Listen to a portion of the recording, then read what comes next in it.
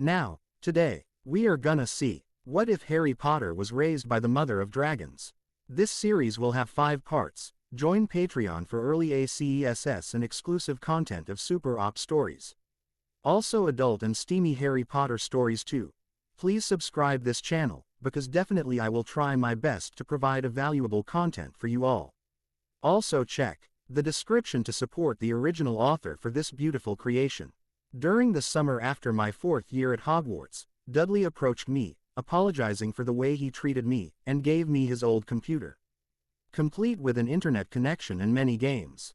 Needless to say, I spent the summer enjoying myself, anything to keep my mind off of Cedric's death. In those days, I unlocked an ability which allowed me to ingest electricity. It made me stronger, faster, and enhanced my nervous system so much that time seemingly slowed down. I learned to enhance my bodily energies to inhuman levels. I used it to grow wings on my back and fly. I learned to harness the power of lightning storms and use it for my own purposes. What did I call this power? My lightning dragonslayer magic, after reading about it in a set of Japanese comics called Fairy Tail. I know, it sounds stupid, but that's exactly how it went down. I was ambushed by Dementors, had to defend myself using magic, and was subsequently sent to a trial to atone for this so-called crime. It didn't work out as they planned. With some tedious planning beforehand, I argued that it was for self-defense, and that, I was being tried as an adult, also using the Triwizard Tournament as proof that I was considered an adult, that I should have my underage restrictions lifted. It was either that, or I would go to the press, knowing the people would eat up a story of the boy who lived being oppressed by the government. If someone they held in high regard was to be treated this way, how would they fare in comparison? It worked marvelously. I spent my time at Hogwarts training, keeping my head down when the newest professor, a woman by the name of Dolores Umbridge, made efforts to antagonize me in any way she could. I was level-headed throughout it all, my time in the summer having taught me that patience, perseverance and calm were the key to success. I'll admit, however, those few months, as I was coming into my power, I became drunk with it, treating everyone around me with scorn and disdain.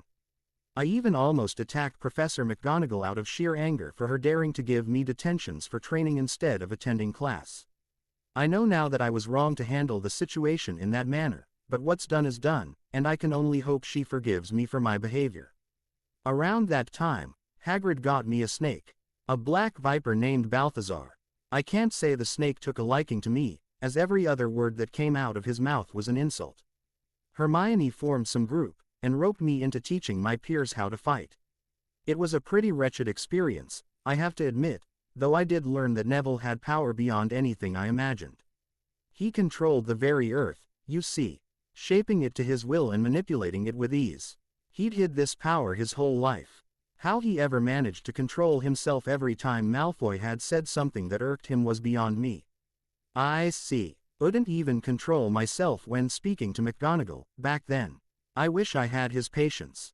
Then came Christmas. Things took a turn when my friend's father, Arthur Weasley, was bitten by Voldemort's snake, Nagini. I had seen the event through the snake's eyes, and something happened.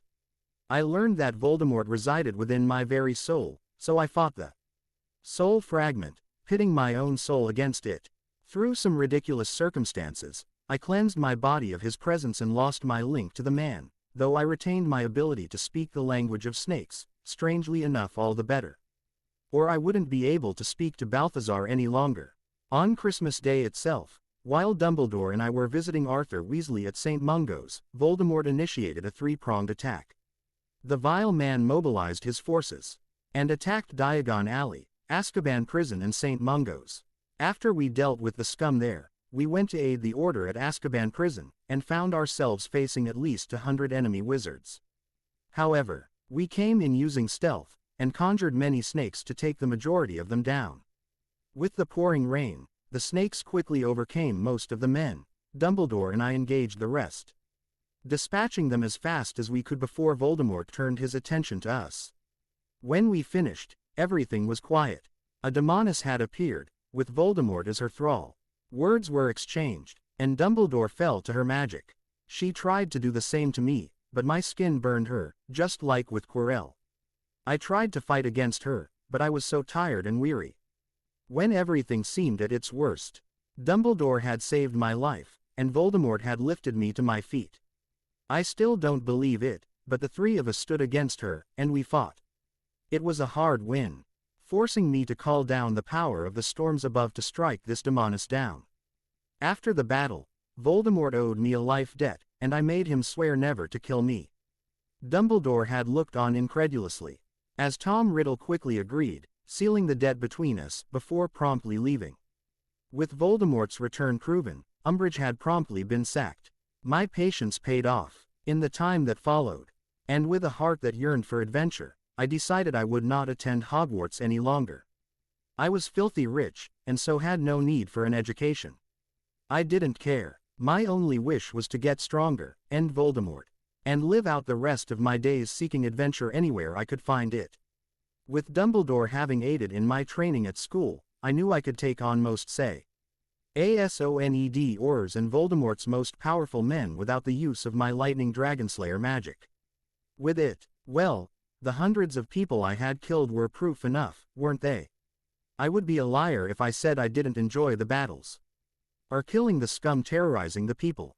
I comforted myself knowing I would never harm innocents, telling myself that I was doing the right thing to save everyone. Hollow words, of course. I enjoyed killing them. I felt the satisfaction as I pierced through their bodies with my lightning. Not that it matters, anyway. I heard of an ancient tower called Temmen Negru. Lilith, the demoness we had fought, was alive and there. Later, I learned that the tower was a gateway to the demon world, sealed by an ancient demon knight who rebelled against his own kind. The point is, the bitch was trying to open the gate to hell again. So I went there to stop her. Balthazar came along with me, an ability spawning within him. He became able to merge with my right arm, covering it with his black scales. The armored arm was strong enough to withstand the bladed weapons of the demons swinging them. I fought through hordes of vicious demons and even managed to S.U.B.D.U.E. one of their higher-ranking members, Erebus, the progenitor of Dementors. I beat him with a lightning-enhanced Patronus. Any other demon of his ranking would have destroyed me, I imagine. Erebus transformed into a sort of pure black falchion, giving me limited control over ice and something called darkness, though I never did figure out what darkness was. To be honest, it all sounded like emo gibberish to me, before Erebus had explained what the darkness was. But that's a story for another time. With the help of Erebus and Balthazar, I went up the Temmen Negru to put a stop to Lilith. At the top, I met a half-demon named Dante, and later, after we went to the demon world, his brother Virgil, who was attempting to flee from the demon emperor Mundus, after killing Lilith in a show of speed I did not think was possible. So fast that my enhanced senses could not follow him. Knowing that even this man who easily beat Lilith, who herself outclassed me, wanted to run from the demon emperor Dante into the portal. But something happened. The emperor stopped our travel, and we fought him, in between the worlds. It took all of our combined powers, but we managed to send the equivalent of a sucker punch at the powerful demon, sending it back to its own realm. The battle may have been over, but the Emperor of Demons was not done quite yet. The world was awash in a myriad of colors. The attack slammed right into Mundus' three eyes, overpowering the demon's defenses instantly, and sending the gigantic being flying back outside of the portal. Our trip through the portal resumed its course, and I let my lightning wings dissipate. My two allies reverted back into their human forms, removing their hands from my arm. I felt so tired, just then. So dizzy and weak. All I wanted to do was fall asleep. You might have beaten me this day. Mundus' voice boomed as we began moving through the gateway, flying past stars at great speeds, though not as fast as we were going originally. My body jerked to a stop, and I noticed the startled gazes of Dante and Virgil, who simply sped off into the distance, incapable of stopping themselves to save me from Mundus' clutches. But you shall die in this void. In between worlds. Mundus sounded satisfied with himself. Your human body will wither away to dust. How does it feel to lose, even when you win? I felt hot anger claw through my haze of dizziness, granting me a temporary clarity of thought. I grabbed hold of Erebus, and desperately slashed into the fabric of the void between portals, trying to open a rift. Nothing happened. I tried again. Nothing. Mundus, Mocking laughter rang in the endless void. I growled angrily, and slashed one final time, pouring all of my power, despair and fear into the strike. A rift opened below me, and I fell into it. I didn't hear Mundus' roar of impotent rage as I fell into darkness, away from the void in between gates, and away from Nevernever, to an unknown destination altogether. Harry's powers. Wand magic just slightly weaker than Snape or Moody. Lightning Dragonslayer magic. 1 Lightning Dragon's Roar. An adjustable frontal area of effect blast shot from the mouth. 2 Edge. L.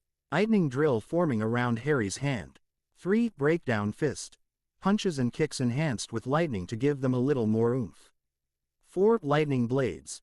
Small to medium-sized swords made of lightning that Harry can shoot at will. Balthazar. 1 Armored scales.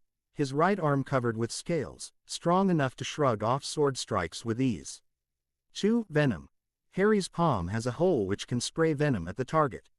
Its corrosive properties melting flesh very quickly. Erebus. Progenitor of Dementors, the blade's sheer presence exudes an aura of cold. 1 Dark stream. The element of darkness shoots out like water from a hose, consuming everything in its path. A different Earth. How long had it been? A century, or a few seconds? I didn't know. The feeling of time was skewed to me, Thog. I still understood the concepts of present, past and future. The past. Something sought to make me forget, to revert my mind to a childlike state. No, it was worse than that. It was as if whatever as here was trying to make me forget everything, so I could be its mindless slave, no doubt.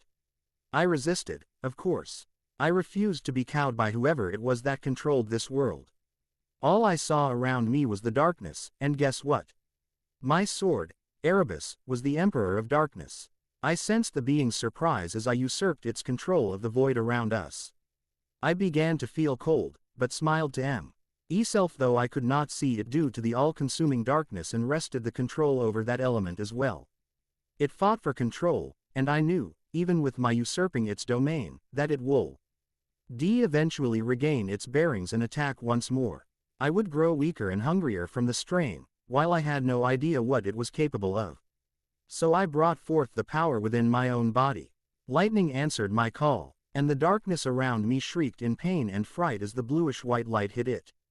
With the light, my sight came back as well, and I looked at my normal left hand, my black-scaled right hand, and the sword at my side for a few moments, before looking forward, to the source of whatever it was that had tried to control me. From the darkness ahead, I only saw one thing. A pair of ice-cold, blue eyes, staring me down as the darkness snarled at me in defiance, before slinking away, far away from me. Those deadly eyes, they frightened me.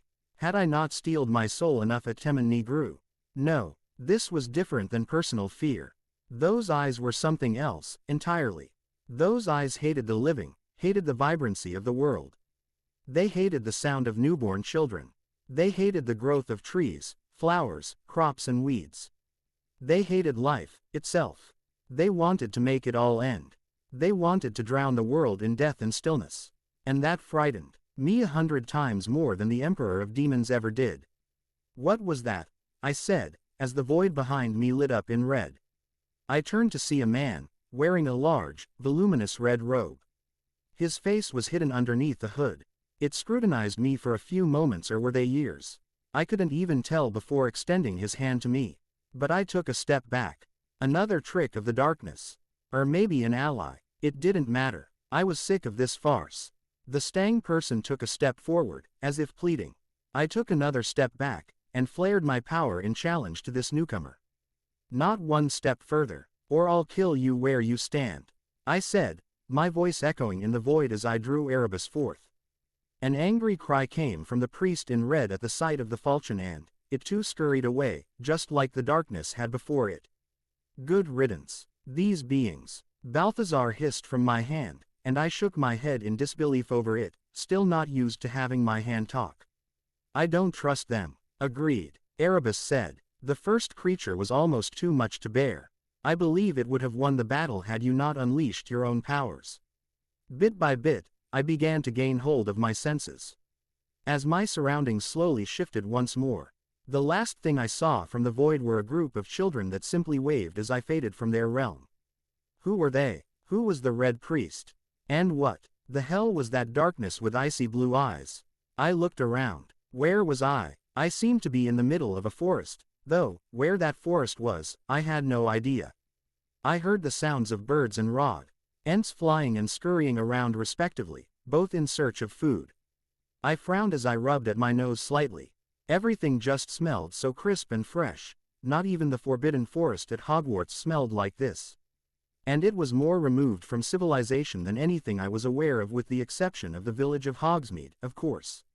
I couldn't have emerged near civilization. Nched the bridge of my nose in irritation, before taking stock of all I had. My shirt had been torn off in the fight against Mundus, but that was fine. I magicked up a black shirt easily enough.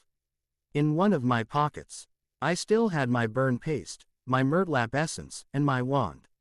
In the other, there was a featherweight sack, filled with as many galleons as I could fit inside it, in case for emergencies just like this. Something feels strange. Erebus rattled slightly as I began to look for signs of a road, or a city. Hell, even a cabin would have sufficed. The energy around us, I have lived for many generations, and have understood the underlying forces of the universe quite intimately. However, it is different here. Similar, but different as well. I do not understand. So, I questioned. Offhandedly I kept going through the forest, seeing a few deer in the distance. I carelessly walked in their direction, watching them as they noticed my presence and fled. Hey, I wasn't even going to do anything to them. Sheesh. Erebus stayed silent, but I felt the devil arm wanted to speak its mind. What exactly are you trying to say, Erebus? I asked directly. Trawl over our powers. No, Erebus refuted. Our own powers are internal and not subject to the magic of this world. I understood. You're saying that whatever we face will have magic different than anything you or I have ever witnessed. Indeed, Erebus said, much like that being of cold and darkness. It felt familiar to me, but at the same I had never encountered any of its like. I'm afraid that, but it's just not possible. It can't be. What's not possible? I asked, and a few moments passed before Erebus answered. You must give me time to gather my thoughts. Erebus said, and I felt its power connecting with the air, the earth around us. Communing with it, I will give you an answer when I, myself, reach one. I nodded. Fair enough, Erebus, I said with a sigh, before addressing Balthazar. You stay attached to my arm, Balthazar. It's a little cold here and I would rather not waste any power on heating charms of any kind. That's all right. Your body heat and the shirt is quite enough for now, anyway. Balthazar said, and I got the feeling that he was lounging around, wherever he went when he merged with me. Shaking my head in amusement, I kept making my way through the woods, enjoying the beauty of the nature around me. It was like this place hadn't been touched by man for many ages, allowing nature to carve out a beautiful forest. Such a sight was very rare to someone like me, who had grown in the suburbs for his whole life. And then had a few years at Hogwarts, never really appreciating the wilderness there. I blinked and turned my head to the side, trying to focus on my hearing as best I could. Over the sound of birds and the swaying of the leaves, I heard the sound of running water, and grinned. It took a few more moments, but I pinpointed its source, and moved towards it, and found a large river. This was good. Rivers meant villages or cities. Cities meant I could exchange my gold for cash, book a plane, and go home. Even with my ability to fly, I doubted I could fly over oceans and continents just to get home. No, this was the easier way. You should fly up, Balthazar suggested. Get above these trees to figure out where you are, and where the nearest town is. I smiled, and nodded, not having thought of that. Good plan, Balthazar. Thanks, I hissed out. Thank me by feeding me some mice, later. Balthazar hissed back. I agreed, starting to feel my fatigue catching up to me. After I had absorbed Mundus' power, it had healed my wounds, but I had shot it all right back at him, depleting most of my reserves in the process.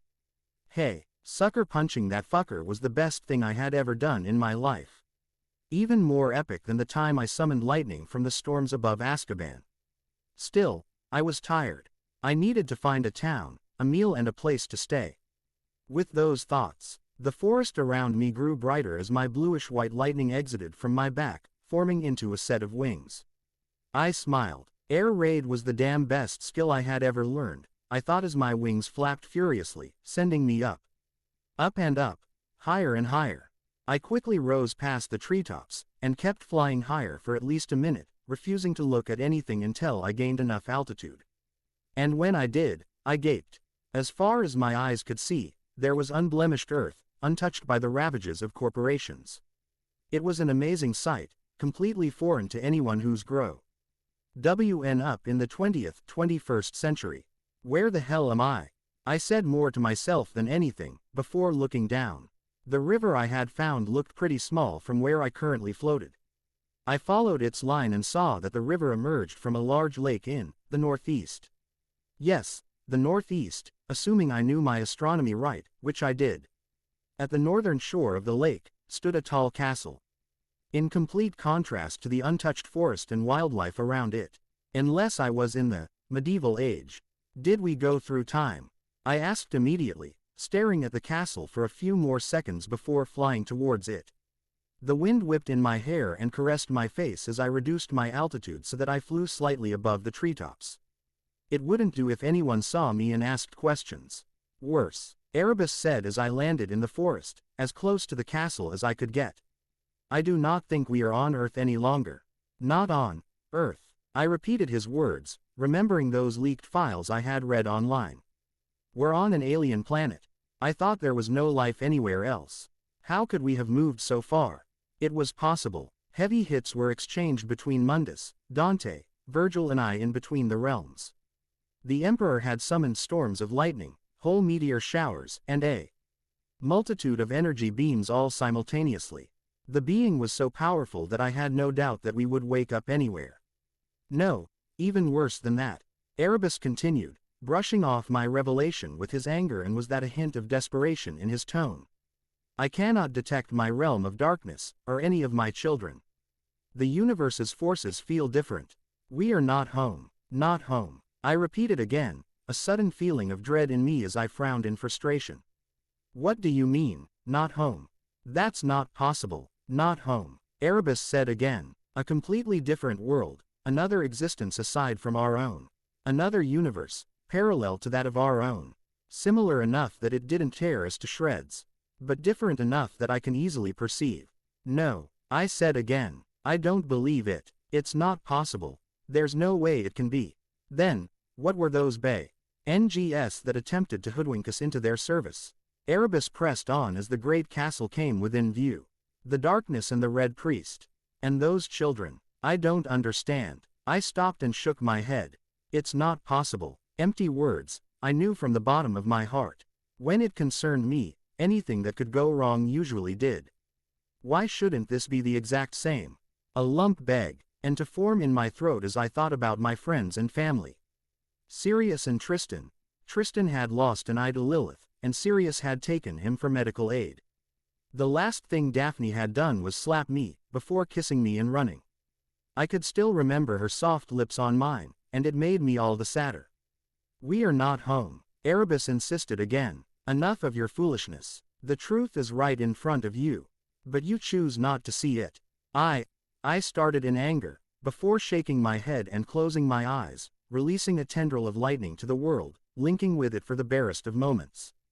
In that moment, I felt them all. The darkness and cold, far to the north, the children all around me, the Red Priest, far to the east, a man with 7 faces near me, but concentrated far more to the south. Another man with many faces to the east. They all looked back. I ended the connection. You see, Erebus asked quietly. We are not home. Not home. He was right. Even with my limited experience with understanding the world around me through energy, everything still felt off, skewed somehow, though I could not put my finger on it. This was a completely different world to the one I was in. I said, stammering slightly. What about everyone? What about Sirius, Daphne? What about Ron and Hermione and all of the Weasleys? God, what about Dumbledore and Voldemort? I don't know, Erebus said honestly. I have never heard tales of dimension travelers. I only know of the existence of other dimensions. So what? I almost yelled out at the dark blade. We're stranded here. Is that what you're trying to say? Yes, Erebus said without preamble or tact. And you'd best get a hold of yourself and figure out what to do from here. Quote, I was about to snarl back at the devil arm, but sighed. He was right, of course. It's all right, Balthazar added. I'm here. I nodded, swallowed down the lump in my throat and wiped my tears with the sleeve of my shirt, glad to have an understanding companion in this. I took a deep breath, and examined my attire, comparing it to that of the Roldren I had seen in Between Worlds. The children had worn tunics, while the priest had a voluminous red robe on. Tunics it was. I vanished the shirt I was wearing, before conjuring a dark green tunic in its place. I made it out of cotton, since it was the only thing I was truly familiar with. Old tunics were made from wool or linen, but I had no idea how those felt. Cotton was much more comfortable, anyway. I put the tunic on and exited the forest to search for the castle's gates. The castle itself had stone walls 30 feet high with square towers at each corner, with a sprawling city surrounding it, an impressive sight as I circled the thing in search of the entrance. A few minutes later, I did. It was a large gate, with cobblestone road exiting out of it for what I assumed would be a few miles before the cobblestone gave way to dirt. No one ever really cared to thoroughly create proper roads. Even in my day and age, let alone this medieval-like age. There were 2 guards posted at one of the entrances, and they stared at me as I approached the gate. When I got within 10 feet of them, they drew their weapons and stepped forward threateningly. Halt, the one on the left said. Who goes there? And so began a new chapter in my life.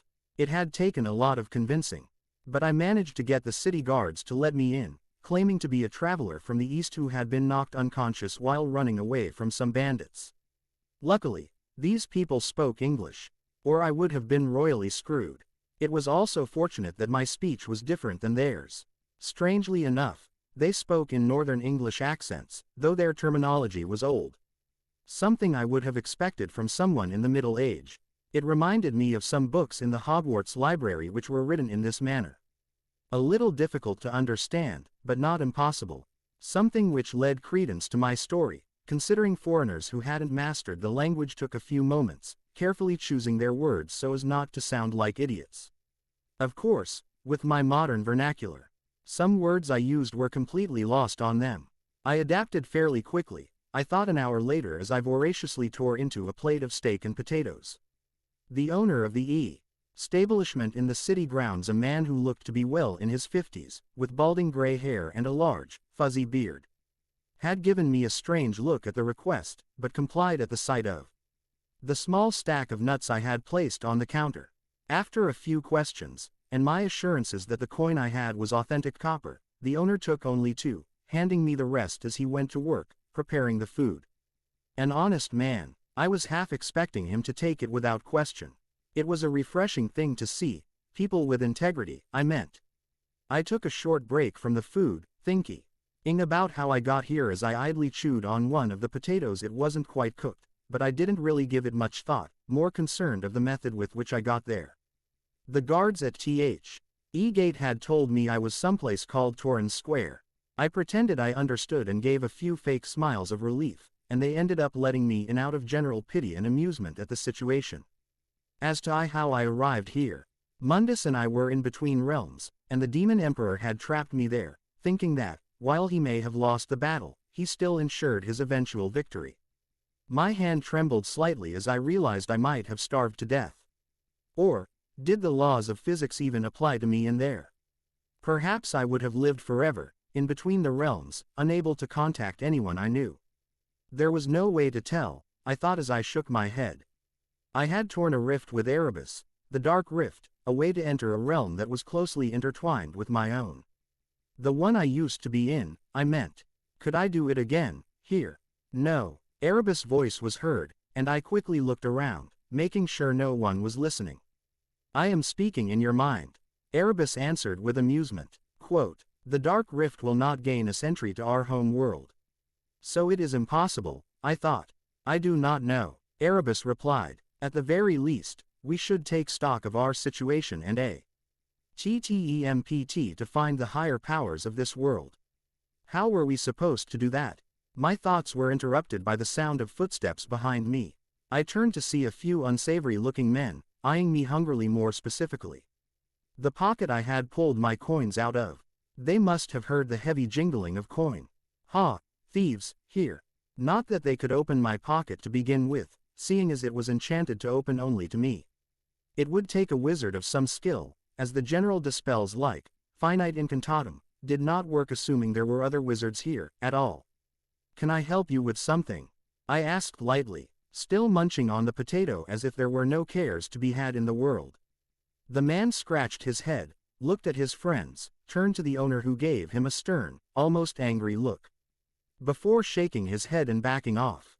The stupidest thief on the planet. I half smiled, despite my own feelings of despair at my situation.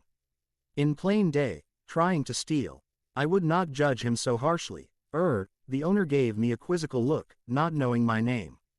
Harry Potter, I answered, seeing no need to go by any other name. I can't say I have heard of House Potter. The owner said, scratching his chin. Are you from the Westerlands? I had no idea what he was talking about, but I shook my head. Ah, no, I come from a land far in the east, to learn of the cultures of this continent. The owner of the inn nodded, satisfied with the information. Then, later you will feast on a dish of my choosing, a personal favorite of mine. I trust you'll be spending the night. I nodded. Of course. How much is it? I had nowhere else to go, anyway. I don't rightly know. The innkeeper said, I'm afraid that the coin you have is quite different to the coin we use. In our coinage, it is 25 coppers a night. I winced. Do you know anyone who can exchange what currency I have for your local coins? Ah, the old man said, scratching his bearded face slightly. It is near the center of the town, in the market square. Simply make a right as you exit the inn and walk straight forward. It is no local shop, but rather, a traveling tradesman with a cart. He calls himself, the collector. I hid a grimace. The guy would probably swindle the crap out of me, knowing that the currency I was using would not be accepted anywhere. Just get some of these coins so I can understand their shape, size and make, and I'll convert your own, for you. Erebus interrupted my thoughts with his own. I perked up at the information, before giving the innkeeper a nod. Dismissing him so I could finish the last few bits of my meal. I patted my stomach in satisfaction, before sneaking a look at the cupful of alcohol I had gotten. Mead, I thought, as I took a sip. Tasted a little like honey. And it wasn't really refreshing, but I drank the thing anyway, not really feeling the alcohol take hold of my senses, even as I found myself asking for another. Another thing I was immune to. I imagined. I finished the second cup, before thanking the innkeeper and telling him I would be back. The trip to this tradesman took some time, as the town was quite large, all things considered.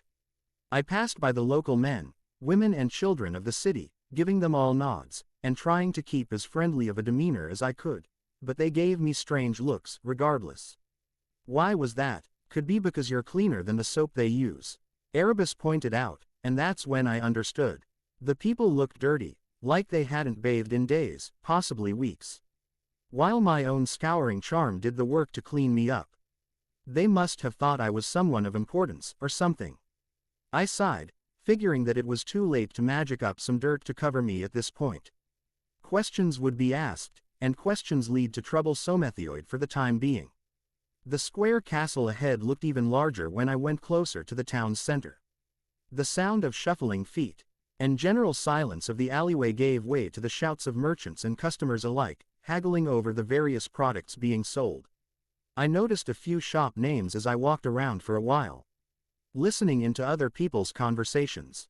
Tomrath's Tons, a wine shop. Master Roth's Bronzeworks, a jeweler's shop. A large building with a 7-pointed star symbol on its entrance. I kept on listening, learning. So the currencies were gold dragons, silver stags and copper stars. Or was it copper pennies and silver moons? It was a little confusing. I decided I would ask this collector. After a few more minutes of being confused and lost, I approached a random stall and asked one of the many merchants where the collector was. The merchant in question, a fat man with very chubby cheeks, gave me a glare before pointing to a medium-sized cart, with a bored-looking, middle-aged man behind it. He didn't shout, He didn't try to get any attention from the masses which were browsing. How strange, I thought as I approached the man. Perhaps my estimation of middle age was a bit erroneous. Closer up, he looked a lot younger than I originally though, 25, maybe. What I had thought to be the beginnings of white bleeding into the man's black hair was actually a small strip of cloth that had been stuck to his hair without him noticing. His face was shaved, though he looks like he got cut many times in the process, judging by the many scabs on his neck. He laid his eyes on me for a few moments, before straightening ever so slightly. "May I help you, my friend?" he said with a fake smile. I stifled an eye roll and spoke. "I was told by one of the innkeepers that you are a collector of sorts." "This is true," the man said, leaning forward, not looking as bored as he did a moment past. "I assume you have some rare item." I smiled for a short moment, before digging into my featherweight pouch and pulling out a handful of golden galleons, placing them in front of the man. "My," he said, grabbing one of the coins and examining it, before taking a quick bite, and then nodding in confirmation to himself. "Where did you get this from?" "Found it all in an abandoned temple to the east," I said, the words coming to me easily. "What do you think it is?" "I am not sure," he said as he looked at the engraved image of a dragon. "Perhaps relics of the great empire of Old Valyria." I didn't know what the great empire of Old Valyria was, but it sure sounded impressive. I decided I would go with it. "Could very well be." I shrugged. "I just want to sell them, to be honest." "Are you interested?" The merchant seemed to be struggling to hold his excitement. I stifled another grin and pretended I was bored with the whole exchange.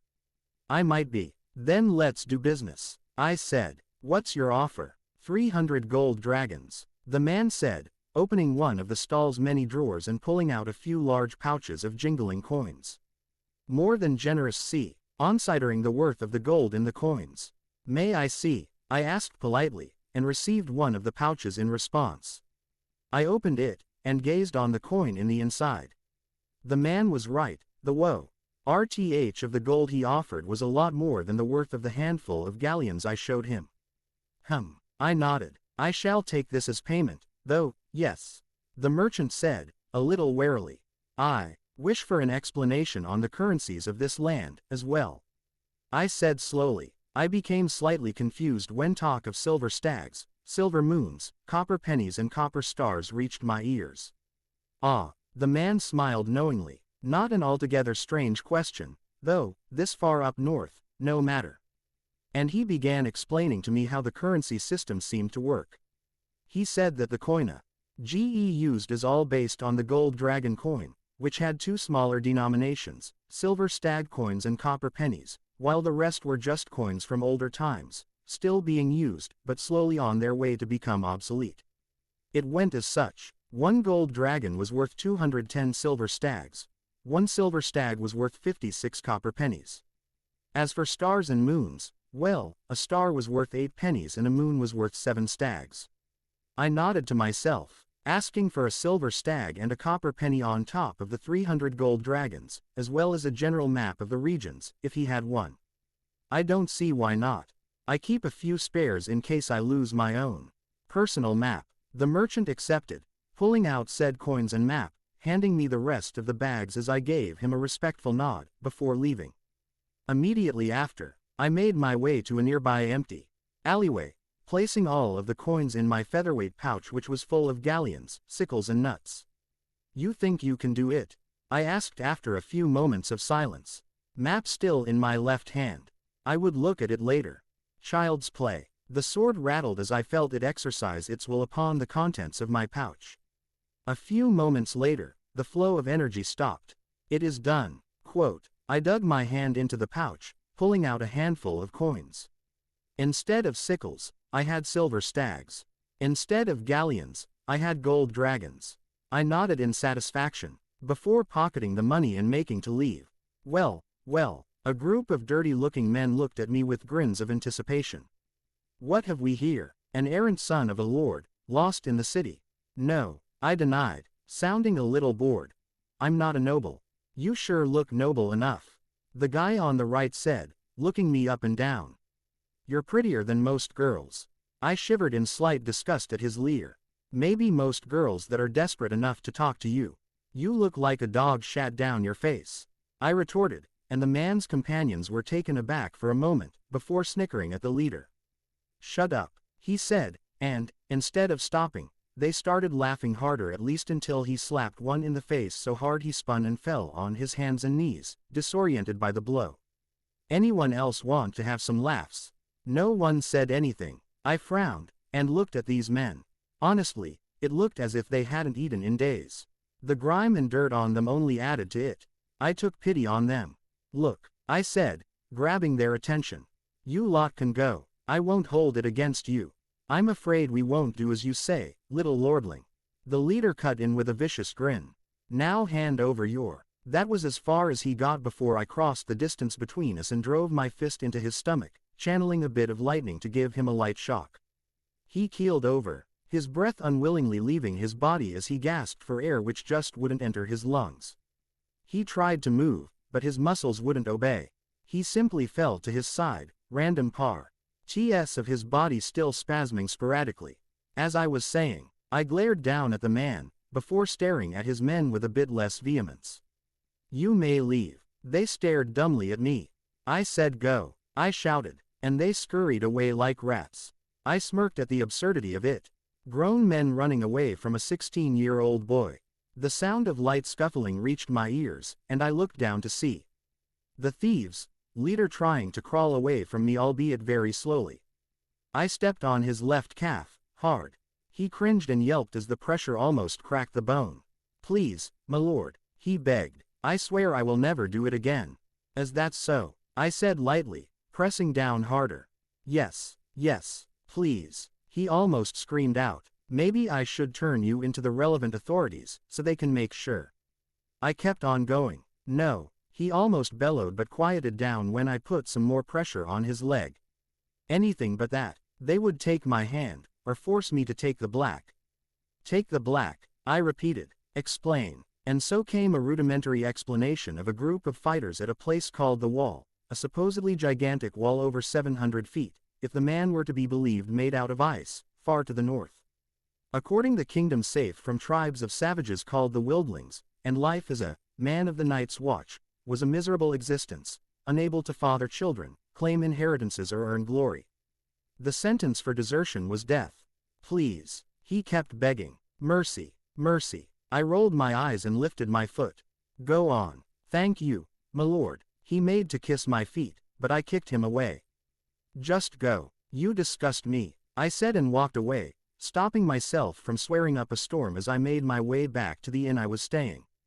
There was a bard, now, likely having come in the time I was away, and he was singing a song while playing what was probably the predecessor of the guitar, possibly the predecessor of the predecessor. Hey. The innkeeper gave me a nod, as I pulled out 7 silver stags, placing them in front of the man. This should cover me for a few weeks, I believe. Indeed, the innkeeper confirmed, pocketing the coin. I shall have my son take you to your room. Sounds fine. I nodded. Edmund, the innkeeper called out, and waited. A cry of coming was heard, before I heard the shuffling of feet against the wooden floor. A boy, looking to be about my age, emerged from a back room, moving past the dancing bard and addressing his father. Yes, father, the boy asked, giving me a sidelong glance. Take this man to our topmost room, the innkeeper said, and waved the boy off.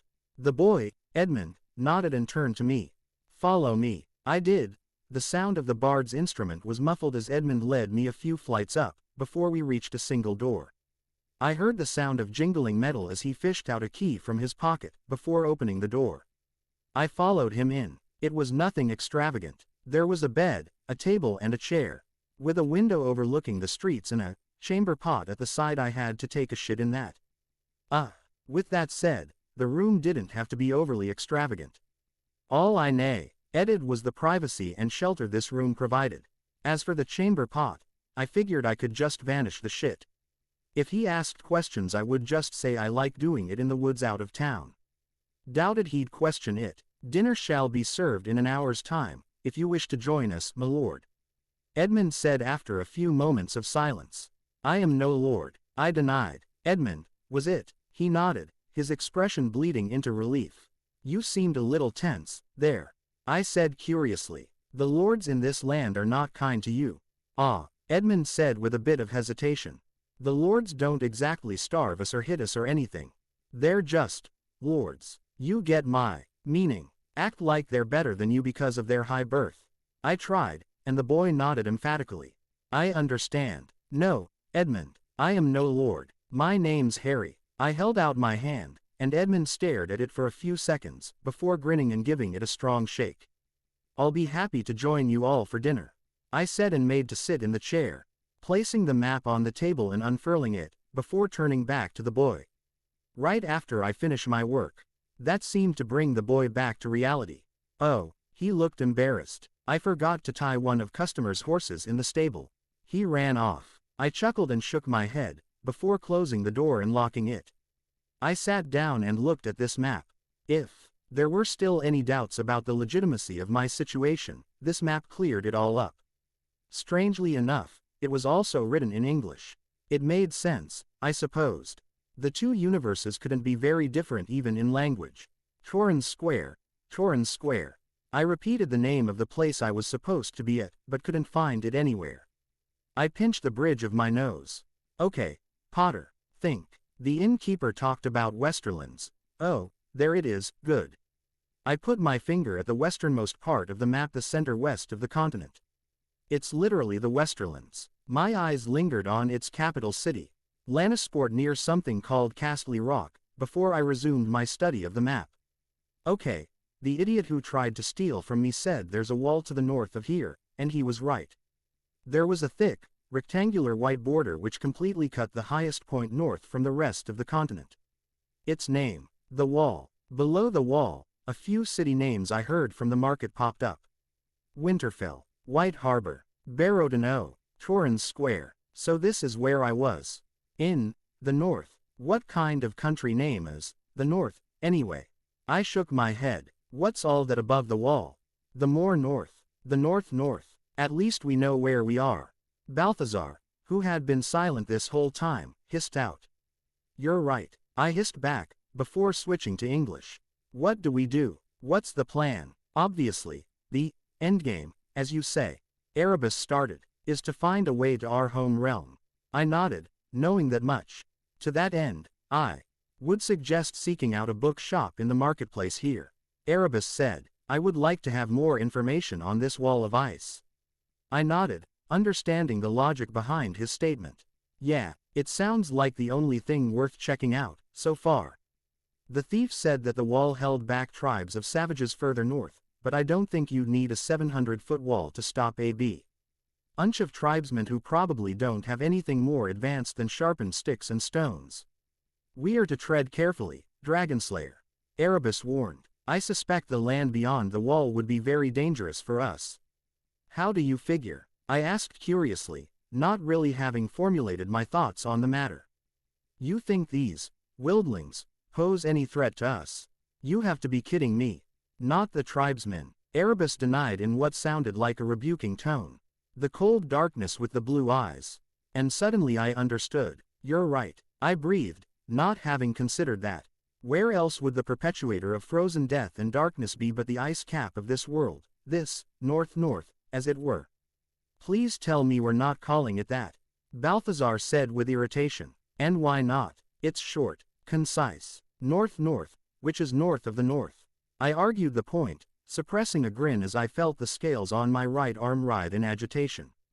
It's redundant, Balthazar said. I didn't learn 7 different languages so I could communicate like an idiot. You can't possibly. It's decided, I hissed out, cutting the snake's rant. We're calling it north. I had the impression my sword Erebus was shaking its non-existent head.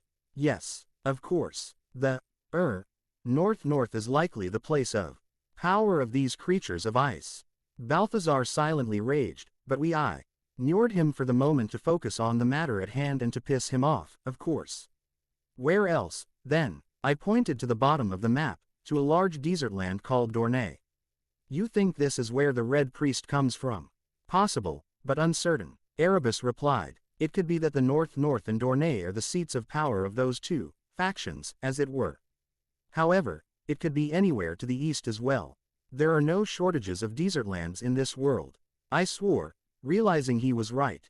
You're right. We need more information. Erebus insisted again. There's no way to get a hold of the situation without learning about the land. Who controls what? Who are the most important people?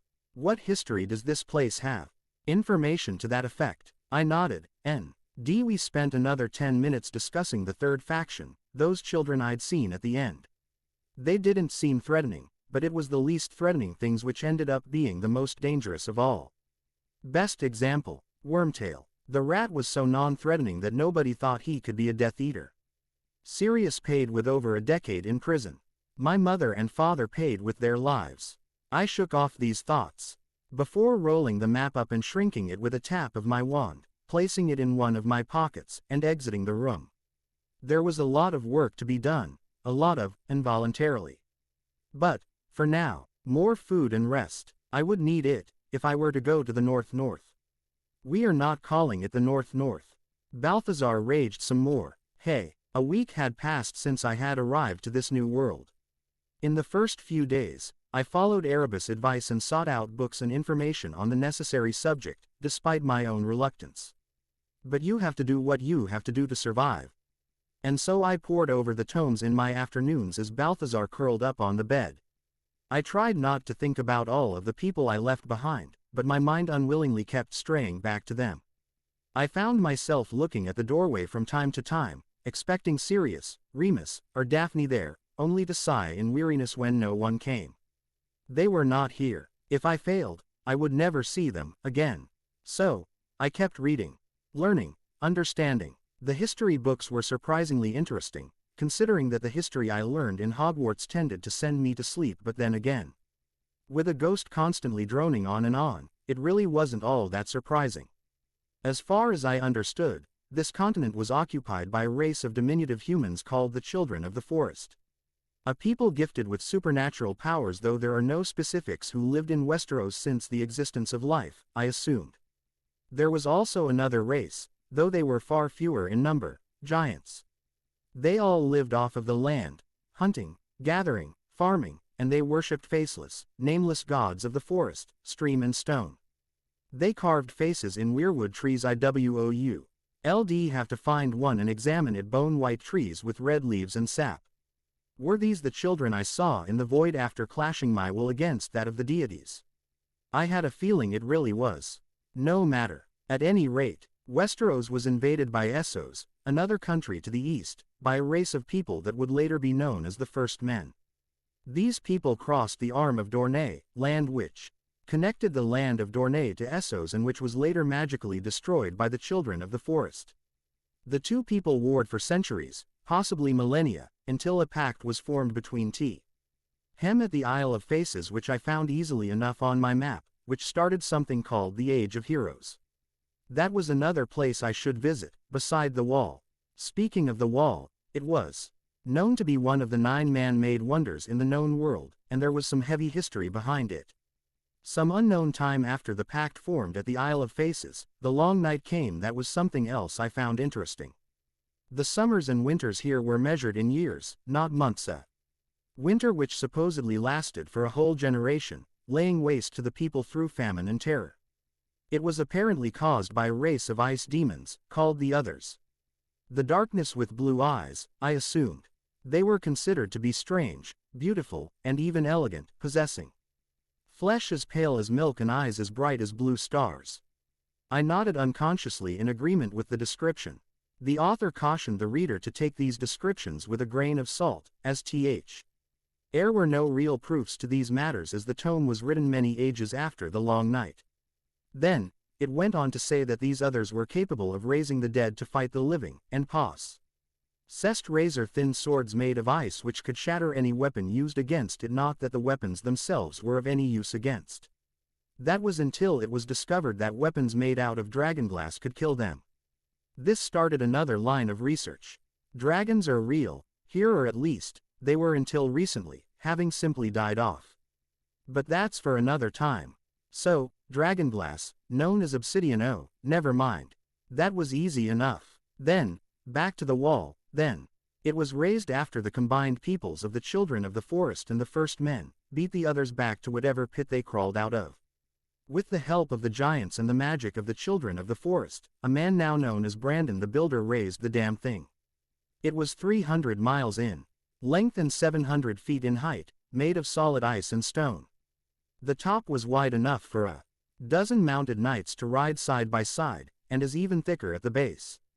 Manning the wall was the illustrious Night's Watch, men who gave up their lands, right to father children, and their general freedom to spend the rest of their miserable lives to defend the realm from these others, and the wildling tribes in the north. Balthazar smacked me with his tail every time I said that. The last section of the book said that the others had not been seen for 8,000 years. But I knew that was false, or else I would not have encountered that monstrosity in the void. For a while, Westeros was at peace, building its people back up from the aftermath of the long night of Fulgene. Ration without being able to farm would most likely have caused people to die by the millions, and this peace lasted for thousands of years. Until the Andals came from Andalos, with their own religion in tow and steel weapons, superior to the crude iron and bronze the first men had. Another war was had, and the Andals eradicated entire forests of weirwood trees, killing off both the first men and the children of the forest. The first men fought back, of course, but the children of the forest were thought to have gone extinct during that time, if anyone even believed in their existence in the first place. They landed in the Vale of Arryn and spread their faith and destruction across the continent, installing septs, large buildings of worship with the seven-pointed star as a symbol on their entrances. So that was what that building was, in the square market. The book went on in detail on the Andal invasion, and how each kingdom in the south fell to their rule, either to war or marriage. Proposal which cemented the ties between kingdoms, both barbaric garbage in my eyes. The only kingdom that withstood their invasion was the north, with their Crannig men at the neck, a region filled with swamps and bog, and a fortress named Moat Cailin, both of which destroyed entire armies every time they showed their ugly faces. Thus, the north was allowed to keep its practice of its faith to their own gods of the forest. Stream and stone, now popularly known as the old gods. The new gods were really only one god, with 7 different avatars, kind of like how, in the Christian religion, the Re had been 3 avatars and were named the 7. The first is the Father, who represents divine justice, and judges the souls of the dead.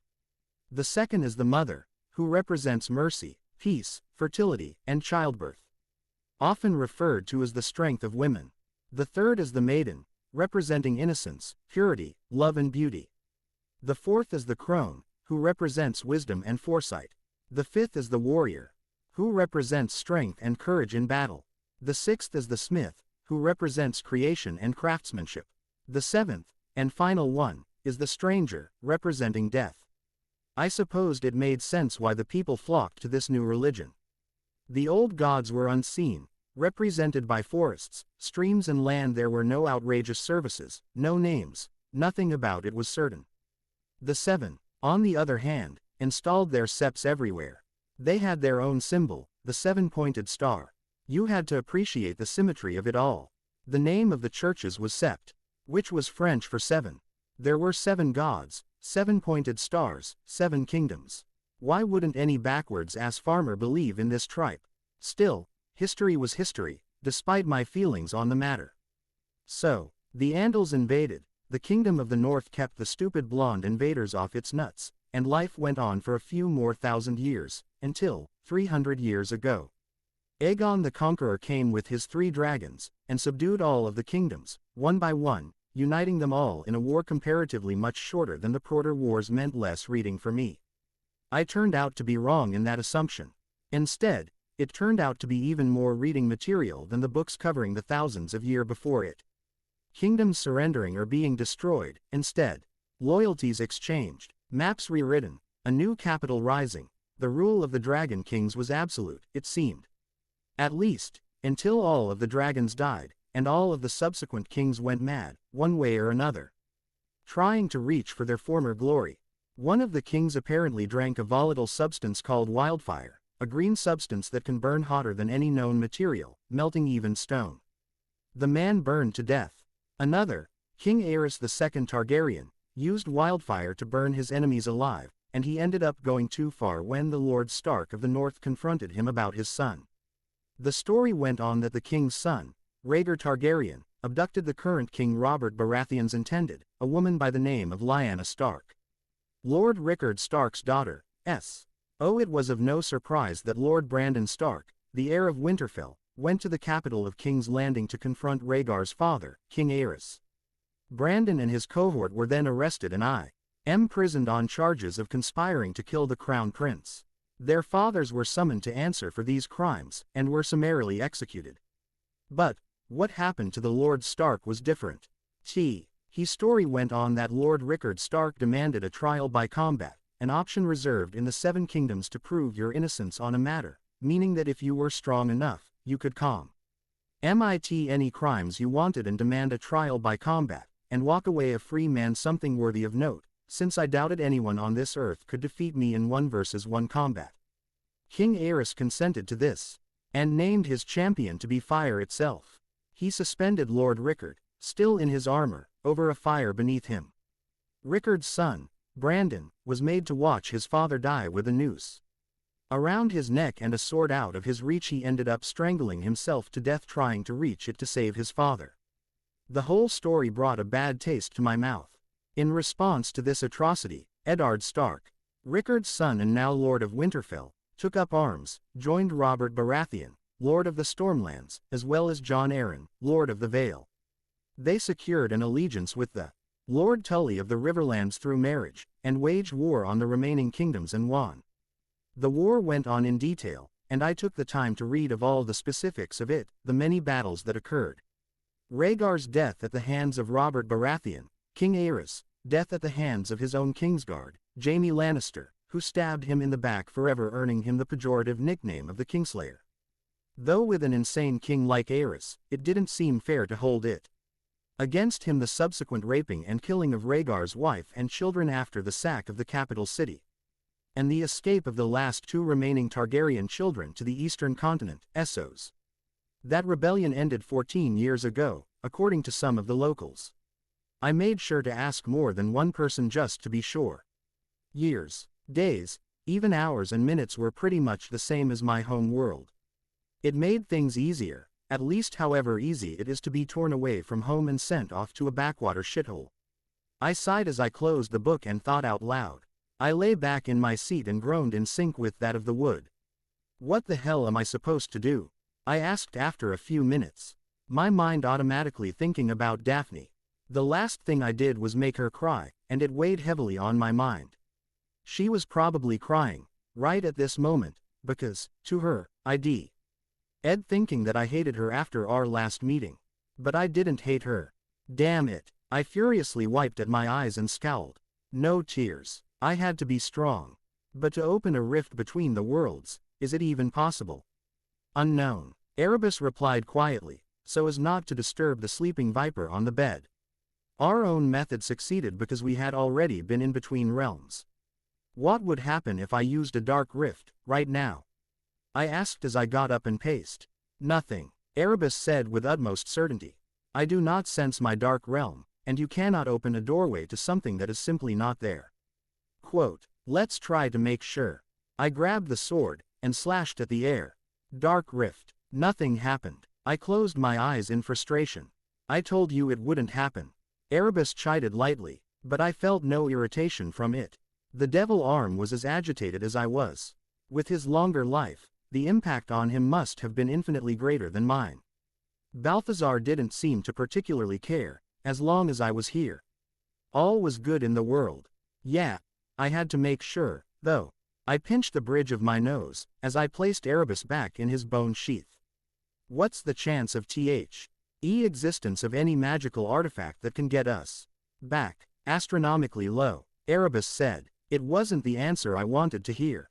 The rest of the day was spent walking outside, eating and drinking, and reading more books, anything to keep my mind off of Erebus' bone-chilling words, even going as far as to leave both Balthazar and the devil arm in my room. What if I was stuck here forever? What would I do, then? Was there even a point to living? I stopped that train of thought immediately. Suicide was never an option. I was stronger than that. After that, I returned to the inn, and had wait. Veer the innkeeper suggested rabbit stew. It was the first time I had such a dish. It was warm, rich with flavor and was quite heavy on the stomach. Needless to say, I scarfed it all down, almost cleaning my plate with my tongue. The innkeeper had just chuckled at the sight, proud to be serving his customers well. I gave him my thanks, and left a few coppers on the counter before heading up to my room once more. My thoughts more solidified, I greeted Erebus as the faithful black viper slithered up my body, wrapping itself around my torso and resting its head on my shoulder as it always does. "So, have you decided on what we need to do?" Erebus asked bluntly. I liked that about the devil arm. He didn't simper around like most do, beating around the bush and never getting to the point. "As you say," I began, "I don't think we can make it home. I'll definitely keep trying, of course." I pulled out a book named Old Valyria and the Doom, by some archmaester who gives a shit what his name is. "This might prove to be a decent read," I said, before getting back on point. "But I can easily read it during my travels. I heard talk of the king riding with his court to Winterfell, so I'll head there. See what kind of king this is, and then make my way north to the wall." "Understood," Erebus acknowledged. "When do we leave?" I considered his words for a few moments, before nodding to myself. "I'm moving out tonight," I said. "I'll buy a horse and stick to the roads." "Have you ever ridden a horse, Harry?" Balthazar asked curiously as he bumped his head against mine in a rare show of affection. I patted his head. "No, but I've ridden a hippogriff, and those are way more ill-tempered, and a lot more easily offended," I replied. How hard could it be? The rest of the day was spent bidding my farewells to the few here with which I struck up conversation: the innkeeper and his son Edmund, the bookshop owner, an old man by the name of Terwind, and the collector at the square market. Buying a horse was a simple matter. I had to get it a saddle, some food, and I was all set. Feeding it, and putting the saddle on would be child's play. Hagrid made sure to teach us how to feed hippogriffs in my 3rd year, after all. It was always nice to see when your schooling paid off in the real world. I muttered a low thank you to the giant man, wherever he was right now, before telling the innkeeper that I was leaving. When he tried to give me my money back, seeing as I was adding a little extra to it and told him to remain an honest man for the rest of his days. Heartfelt words were exchanged, and I left Torren Square, riding out through the Kingsgate on the eastern side of the city. Torren Square was reportedly around 200 or 300 miles away from Winterfell. And this horse could trot at, say, 10 miles an hour. I could probably get him to run at 25, maybe even 30, but that would just exhaust the poor thing a mile out. This way, I'd maximize the distance ran and make good time. So, assuming the road wasn't a straight line, it would probably be around 350 miles at least. Knowing that, it would nominally take me 35 hours to reach there. That wasn't taking into account the fact that we would need to take breaks every 5 to 6 hours. "Bequeath your power upon the horse," Erebus added after we shed the King's Road in an hour's time and made a left. It won't hurt him." I stammered slightly. "Your power responds to your will," Erebus chided gently. "Much like when the sons of Sparta shared their powers with you, so too can you share with the horse. Speaking of," I pulled on the reins and patted his neck to make him stop, before leading him to the side and tying him to a nearby tree. "We should name this guy." I gave the horse a carrot, and sat next to him, digging into a loaf of bread. I had bought 20 and thrown a preservation charm on them, before shrinking them to the size of a pea. I learned that Balthazar could draw from the nutrients in my body when we were both merged. I knew not the hows and whys, and more importantly, I didn't even care. "So, what should we call you?" I smiled as I looked at the horse in question, who was munching on the carrot. He looked at me for a moment, and snorted. He had come quite cheaply, I thought. The owner had been all too glad to get rid of him, seeing as he refused to be controlled by any rider. He was a majestic black stallion, powerfully muscled and with hair so soft that made you underestimate his strength. His appearance reminded me of myself, to be honest. Wild, but soft at the same time. He had calmed down as soon as I got to him and showed him the respect I would show to a hippogriff. To my surprise, he bowed back. A few minutes later, the owner of the stables had looked on in absolute confusion as I easily fed him a few carrots. He told me it was the first time anyone got close to him, like that. So I bought the guy, and here we were, having a late-night dinner. Phantom, I started. No, I need something wild for you, something in keeping with the strongest creatures in the world. There was a demonic horse in the Temen Negru called Jirian. Erebus offered. He was also a black stallion, but his mane and tail were pure blue flames. Jirian. I repeated the name, rolling around in my mouth a few times, before turning to the horse in question. Jirian.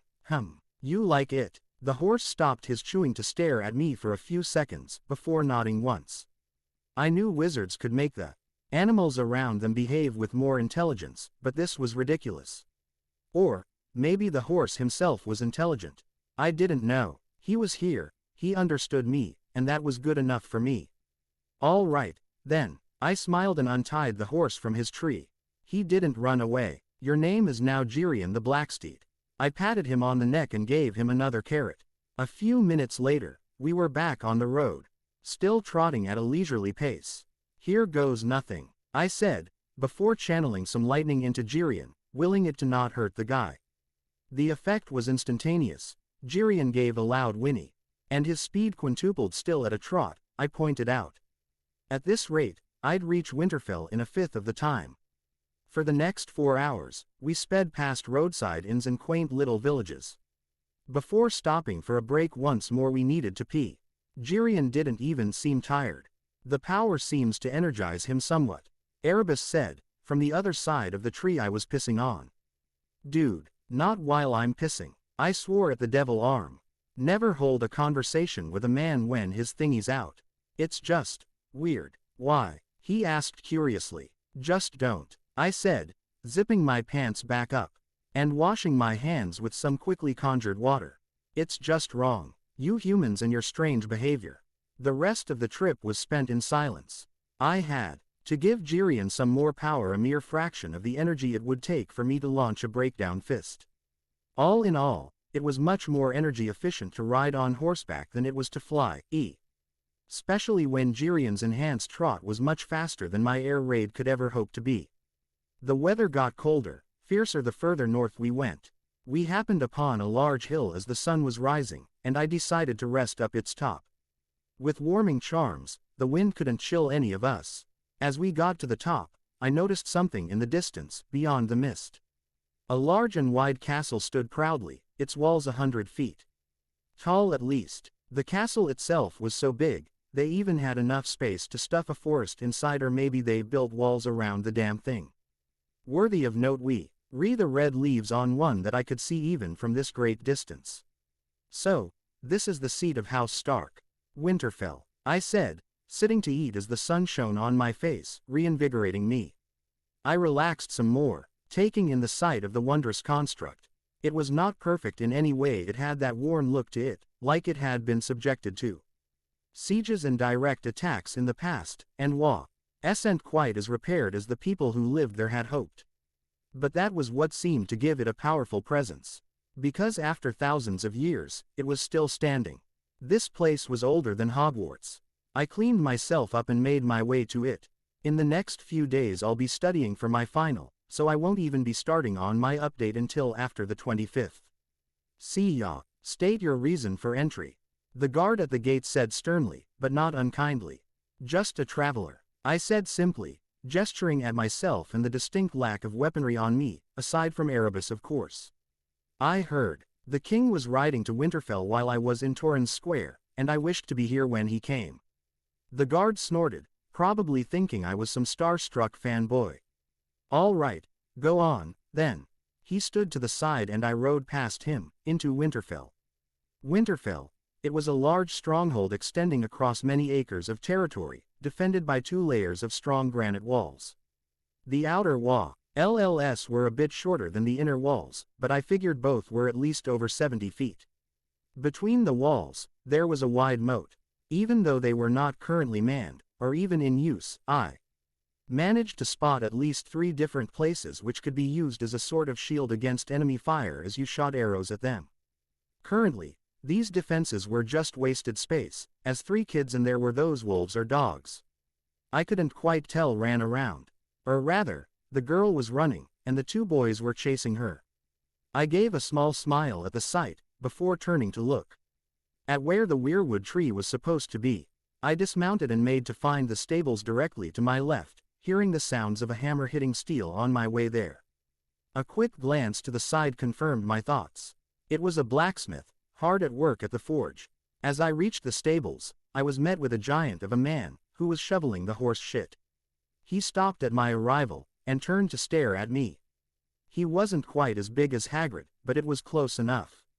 I gave a nod, and a smile. Hello, you were the stable boy. I felt weird calling a man of his age a boy, but you couldn't LP the names of the jobs people assigned to other people. The man widely smiled back, and said, Hodor, before nodding. I said, feeling a little confused. I'm sorry, but what does Hodor mean? Hodor. He pointed at himself. Oh, I said, sod it, Hodor, can you not say any other word? I asked, immediately feeling like a jerk when his face fell. Oh, don't take it the wrong way, I said quickly, moving a bit closer to the large man. I'm just new here, I'm traveling, you see. The grown man considered my words, before nodding. Hodor, am I forgiven, then? I tried, and the giant grinned. Hodor, he said, extending his hand. I took it and shook twice, feeling a little amused at the strangely gentle man. He didn't try to squeeze my hand like I had expected, but did give a somewhat firm shake. Before gesturing to my horse, I can do it, I said with a smile. Just show me where, and show me, he did. A few stalls to the right, and I was all set. I patted Jirian on the neck. I'm not going to tie you, so don't get into trouble. If someone does try to tie you to a post, please don't kill them, all right? Jirian gave me a look that said, you can't tell me what to do. I shook my head in slight exasperation, and turned to the giant Hodor. I reminded myself. Do I have to pay? Hodor shook his head. Awesome. It was nice meeting you, Hodor, I said as I walked away. Hodor, he almost shouted back happily. Maybe the guy didn't have many friends because of his condition. I could see servants running around the place, dragging barrels of wine and carts filled with bread, cabbage and the like to what I figured would be a great hall of sorts, probably preparations for the arrival of the king. The clacking noise of wood against wood, not the smith, but something else. Say hit my ears as I got closer to the entrance to the forest inside of the castle. Curious, I made my way past the well and to the edge of a large courtyard, where two boys near my age, possibly a little younger. They were fighting with sticks, each trying to beat the other in combat, while an old man, a warrior who could still no doubt kick some ass, watched and criticized when necessary. Next to the man, lay two dogs. One with smoke gray fur and yellow eyes, the other with white fur and red eyes. I looked away from those eyes. Red eyes only reminded me of one person. The first boy had auburn hair, and blue eyes. Built powerfully, while his opponent, dark brown hair, gray eyes and built more for agility than straight-on combat. The two boys furiously traded blows, neither of willing to give an inch to the other. I smirked silently to myself. I had no sword skills and I could easily beat these two combined. Not good enough for you, is it? I heard from my right, and turned to see another teen. Though probably 18 or 19. You think you could do better? He spoke arrogantly. I don't think I could do better. I stopped for a moment, letting the older boy grin in triumph. I know I can do better. His smile disappeared. How about it, then? He said loudly, gaining the attention of the two boys, the old warrior, and whoever was passing by. A spar between the two of us, to see if you are as good as you claim to be. I frowned. One must give their name before issuing any challenges. Theon of House Greyjoy. The man, Theon, straightened up proudly. And you are Harry of House Potter, I said with no fanfare, knowing that my name would not be recognized by anyone. House Potter. Greyjoy smirked as he mocked my name. Are you from some backwater southern village that make pots? From the east, actually, I corrected. And, no, we make swords. You made that sword, then? Theon looked at my sword. Bit small, isn't it? It's not the sword that makes the swordsman, my friend, I said condescendingly, which irritated him slightly. It's the man wielding it. Well said, the old warrior said, grabbing both our attention, before fixing his eyes on me. "How about it, lad? Up for a fight?" "Sure," I said easily, making my way to the center as the two boys who had been sparring rushed to the side with excited eyes. I supposed that watching a fight was as fun as being in a fight. "Yourself." I placed my sword at the edge, before one of the boys threw his wooden sword to me, while the other threw his practice sword to Theon. A few seconds later, we stood a few feet apart from each other. He gave me a cocky grin, sure of his win against me. And why wouldn't he be so certain? He was older than me, bigger than me, and thought he had more experience. "Ready," the old warrior said. We both nodded. "Begin." He came at me with a stab, most likely meant to frighten and overwhelm me with his ferocity long enough for him to land a stab in my stomach, but I was not so easily scared. I sidestepped his lunge before raising my right hand and slapping him on his ass hard. He yelped and fell forward, face first into the dirt floor.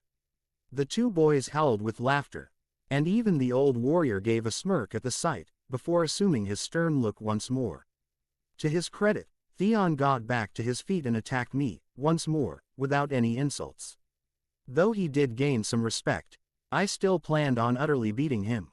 To do that, I spent the next minute dodging his strikes, parrying them, blocking them, but never striking back. As time went on, he realized I wasn't even fighting back, and became angry. His hits started to miss even without me dodging. "Fight back, you coward," he shouted as he swung wide again. That was my chance. The whole thing happened in the next split second. I blocked his practice sword with my own, before a quick leg sweep had him on his back, my practice sword already at his throat. He stared at it, then at me, then back at it. Impotent fury visible in his eyes. I scoffed at the blatant display of emotion, and spoke. "Do you surrender?" I asked loudly, and slowly. A few moments passed as the older boy calmed down. "Yes, I yield," he said quietly. I gave a humph, and lifted the practice sword from his throat, extending my hand. He stared at it for a few seconds, before grudgingly grabbing it. "You're really good," I heard a little girl's voice as Theon dusted himself off next to me. He scowled at the girl, but took the practice swords and handed them back to the old man. I looked at her. It was the same girl I had seen earlier. Next to her stood both the two boys as well. "Thank you," I smiled. "I'm sure Theon took it easy on me, little one." That seemed to mollify the boy in question. All the other kids looked at me disbelievingly. The old man was the only one who understood the gesture, it seemed. The little girl scowled at being called little something, which amused me to no end. "Anyway," I said as I went to grab my sword, before placing it at my side. "I do apologize for the interruption. I'm sure your students would like to resume their training." It felt strange speaking so formally. But if I employed the vocabulary from my realm, I didn't think anyone would understand more than a few words. "Think nothing of it, The old man trailed off, unsure of how to refer to me. "Harry is fine." I smiled and shook the man's gloved hand. His grip was strong. "I am no knight or lord, just a simple traveler." "I see," the stout man said. "I am known as Sir Roderick Castle, and I am the Master at Arms of Winterfell." Master at Arms? Why would someone so high up be teaching a bunch of wayward children? I looked at the group of kids, before looking back at him uncomfortably. The old man understood. "Not to worry, lad," the old man said, patting me on the shoulder. "No sense in punishing those who win their battles fairly." "Ah, good," I replied gratefully. "That's good, thanks. It would suck to have to fight my way out of there because the reigning lords brats decided they wanted to hang me for irritating them." Sir Roderick then introduced me to every one of them, and a round of shaking hands and "nice to meet you" were exchanged. The boy with auburn hair was Robb Stark, the heir of Winterfell. The other boy his age was a bastard. Apparently it was something to be ashamed about or something. The whole thing irked me, and I could tell the boy himself, Jon Snow, didn't appreciate his last name being bandied about like that. He probably thought I would. Judge him for when I shook his hand with a grin, saying that we should spar together later. "I'll hold you to that," Jon said with a grin. The little girl was Arya Stark, and got really irritated when I called her little lady. Hey, kids were always fun to fuck with. The two boys were Bran and Rickon Stark, respectively. I gave them smiles and quick hellos, watching them tease their sister. May I ask why you've come so far north? The old knight asked, as he set the two boys. Word came to Torren Square that the king rides for Winterfell. I said simply. Rumor has it he's bringing his entire court with him. The knight said, smirking slightly as he heard Arya shouting at her brothers to stop calling her little lady. You're here to see the king, then? Yes, it should prove to be an interesting experience at the very least, I said, before looking over to the tree line and pointing to the tree with the red leaves. I've also wanted to examine that tree, over there. Roderick's eyes landed on the large treetop. As well. I see, he said. May I ask why? Of course. I smiled. I've heard of these old gods of the forest, stream and stone while traveling, and admit to being quite interested in them. Am I allowed to enter the forest? Lad, Roderick immediately answered. The Godswood is open to everyone. Forgive my questions, just an old man's curiosity. I gave a nod and prepared to go. It's quite all right. I took no offense. However, do keep it in mind that, he said before I could bid the others goodbye. The Godswood is a place of worship and meditation. Do not desecrate it. And spoken words were also said. If you do, you'll come to regret it. I won't, I answered, and looked at all the other kids. It was nice meeting all of you. I will see you later, John. I walked away, feeling a little happy, not what I'd expected from the Sons of Lords. Erebus said to me as I skirted past a few workers unloading a cart full of firewood, before entering Winterfell's Godswood. I was a little surprised. The woods were much thicker than I expected, considering the forest was inside of the stronghold. I expected a few trees, here and there, with defined paths and many benches and the like. Kind of like a garden. This was anything but. The only way I managed to find my way through was because of the tree's shape, color and size. Quite thick, bone white, with leaves as red as blood. I approached the tree slowly, feeling a thrum of power running from it into the earth. It wasn't anything earth-shattering, barely enough magic to sustain a Cornish pixie, but it was there. The energy seemed to cover the grounds of the Godswood, never going outside of its borders. A sort of safe zone, if you will, but against what? And who might you be? Voy. Ce came from behind the tree as a man emerged from its left side. The man looked to be in his mid-30s, with a long face, dark hair, and cold, gray eyes. He had the look of a hard man to him, and I instinctively gulped at the sight. Standing in his furs, carrying a great sword as wide across as a man's hand and taller than I was, the man gave me a curious, if not cautious look. Curiously enough, I felt another thrum of power from the sword itself. It felt strangely hot, I decided after a moment, before I realized the situation. Be on your guard with this one, Erebus whispered in my thoughts. My apologies, I said in slight embarrassment. The weirwood tree stole my attention away from me for a moment. First time I've ever seen one, you see. I'm Harry Potter. He nodded at the name. I am Eddard Stark, Lord of Winterfell and Warden of the North. The man said in one breath. Oh, damn, he's the head honcho, here. Shit, must be respectful. Do you have to say that every time you introduce yourself? I blurted out before I could stop myself. A moment of silence passed as the man looked completely taken aback at the question, before an amused look graced his features. I was about to apologize, but he answered. Lad, he replied. It never gets to be less of a mouthful, even after years of saying it. I can imagine, I said, before turning to the tree. He followed my gaze and smiled. Beautiful, isn't it? Eddard said. Yeah, I agreed wholeheartedly. I've never seen anything like it. I read that the children of the forest carved faces in these trees. Lord Stark confirmed, bidding me to follow with a gesture. I obeyed, and found myself on the other side of the tree, in front of the carved face. It looked so real, and the red sap made it look like it was bleeding. It is often said, Eddard cut through my thoughts as I stared at the face in the tree, that no man can tell a lie in front of a heart tree, as the old gods know when men are lying. Interesting tidbit of information, I thought as I placed my hand against the bark, communing with the tree. There was definitely a presence there, though I could not focus on it. It was similar to seeing something in your peripheral vision without being able to turn your head to see it. Proof that the deities I encountered were real. I backed away from the tree after a few quiet minutes, and spoke to Lord Stark. Truly an amazing sight, I said again, before giving him a short bow. I apologize again for interrupting your prayers. I'll be on my way. Good day, Lord Stark. Likewise. He nodded back respectfully, before sitting under the tree and closing his eyes again. I took that as my cue to leave, and relaxed for the rest of the day at the smoking log, an inn in the winter town, just outside of the stronghold's east gate. It was named as such, since most people small folk, they were called in this world migrated here during the wintertime due to the fairer conditions at Winterfell, caused by the heat of the hot springs. Right now, there were a few people, here and there, but I could tell that the town's marketplace could hold up to 5 to 6 times the amount of merchants it currently had. Another thing that caught my eye for a few moments was the town's brothel. I played with the idea of getting a quick fuck, before shaking my head. Who knew what sort of diseases these girls carried? These people didn't know the first thing about science, let alone something as complex as the idea of intimacy-wally transmitted diseases.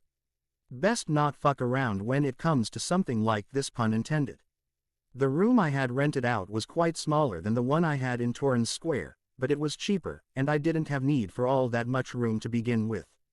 I paid the innkeeper a stout, middle-aged man with a lazy eye enough silver to last me a few weeks, since I had no idea when King Robert's convoy would arrive. I wasn't really sure why I was waiting for the man, really.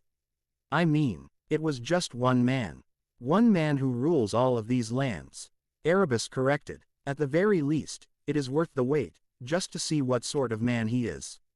Quote, in the following week, I read the book I had purchased in Torren Square about old Valyria, now a ruined city in the eastern continent of Essos.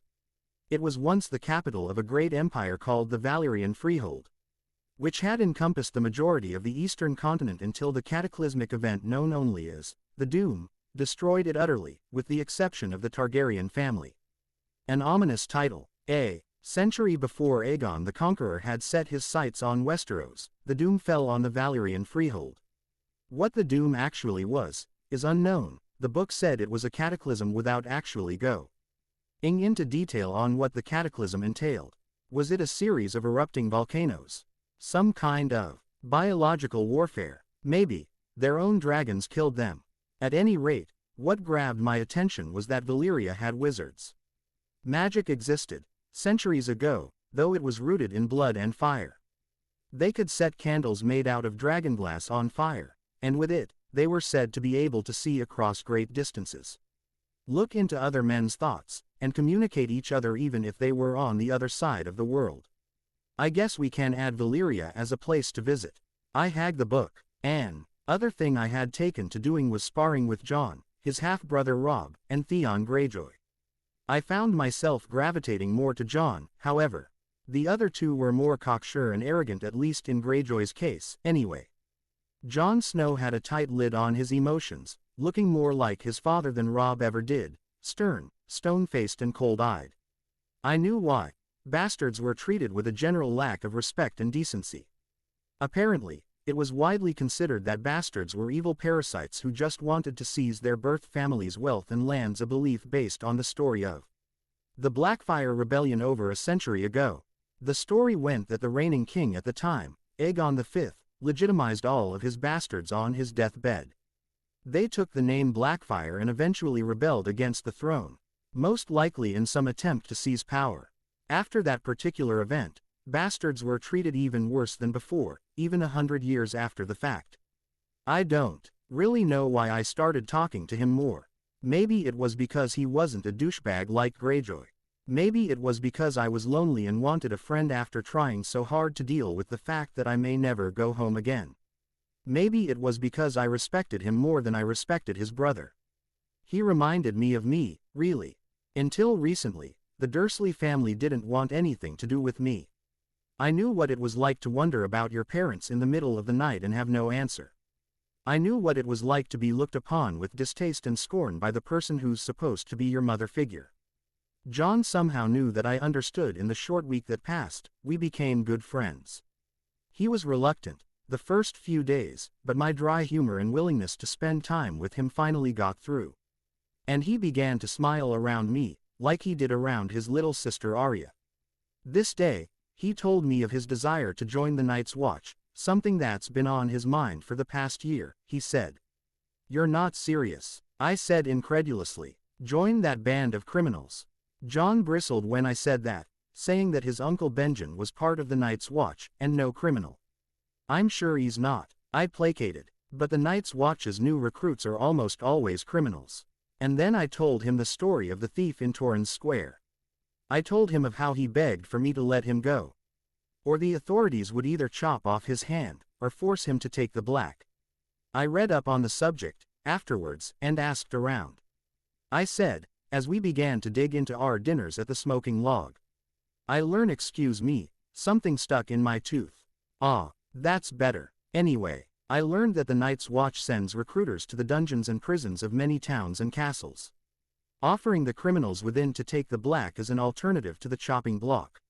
Most choose the block over living the rest of their lives in a cold and inhospitable place, losing their freedom entirely. John was silent as he absorbed these words. I'm sure your Uncle Benjen is an honorable man. I smiled gently at my newest friend. Your father is certainly that, and I know you are, too. But you're my age. There's a lot of things you could do with your life before making a big decision like this. And what do you suggest? John said a little heatedly. You think I haven't thought of it, either. I'm a bastard. He spat the word out like it was a curse. Who would take me, if not the Black Brothers of the Night's Watch? I would, in a heartbeat, I said, and he looked at me in surprise. I don't give a shit about bastards. It doesn't matter to me whose mother you were born to and what family you're part of. You're a very good person. I can see it from the way you behave around others. How you treat your siblings with kindness instead of allowing the bitterness within you to consume you. He still looked unsure, though the compliment did make him duck his head in slight embarrassment. I'll be heading to the wall after I see this king of ours, I said wryly, and John lifted his head in surprise, wondering why. I've heard it's an amazing structure. I plan to at least stand at its top. You can come with me, see what these Black Brothers are like before making your decision. How does that sound? Silence. And then, all right, John said, still a little reluctantly. When the time comes, we ride for the wall if only to simply see what it's like. The rest of the meal was spent in a comfortable silence. A week and a half had passed since I had agreed to ride for the wall with Jon Snow after I had taken the king's measure. It was a little strange, admittedly, that the king wasn't here yet, but I figured moving a large force of men with many provisions, knowing full well that many of the travelers coming with their dead weight would take a lot more time than, say, a single rider.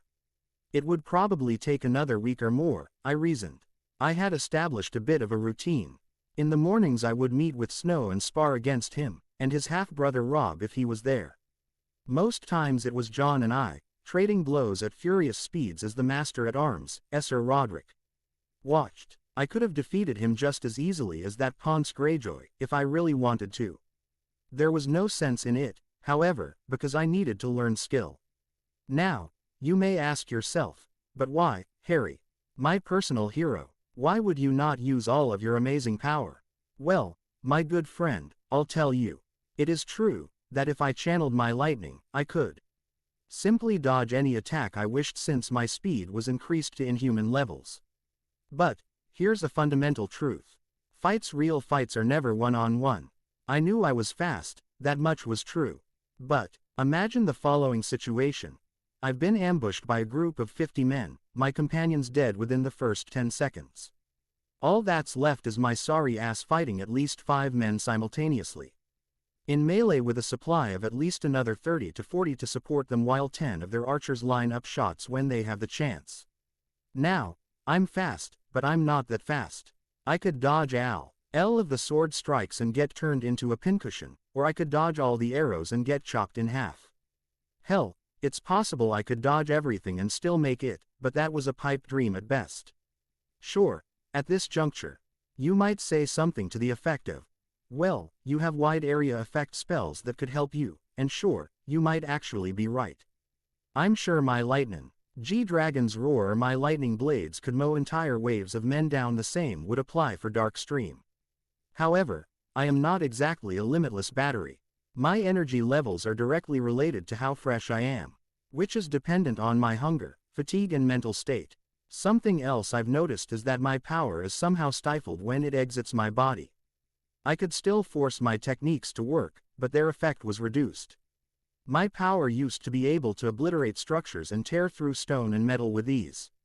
Now it just breaks things. Still overwhelmingly powerful, but a reduction in power is a reduction in power. No matter what, and I had to compensate for it, which is why I sparred with Jon the old-fashioned way. I was leagues ahead of the boy in speed even without my lightning, but he had a natural skill with swords, countering my attacks at the last moment and even successfully launching his own. Lo and behold, a few weeks of constant practice and I began to approach his level of skill. He could still handily beat me, but I made him work for it, now. The sound of a scuffle beside me tore me from my thoughts and back into reality. I turned to see what the commotion was about, and half smiled at the sight. Speak of the devil, Jon was roughhousing with his direwolf, Ghost. Supposedly still a pup, it was already as big as an adult wolf. Strangely enough, all of Ghost's steps were dead silent, despite his large size and weight. At first, I had thought it was a direwolf thing, but Ghost's siblings didn't have this. Perhaps it was a magical ability inherent to the rare few of the species. Something worth noting, at the very least. It was almost noon, and that's when Jon and I would sit just outside of Winterfell and look at the woods in the distance. It was a truly magnificent backdrop. This world had so many beautiful sights when compared to my own. I would have to visit them all. Jon and I would share a lunch after the training, and sit in silence, watching the world around us. Just giving each other some company. Over the weeks, and after my promise to go with him to the wall and to hire him if he found the night's watch lacking, he opened up about himself a little bit. Oh, he didn't tell me about all of his woes and dreams for the future. Not that I thought he had any dreams beside finding a place for himself in the world, but he did smile more easily. I learned more about him from the way he acted around me and around others. With others, he was guarded, carefully choosing his words when speaking to them and maintaining a safe distance, with the exception of his siblings, who treated him like one of their own, especially the little girl, Arya. I could tell she idolized him since he didn't treat her like she was unimportant. Already, he had asked me a few questions. Here and there, he wasn't direct about it, but I could tell that he was sounding me out, and seeing if I really meant it when I offered him a place by my side. To be fair, they were some damn good questions. What was my plan, for example? It was a question I couldn't quite answer without revealing my magic. I actually considered the possibility of simply not trying to hide my power from anybody. But I would get armies of 7 besotted zealots trying to kill me when word came out. This nation still lived in a sort of medieval age, a time in which many witches and wizards were set on fire for simply existing. An army of zealots could definitely kill me if given the chance. I wasn't going to give them any chances. I had told Jon that, if he chose to join with me, I would tell him what my plan was: to travel the world in search of artifacts of magical power that might bring me home. Who am I kidding? I told him that because I was no longer sure what the plan was. When I had arrived, it was so clear-cut: find possible artifact or magical ground, search it to see if there's any possibility I could use the place's power to go home. As the days rolled by, I realized that it was wishful thinking. This world had magic, yes, but it was unlike my world's magic. My home's magic was structured. Arithmancy led to spell creation, but it takes a lot of heavy calculations and theory to begin conceiving a spell. Sure, the basic spells are easy to learn. Expelliarmus, Flipendo, that sort of thing. I was talking about spells with extremely specific effects. For example, you could theoretically create a spell that would cook your meals for you. You would set it as a series of spells, each triggered by the end phase of the spell before it. How would you go about accomplishing that? Arithmancy, of course. Similarly, ancient runes allowed for wizards to enact powerful protections by simply carving into wood, bone or stone and injecting a little magic into it. The same could also be said about transfiguration, which took theory to a whole new level when the idea behind it so simple: change something to something else. How complex could that be? Obviously very complex, considering the fact we had to write insanely long essays for each different attempt at transfiguration. On the other hand, This world's magic had no structure that I could think of. Magic was believed to be real, yes. But there were only a small handful of practitioners spread out across the earth. Book accounts had spoken of shadow binders, warlocks, and red priests, and all of the accounts say that magic is rooted in fire and blood, which was nothing like the magic I used. Speaking of book accounts, that was another thing that changed up the routine. I'd made a passing friendship with the Stronghold's maester, a man by the name of Lewin. No last name. Apparently maesters have to give up their family name to become part of the order. He had seen me reading a book on the history of Westeros and began to talk about it all. After that, well, he became late to his duties by over an hour.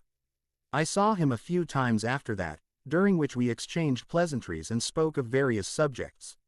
Ranging from politics to philosophy, I ended up learning a lot from the man. He wasn't really an approachable man at first, but all teachers have soft spots for students who truly want to learn what they have to teach, and so I went past the man's barriers rather quickly.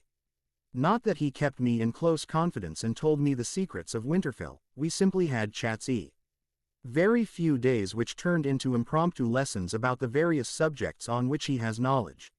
When I'd broached the subject on magic, Lewin was quite the knowledgeable man, knowing many of he accounts in the books by heart even if he only wanted to debunk them as superstitious nonsense. Still, it made him an inadvertent, but invaluable source of information. From him, I learned that red priests are part of a religion which worships a deity by the name of R'hllor, known as the Lord of Light, the Red God, or the God of Flame and Shadow, whose ultimate goal is to destroy the Great Other, the supposed god of darkness, cold, evil, fear and death. In the void, those were who I had encountered. The Great Other was surprised by my control over the darkness and the cold, while Ur believed I was his enemy when I brandished Erebus at him. This cemented the both of them as my enemies. I had realized as Lewin explained the impossibility of it all. I usually made sure to change the subject by then, and the man was more than eager to explain how lords and kings interacted with the people. It had been as I expected. The lords own all of the lands and peoples within, and can call them up to go to war at any time, with the small folk not allowed to say no, often having to leave their farms and pigs to wither and die. The king, on the other hand, presides over all of the lords as the highest authority in the Seven Kingdoms. What he says goes on paper, of course. The reality was most likely similar to how the wizarding world worked. If you had enough money and clout, you could do whatever you wanted. When I raised this point, Maester Lewin only smiled and gave a nod of satisfaction. Too true, he had said then. Many with the wealth and power could simply bribe or threaten the judges. Or families that had been slighted. It is not a perfect system, but the alternative is civil war. I had nodded and agreed, intending to use this information when formulating my plans. I would be honest with myself. I came from an age where we had cars, phones, internet, massive food production, laundromats, plumbing, medicine, great feats of engineering, etc. Well, I still had my magic. So I could still clean myself up with spells and the like. I could vanish my own fecal matter. I could repair my current clothing indefinitely. That solved the cleanliness issue, and I doubted disease could ever ravage my body. What with the lightning purifying any harmful thing that enters my body? The problem I was dealing with was of a more socio-political nature. Over the course of centuries we had established charters for human rights and equality, abolished slavery, and enacted systems in which the people, the small folk, here were the ones who ruled. Even after all I've done, all of the things I've seen and experienced, I still did not consider myself more important than the common person, stronger, for sure, but not fundamentally superior. Every one of these people, whether they were peasants or lords, were equal to me. If anything, I would work against the current system, but that wasn't something I could do on my own. Hell, it probably wasn't something I could do with help. Oftentimes, the people stayed in power while standing on the backs and bones of those considered inferior. I Coparius curse on any possible obstacles and rule all of these kingdoms, if I truly wished. But the Imperius wasn't foolproof. Anyone with a strong enough will could simply break through the curse. Worse yet, I doubted I could hold it over more than two people. Having to contend with another's will is easy. But suppose I had to force 40 different people to do different things at the same time. It wouldn't work. Jon yelped as he fell down with a loud thud, his direwolf pushing him around in amusement. I sighed, and looked up at the sky. It was clear today, and a chill was in the air, soothing the heated debate within myself with its harsh, cold touch. "Hey, Harry," Jon said as he got up and approached me, a little unsure. "Yeah," I answered. "Ah, well," Jon started, before taking a quick breath. "My father has requested I invite you over for dinner." I said eloquently. "Really?" A nod was my response. "But, what about Lady Catelyn?" I asked carefully. Jon had told me his stepmother hated him for some reason I could guess as to why. Would she not disapprove of this? "She did," Jon said, "but father insisted on it."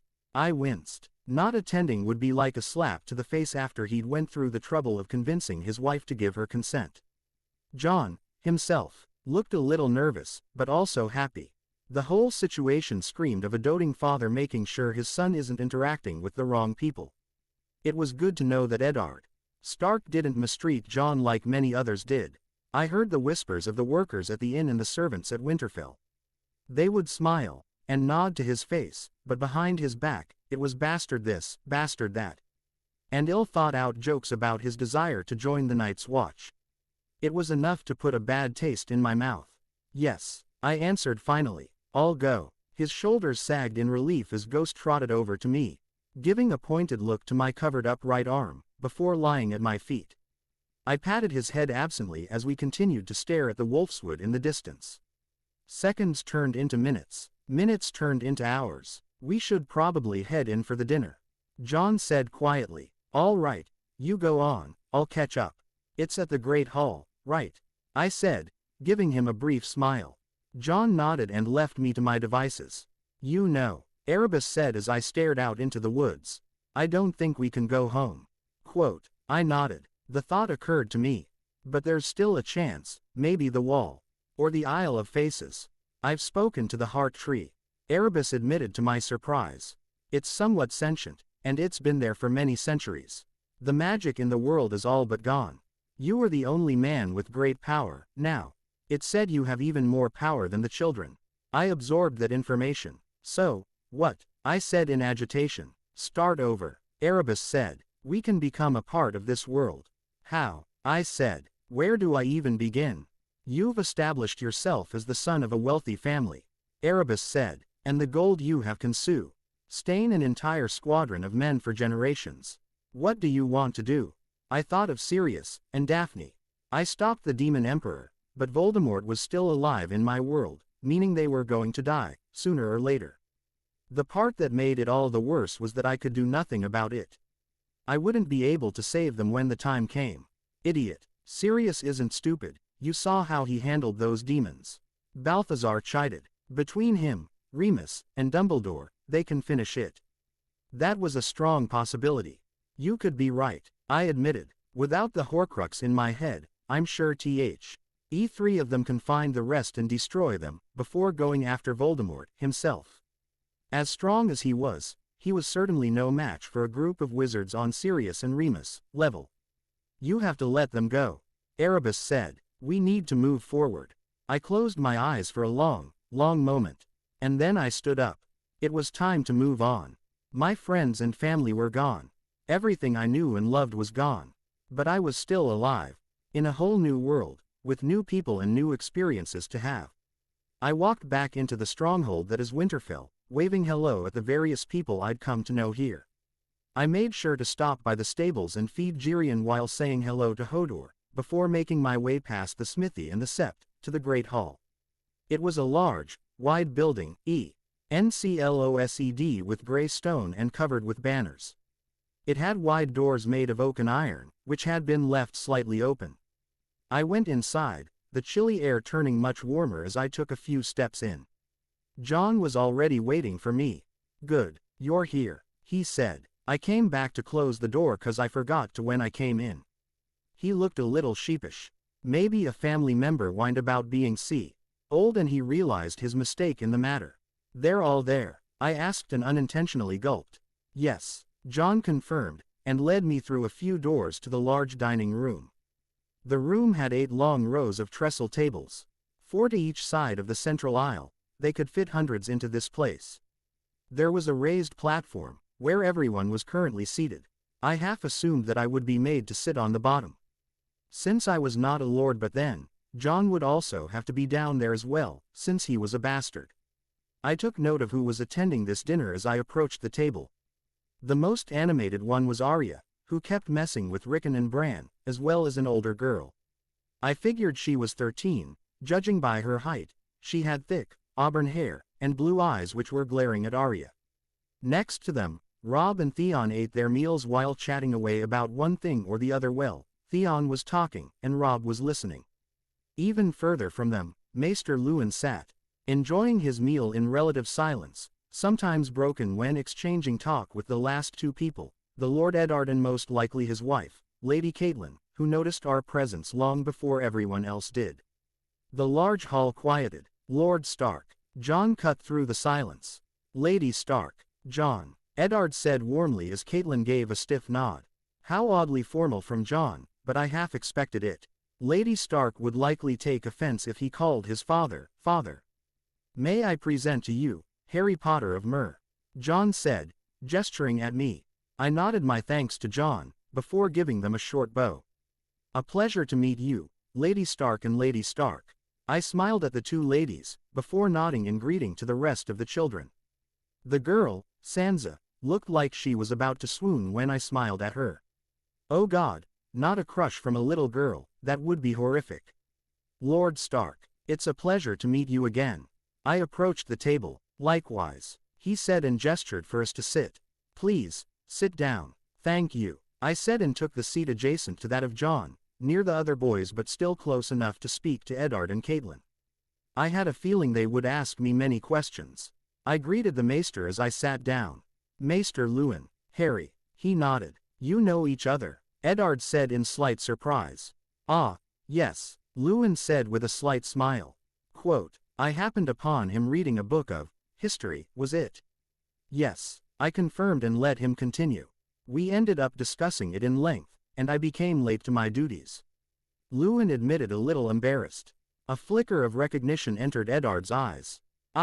You were. I had simply assumed there were matters of some importance that kept you. Yes, well, Luwin looked even more embarrassed, but Eddard smiled slightly. Not to worry, old friend, he said. These things happen. Luwin only nodded at that, before going back to his food. So, Harry, Eddard turned his attention to me. What brings you to Westeros? I noticed that Lady Catelyn was also looking at me as the man spoke. Well, Lord Stark, I've been traveling the world, looking for a place to settle down and make my mark. Westeros seemed like a fine place. The North has mostly been amazing, so far. Mostly, Lady Katie, and with a hint of disapproval. Yes, well, I said, grimacing slightly. A few brigands tried to steal from me, at Torren Square. My lady, I added as an afterthought.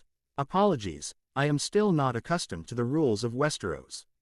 It's quite all right, Lord Stark said. I trust you reported it to the relevant authorities.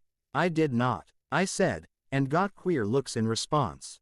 Why? Jon asked next to me, and I noticed the other children were also looking at me. I gulped. They looked like they were starving. I said slowly, they are not as lucky as I am to have received a fortune from my parents, and I do not enjoy causing any undue suffering to anybody. I beat their leader and let them go. I see, Eddard said, nodding. That is very kind of you. Thank you, Lord Stark, I said as the servants came and served dinner. I had half expected pretentious foods like whole pigs with less stuffed in their mouths or something equally ridiculous, but it turned out to be a wide array of meats, breads, and vegetables.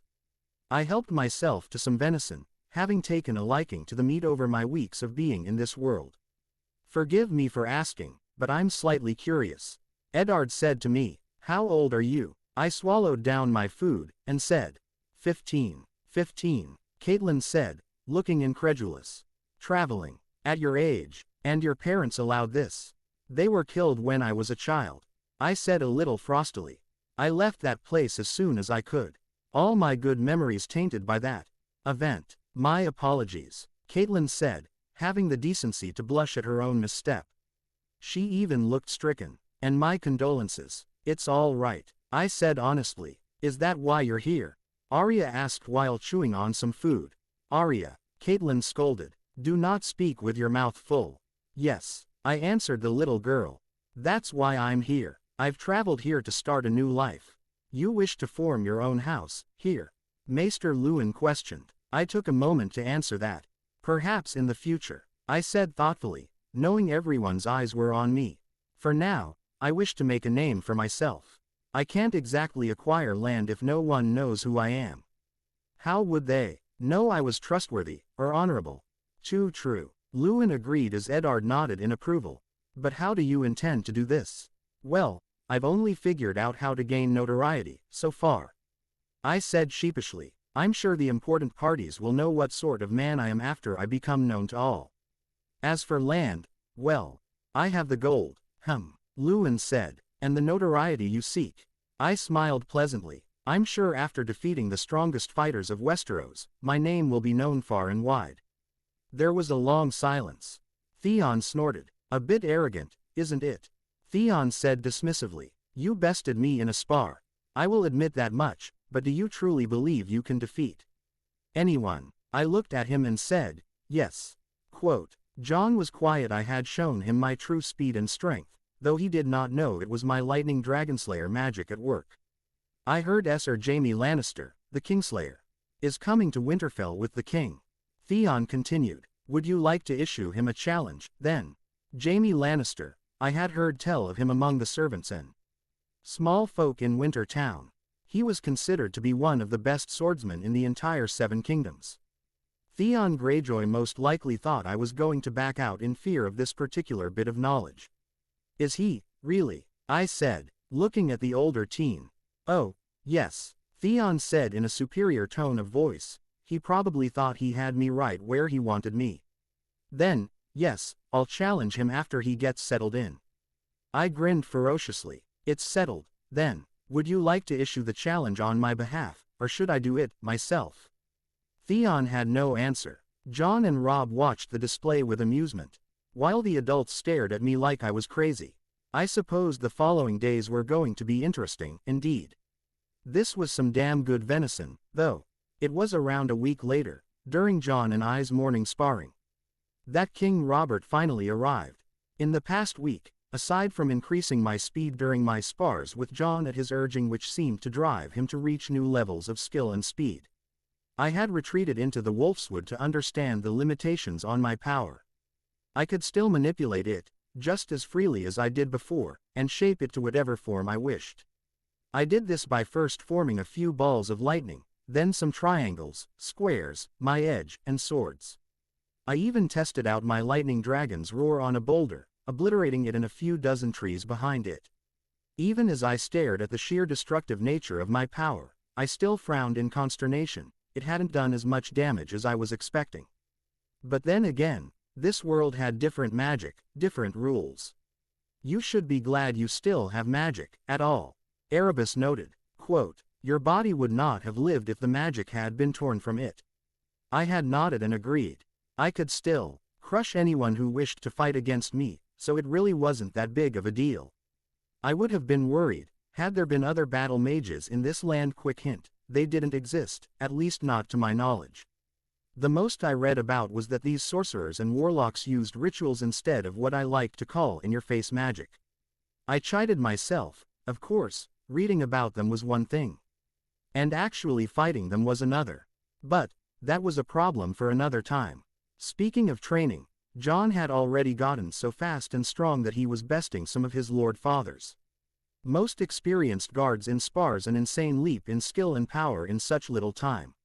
Even Robb, who didn't train with us every single day, could tell that my training regime got results done. Thing I noticed these people didn't do was basic body exercises. Sure, they trained with heavy swords and lugged armor around and the like, but they didn't do any specific training. No push-ups, crunches, squats, or anything of the like. Forcing Jon to adhere to a strict daily routine had done wonders for him. Of course, I convinced him to keep it a secret from the others' annoying questions and whatnot. I sidestepped Jon's lunge, putting my foot out to trip him, but he had come to expect this move from me, and stopped just in time, tackling me instead. I let out a loud oomph, and lost my footing, almost falling on my ass in the process. Jon's eyes gave away his intention. I forced myself to fall and rolled to minimize damage, also allowing me to avoid Jon's follow-up strike, a simple C, leaving motion at my neck that would have sealed the end of the spar. I got back up. Not bad, Snow. Maybe I might have to take this a little seriously. Just wait, Potter. He allowed a smirk to graze his features. I'm going to get you to use your real speed. Hey, I smirked right back. You're centuries away from ever doing that. We'll see. We shared a laugh, before schooling our feature and getting into position to continue the spar. Brandon. Caitlyn's almost frantic shout stopped our fight, as we turned to see the woman in question, as well as Maester Luwin, looking up at one of the high walls. Following her line of sight, we saw the boy in question, climbing down with the ease of a monkey. I saw the king, Brandon said excitedly as he jumped down to the straw roof. He's got hundreds of people. How many times have I told you? She scolded loudly as he looked at her for a few seconds. No, climbing, but he's coming right now. Bran was still excited as he climbed down a wooden pole. Caitlyn ran to him in concern as he landed without injury, and began to chastise him as all mothers did. Jon rolled his eyes at the display, before turning to me. I think I'll spare you the humiliation of a defeat today, Potter. Jon grinned as he stowed away his practice sword, with me following suit. I'm sure. I shot back as word spread within the stronghold of the king's arrival like wildfire. Everyone hurried into their positions, able boys, smiths and lords alike. Go. I waved Jon off. Stand with your family. I'll find somewhere to occupy space. The boy in question nodded gratefully. Before joining the flurry of people walking around, I stood and took it all in, for a few moments. Harry, I heard a voice call from my right. It was Lord Eddard, decked out in Is Lord Stark regalia as opposed to his everyday wear. What are you doing? Oh, I said, a little embarrassed, gesturing at all the people getting into position. I'm not exactly sure where I should be standing. Well, come on, then. Eddard gestured for me to follow, and I obeyed. You can stand behind next to Maester Luwin. Ah, I said eloquently. Wouldn't that send some kind of message? I know I'm Jon's friend, but... Nonsense. Eddard waved my concerns off. From what I hear, you might be his employer, soon enough, and that makes you close to this family whether you like it or not. Right, I said uncomfortably. All right, I'll do it. We will have words on that subject later, lad. Eddard said, before realizing how intimidating that sounded. I expected nothing less. I smiled, knowing the man was just looking out for his son, and stood next to Maester Luwin, who gave me a quick greeting, and Jon. Lady Caitlyn glanced at me shortly, before grimacing at the state of my hair. I shrugged and half smiled. She looked away. A few minutes passed as excitement turned into boredom, before turning back into excitement as the sound of hooves hitting the dirt reached our ears, signaling the arrival of the king and his court. The first to come in sight was a golden blonde-haired boy with green eyes, flanked on each side by men wearing gold armor with white enameling, and long, white cloaks, the Kingsguard. I realized, meaning this was a prince. Another intriguing sight was a third rider from behind the boy, a very large man in heavy, black armor, with a helmet in the shape of a snarling hound's head, hiding his face within. I followed the prince's line of sight, and noticed Sansa making googly eyes and smiling at him. Maybe this would get her to stop crushing on me. The past week had been a little frightening. Everywhere I went, she would pop out of the woodwork, asking me to go on walks and the like. I always had an excuse, and it usually centered on me having to teach Jon something about fighting.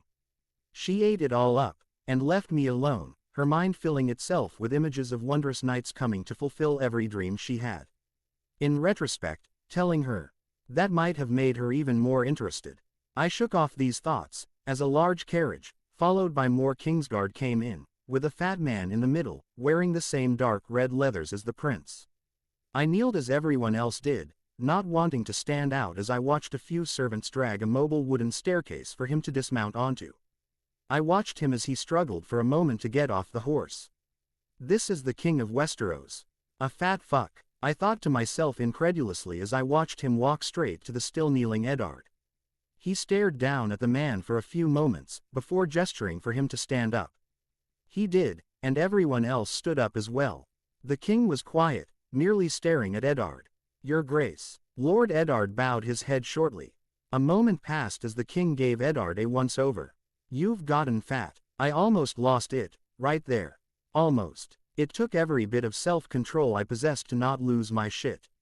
I saw Lord Stark tilt his head down, GHT in the direction of the king's gigantic gut, and the man narrowed his eyes before laughing and embracing Lord Stark. The tension seemed to drop as he also embraced Catelyn, exchanging a short greeting. 9 years. King Robert said. Why haven't I seen you? Where the hell have you been? Guarding the north for you, Your Grace.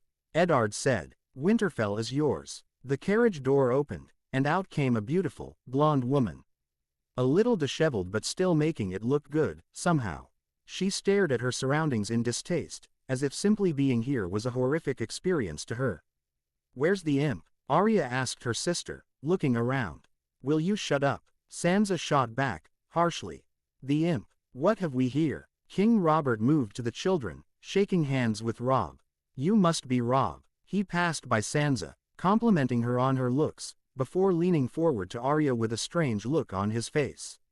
And your name is? Arya, she answered immediately, looking him right in the eye. One brave kid, to be sure. Either that, or she had no survival instinct whatsoever. If anything, her boldness seemed to please the king. My attention turned to one of the Kingsguard who had taken off his helmet, revealing the same golden blonde hair as the women walking towards Lord Stark the Queen, I assumed. That's Jaime Lannister, Arya said excitedly. The Queen's twin brother. Would you please shut up? Sansa said again, growing more and more irritated. So he's the one, I murmured to myself. Jon had stirred when he heard these words, and looked at the Kingslayer as well. My queen, I heard Eddard say as he kissed the Queen's hand, followed by Catelyn bowing. Take me to your crypt. King Robert cut in. I want to pay my respects. We've been riding for over a month, my love. Queen Cersei Lannister said, a hint of disapproval in her tone. Surely, the dead can wait. Ned. King Robert nodded to Lord Stark, and walked away, as if he didn't hear her say anything. With a little hesitation, Eddard went with the man, leaving us all alone in the courtyard. Everything turned into a flurry of activity as Lady Catelyn took charge, and showed the royal family where they would be sleeping. While all of the people of Winterfell began giving accommodations to their guest in preparation for the feast. You want to go back to our training? I asked Jon, who was still standing next to me. We could probably squeeze in another hour of training, or so, before I have to get ready for the feast. Jon nodded gratefully, glad to be doing something. I knew the guy was allowed to go because of his bastard status, something which pissed me off to no end. Still, I had told Lord Stark I would attend it, and I intended to keep my word. And so we trained. Hours rolled by and I left the man to his devices, promising to get him some food from the feast. Jon shook his head, and said he'd get some from the kitchens on his own. Less work for me, hey. I went to my room in the smoking log, and filled the large stone basin I had conjured days before with conjured water, which I heated up with incendio before divesting myself of my clothes and sitting in the makeshift tub. I took my time of it, scrubbing every little bit of grime and dirt from my body, the hot water soothing my sore muscles. Balthazar also let out a hiss of pleasure in my mind. The viper had been merged with me almost constantly for the past week, only coming out to read the many books I had.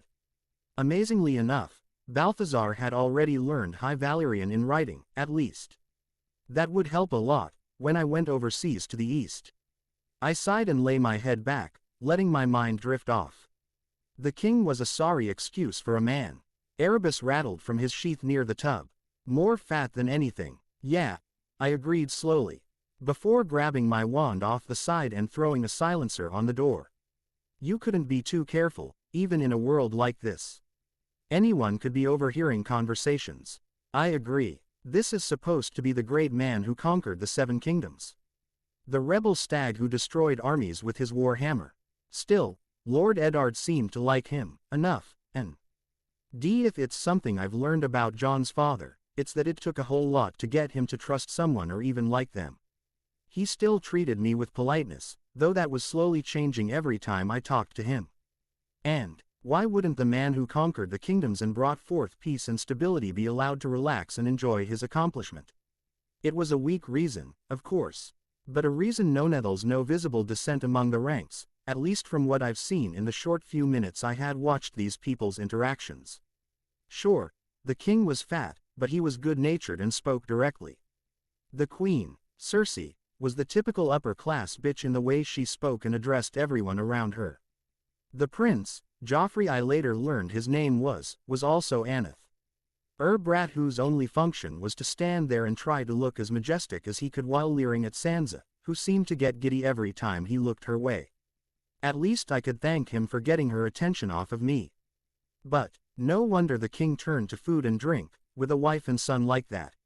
I got out of the makeshift tub and dried myself off with a quick charm, before donning my new outfit, which I made, myself. From fine silk I acquired from here. It was a dark blue, long-sleeved Chinese-style shirt, which went over my black cargo pants which I refused to part with. Besides, it looked inconspicuous enough that no one had questioned its origin in the weeks I had been here. With my magic, I managed to imprint the image of a small dragon spewing bluish-white lightning, It took all of my concentration to do something so precise and intricate. It was a spell the twins had taught me, changing the color of fabric. They spent a week using Ron as a test subject. Ron's shirt would go from green to blue to neon pink to orange. He yelled at them at first, but then gave up, knowing that they would just make it worse if he kept complaining. Eventually, they got bored and left him alone. Good times. This particular change was on a smaller scale, and permanent. I finished the job by adding an unbreakable charm to the shirt itself, before examining my handiwork, acting sure to fix it up as best as I could. Acceptable, I murmured to myself as I stared down at myself. What do you think, Erebus? It's fine. I presume you'll be leaving me here for the night. Erebus replied. I nodded. Yes, I don't think bringing a sword to a feast is wise. I waved my wand, and bandages wrapped themselves around my right arm, hiding the scales from view, before exiting the inn and making my way to the feast. The guards at Winterfell stepped aside, already familiar with me at this point. I heard the noise of the feast long before I actually got there, a cacophony of music. Raucous laughter and squeals every now and again. I entered the great hall, and went into the main dining chamber. It was packed to full, with people eating, drinking, laughing, and talking, as a bard played a tune I didn't recognize, even after weeks of me being here. Harry, I heard Robb call me over. I saved you a spot. I nodded with a smile, making my way over to the boy in question. He was sitting alone, looking relieved to have someone to talk to at last. My eyes strayed to the side of the room, where Theon was sweet-talking a servant girl, and I rolled them before taking a seat next to Robb. Greyjoy abandoned you, I smirked. Robb answered, looking at what I was wearing. Interesting choice of clothes. I finally got around to having it fixed. I lied, and piled a few legs of chicken onto my plate. Why the dragon? Robb asked curiously. And, is it spewing out lightning? Yes, it is, I confirmed, taking a quick bite out of my food. A sigil of my own making, the lightning dragon. It will be my house's sigil. Robb had no words for a few moments. Have you thought what your words are going to be? The words, a set of words that each family seemed to constantly say. The Lannisters said, "Hear me roar." The Starks said, "Winter is coming." It was a little strange, but I assumed it had its uses. Most likely, it would bring a sense of pride in the family name. I haven't, I admitted. It's still a long way off. Honestly, the sigil is probably way too soon, as well. I knew, back in my world, the words of the Black family were, toujours pure, which was French for, always pure. I had no idea if the Potter family had any words of their own. I never asked. The words would have to sound powerful. I said as I wiped my hand with a napkin. I can't really think of anything. Maybe, the lightning strikes. Balthazar hissed in my mind. I smiled, and repeated Balthazar's suggestion. Fitting. Robb said, remembering all of the spars I had with Jon, and him, sometimes. You truly move like the lightning, quick and fierce. I smirked. If only he knew my true speed. My gaze turned to the prince, who was ogling Robb's sister, Sansa. The girl in question kept sneaking looks at him, before talking to the girl beside her in excited, but hushed tones. At least she's not going to bother me anymore. I murmured to myself. Did you say something? Robb said from my right. It's nothing. Just thinking out loud, I assured, and we went back to eating. Sometime later, Robb broached another subject. So, when are you going to challenge the Kingslayer to a duel? Robb asked lightly, directing the gaze at the man in question, who was making his way around the room. I gave Robb a look, and got up. Right now, the boy in question sputtered as I sauntered over to the man who had bumped into Lord Stark. Would be good to have you on the field, Jaime Lannister said as I approached. The competition has become a bit stale. I don't fight in tournaments, Eddard said simply. Then, the Kingslayer leaned forward to the man, saying something to him, probably some taunt about his age or skill, I figured. I don't fight in tournaments, Eddard repeated, because when I fight a man for real, I don't want him to know what I can do. I smirked and entered the conversation. Well said, Lord Stark. The two turned their attention to me. And, you are, Sir Jaime gave me a once-over. Eddard gave me a questioning gaze, which turned into understanding. Sir Jaime Lannister, Eddard said a little loudly, gaining some of the nearby people's attention.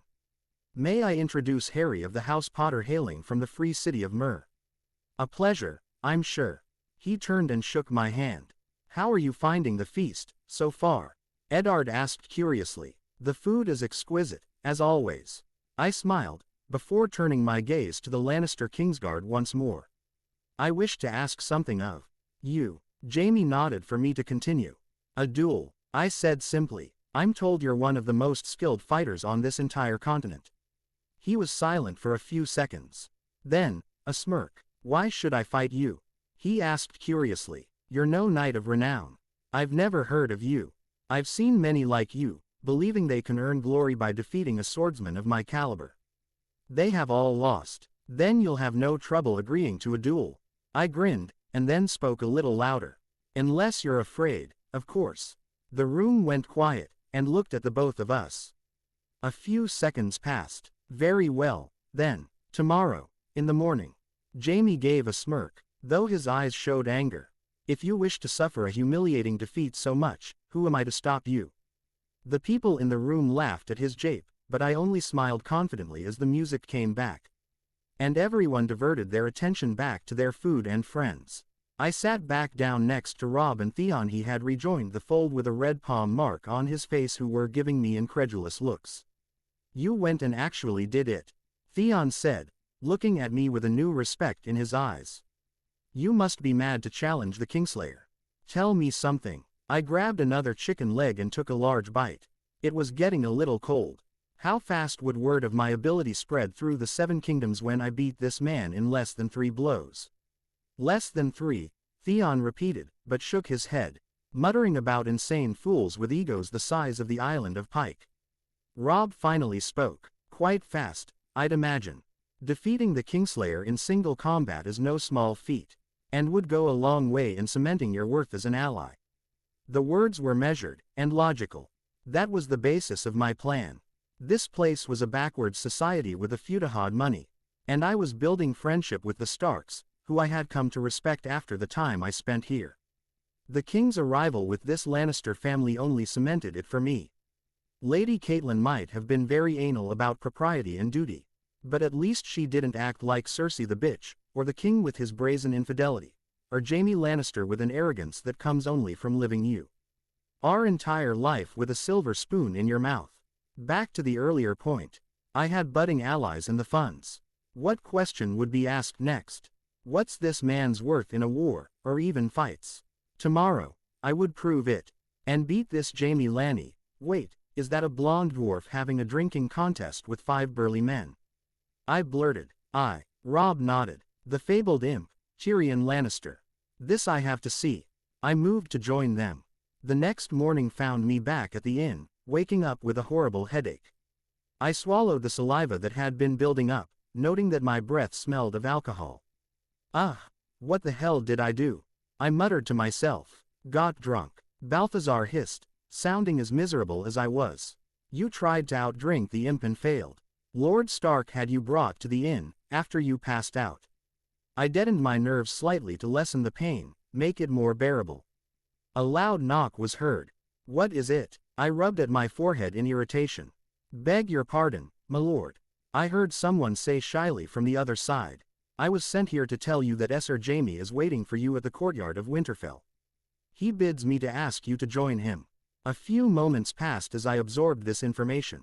After a few quick waves of my wand to clean my clothes, I opened the door to see a nervous-looking teen. Probably a messenger boy. Go tell them I'm on my way, I replied, grabbing Erebus off the side and placing the sword on my hip. The boy nodded and ran off. I sighed, walked downstairs and asked for a cup of water to get some moisture back in my body and banish this dryness. I could have conjured it, but the real thing was almost always better. With that done, I briskly made my way to the courtyard, where a large group of people were waiting, with Jaime Lannister in the center. In his Kingsguard armor, smirking as he lay his eyes upon my form. No armor of your own, Potter, he mocked, and the people around us laughed. I can certainly afford any armor, but it won't be needed, I said lightly, completely unconcerned with his attempts at taunting me. I saw the Stark family to the side, and gave them a nod. Even the royal family was here. So you, read this, Harry Potter, Ned has been speaking so much about. I flitted my eyes to the man in question, surprised despite myself. I am, your grace, my queen. I gave a short bow to the both of them, challenging the Kingslayer to a duel. Boy, the king scrutinized me for a few moments. And, without any armor on. The folly of youth. Go on, then. Show us what you can do. Beg your pardon, your grace, but I presume you'll be the judge, I asked with another bow. Yes, King Robert confirmed. Perfect. I turned to the Kingslayer, who looked supremely confident in his chances as he unsheathed his blade. A medium-sized sword he held easily in his hand. I would soon disabuse him of that notion. The crowd's whispering got louder and louder, until the king stood and all went quiet. The rules of this duel are simple. King Robert spoke strongly. You fight until you yield or lose consciousness. In the event that I consider one of you soundly defeated, I shall put an end to this fight and declare the winner, myself. The silence continued as tension built in the air, invigorating me as I drew Erebus, the pure black falchion drawing eyes to it. Begin, Robert bellowed. Jaime rushed me the moment the king signaled the start of the match, deciding to finish this as quickly as he could to ensure the maximum amount of humiliation I would suffer. But my lightning had suffused into my nerves and muscles long before that. I watched the man run to me, his motions dull and slow, and I tried to decide how badly I wanted to beat him, before smirking. I sidestepped his thrust, and dodged the horizontal slash that followed by leaping backwards slightly. He sent a few more attacks, each one missing me by just a little bit, not enough to make him give up, but enough to get him frustrated. S speed increased as his next salvo of attacks came. I guess he was taking it a bit seriously now. It was all in vain, I thought as I went in close, easily dodging whatever counter he was preparing. Smacking the pommel of Erebus right on his forehead, bruising the flesh and drawing a little blood as he staggered backwards clutching the wound. The crowd gasped in disbelief at the display. I gave the man enough time to gather himself before he went on the offensive, once more. His attacks were fiercer, more ferocious now. He knows I can wound him, I thought to myself as I began parrying his sword strikes with my own, negating any momentum he tried to gain, before punishing him for it by nicking his face or smacking the blunt side of my blade against his armor hard enough to bruise him. I didn't want to kill the guy. After all. Jaime stopped for a moment, lifting his blade over his head as he stood his ground, inviting me over to attack him, most likely thinking that, if my defense was good, maybe my offense was bad. I would disabuse him of that notion as well.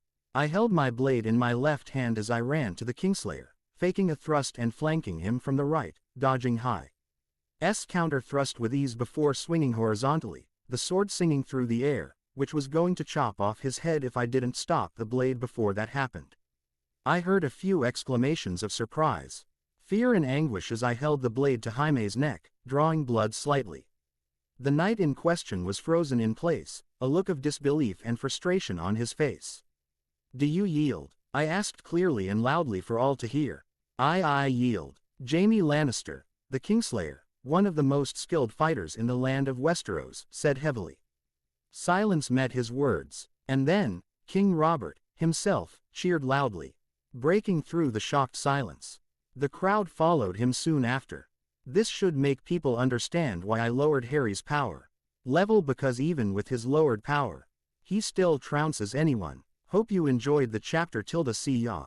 The cheering continued as I took my blade off of the Kingslayer's neck, wiping the blood off with my fine shirt. I would clean it later and put it back into its bone-white sheath. Turning my gaze, I saw Sir Jaime looking back at me, still in disbelief at what just happened. "Is this the first time you've been defeated?" I said lightly as the cheers died down. "No," Jaime said, giving me a look of mounting respect, even if it was of the grudging kind. "But the first since my childhood in which I was defeated so easily."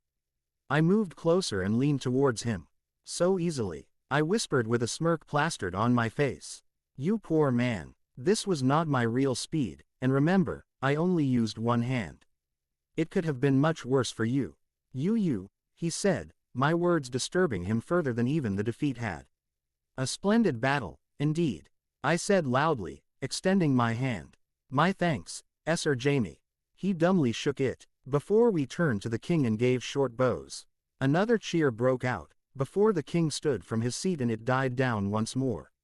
I shared a look with Jon. He seemed amused at the whole thing, while everyone else gave me looks of astonishment. I could see the Stark children completely at a loss for words. Arya was hopping excitedly, Bran was staring, and oh god, Sansa was ogling me again. God damn it, fangirls were the worst. I dealt with their kind in recent years, when I began to actually notice girls. They were all self-absorbed girls who would often neglect their own prospective boyfriends just for a glimpse or to greet the boy who lived. The Queen, on the other hand, was sending me a furious stare, and so was her son, Emmys already.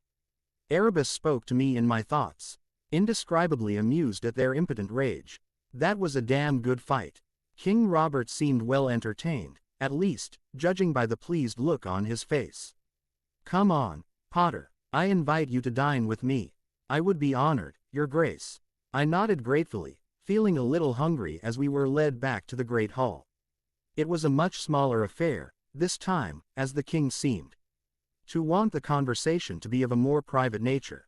His wife, the Queen, was elsewhere, doing who knows what a southern lady did in places like Winterfell, opting out of the lunch. His other children, I didn't know he had other children than that little shit, Joffrey, were sitting on the other table, eating with Bran, Rickon and Arya, all of whom kept sneaking glances at me. Joining our table were Eddard and his wife Catelyn Stark. Jon sat to my right, trying to ignore Catelyn's death glare sent his way. He had reluctantly joined at my own request. I was going to be his employer, of sorts. So it was best he started dealing with nobility early on. Behind the king were two of the Kingsguard, giving me looks of apprehension. Hey, they probably knew I could destroy them any time I wanted. Now, food and wine. Robert called out for the servants, and they scurried around to bring forth the food. It wasn't long before they filled the table with meats, breads and vegetables, the aromas causing my mouth to water in anticipation. I hadn't eaten since the night before. I grabbed some of the venison that was really good, and began to dig in. I was bothered by the fact that this world didn't have Pepsi. But I had looked at the ingredients section of the cans I had consumed long and often enough to know what the mix was made of: corn syrup, sugar, caffeine, and 2 kinds of acid, among other small details which I could figure out through trial and error. I was sure I would get around to it, eventually. Jon looked very uncomfortable, sitting near the king. He'd probably never been honored like this his entire life. I'm sure his father's wife has probably never been so insulted. I poked his side. He fidgeted, giving me a cross look, before sighing and relaxing. "That was some fight, boy," the king said after devouring half of a chicken in the time it took for me to eat half of a small plate. "I've never seen anyone move like that." Nor I, Lord Stark agreed. And, that sword, the king said, looking at said weapon at my side. Never seen anything quite like it. I smiled at the obvious question behind that statement. Would you like to see it, Your Grace? I got a nod in response. I unsheathed the sword, noticing the two Kingsguard tensing and placing their hands on their sword hilts. I gave them a superior, amused look, and passed the sword over to the man, who held it easily in one hand. Forgetting his food for the moment. As he examined the blade, I could see hints of his former warrior self, and not the fat disgrace he had become. What's it made of? King Robert asked curiously, fingers caressing the metal as if it were a sacred relic. Valyrian steel. No, it's too dark to be that. I've come across my fair share of Valyrian steel blades, and this is nothing like it. Eddard agreed, giving the black falchion a curious look, as well, most likely comparing to his own greatsword, a Valyrian steel blade by the name of Ice. It was a fitting name for a blade owned by the head of a family that lived in the freezing north. I do not know what the material is, or even where to find it. I said honestly, but I forged it over liquid rock, so hot that it could incinerate a man in seconds, leaving nothing but ashes in its wake. I named it Erebus the Darkbringer. A lie, of course, but it did fit with the story of my family being smiths, not that I knew how to make swords. I'm sure I could learn, given the opportunity to do so. It was only repeatedly hitting a piece of overheated metal with a hammer and shaping it to suit my needs, after all. How hard could that be? Forged it yourself? He looked impressed. A smith and a warrior, in one. I pretended to give a dark look to nothing in particular, as if I was lost in memory. A blacksmith, I no longer am. This was the first and final sword I made, and I used it to avenge my parents' death with it. I vowed to never make another, nor to teach this method to my children. The king looked somber, glancing to the side of the building where the crypts would be. Lyanna Stark, his betrothed who was kidnapped by the Prince Rhaegar Targaryen. Lad, Robert said seriously, it sounds like quite a tale.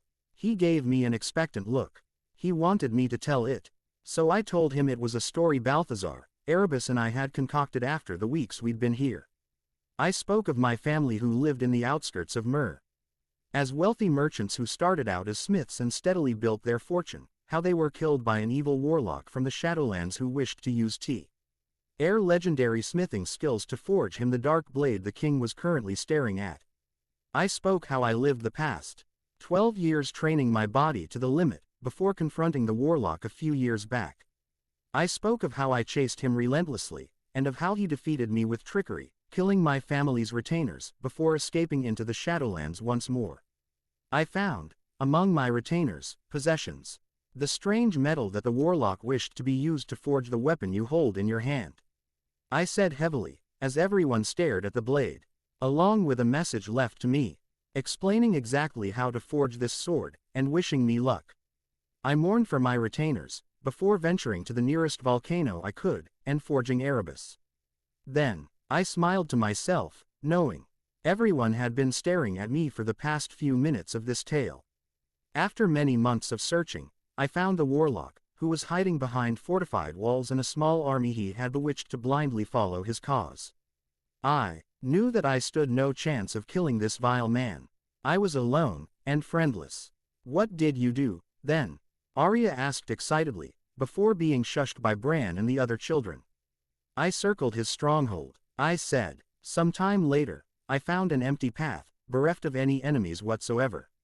While it looked suspicious, it was my best chance to reach the warlock, as any other avenue would have forced me to fight dozens of men. Strangely enough, I continued, scratching my chin for a few moments. The path led all the way to the warlock's throne room, but I waited for a second. He had been expecting me, with a surprise of his own. I looked down, clenching my fist hard, enough to make it shake. My retainer's son, a boy I called brother. A boy I had played with, worked with, and bled with. The warlock had force-fed him basilisk's blood and kept him in a cage. I heard Lady Stark gasp in horror. The warlock opened the cage, and out came my dear friend. I shook my head. I did not wish to hurt him, but there was no choice. I looked up fiercely. The blood had turned him into a feral beast, attacking everything he could see with his hands, legs, teeth, even trying to bash me with his very head. I killed him as gently as I could, and then I fought the warlock himself. It was not the easy win he was expecting, like the previous time we had fought. I said with a humorless smile. The sword he had long wished to forge negated all of his blood magics, making him but a useless sniveling man, begging for mercy which I wouldn't grant him. Or his stomach opened and he died soon after, but he put a curse upon me with his dying breath. I said as I gestured at my bandaged right arm. A curse, you say? The king repeated warily, his gaze flitting to my bandaged right arm. What sort of curse? I do not know what it is, but it has turned my arm into a monstrosity. I said heavily. The Bane, he called it. I believe he intended to curse my whole body, not just one arm. I am glad he failed in that endeavor. They stared at my bandaged arm for a few moments. I keep it covered because I do not wish to inflict any undue stress on anyone. It is a very disconcerting sight. Not fit for the eyes of children.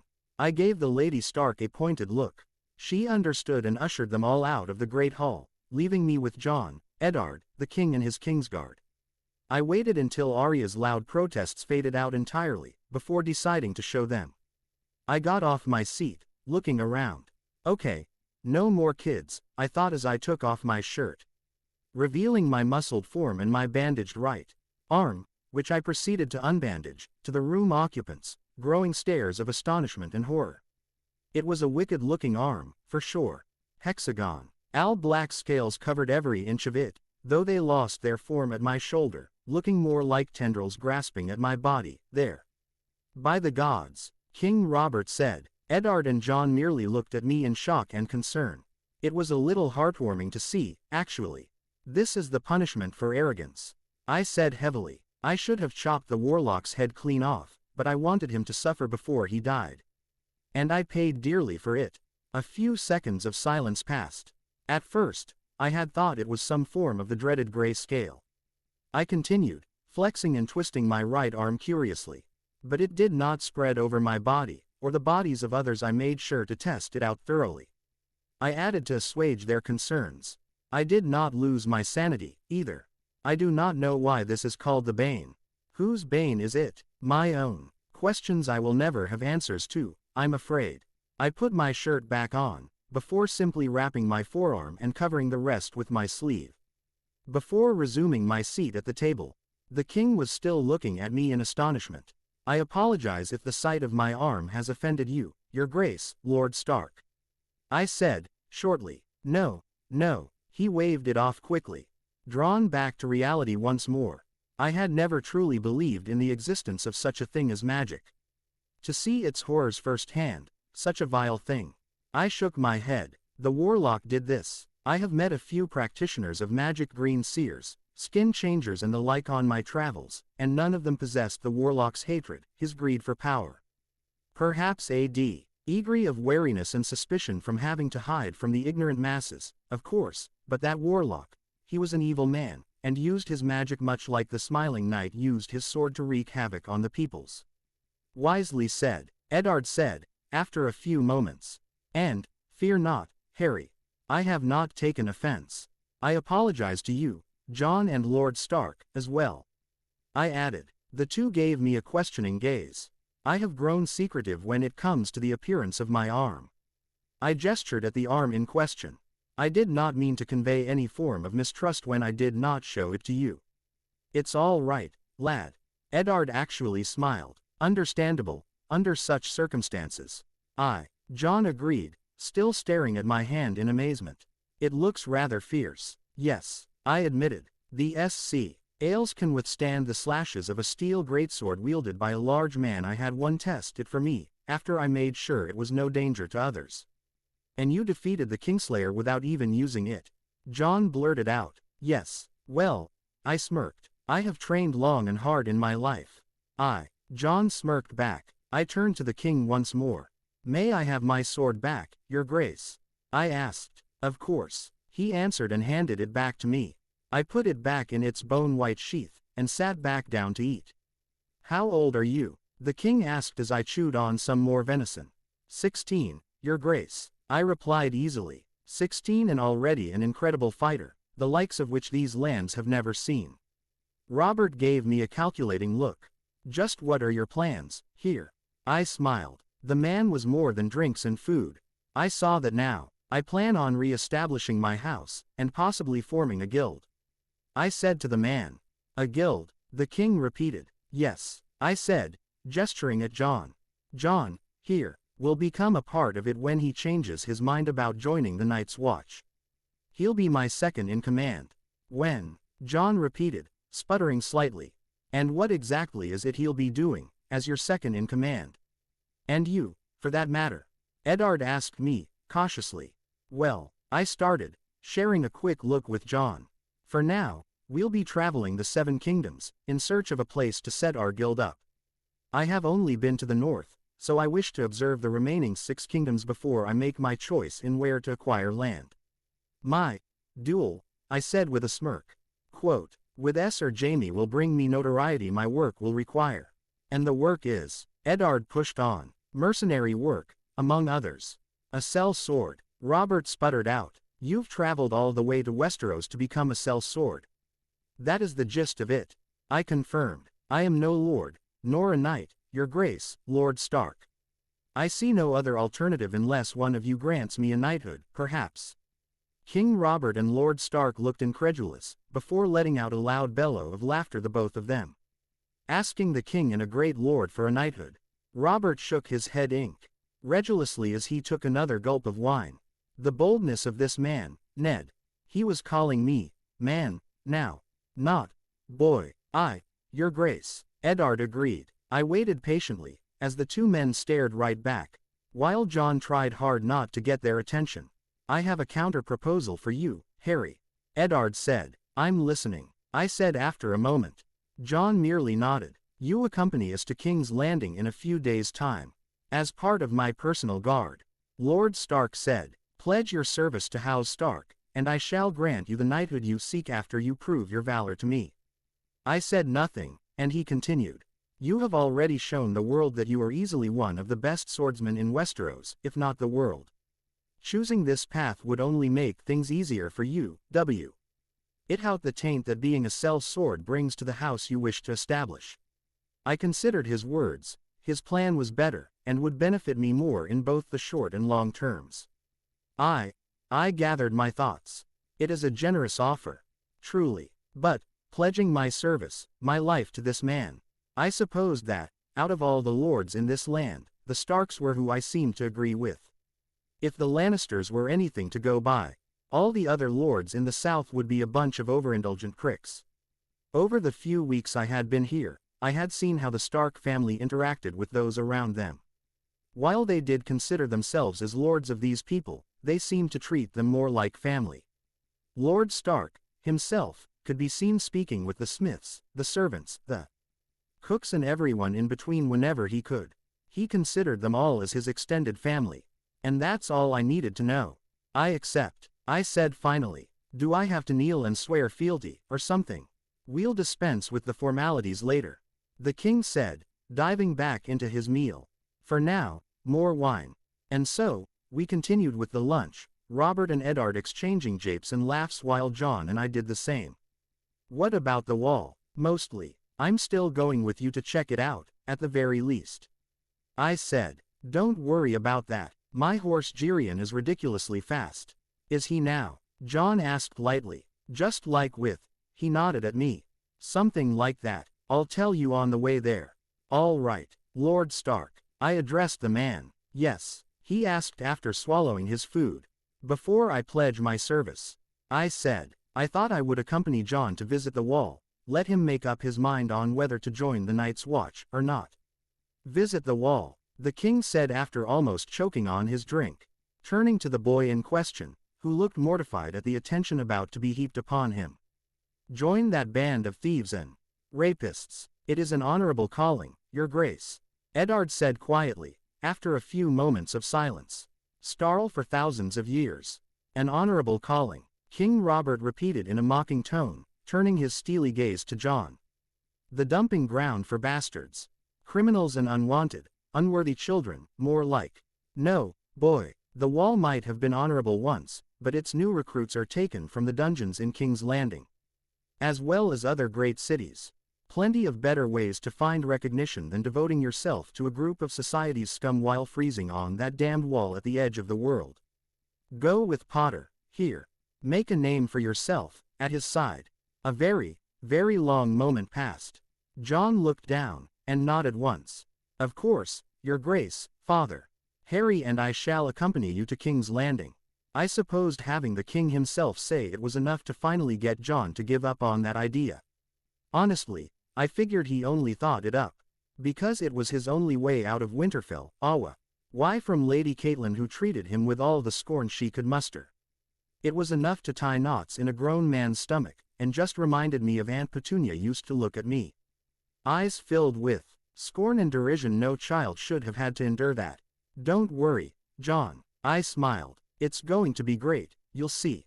And besides, we'll get to see new places, meet interesting people, and possibly fight them if they irritated us or me, at least. You would just stand there and take it, or say something deep about honor or some such. The king guffawed at my words. Takes after you, then, Ned.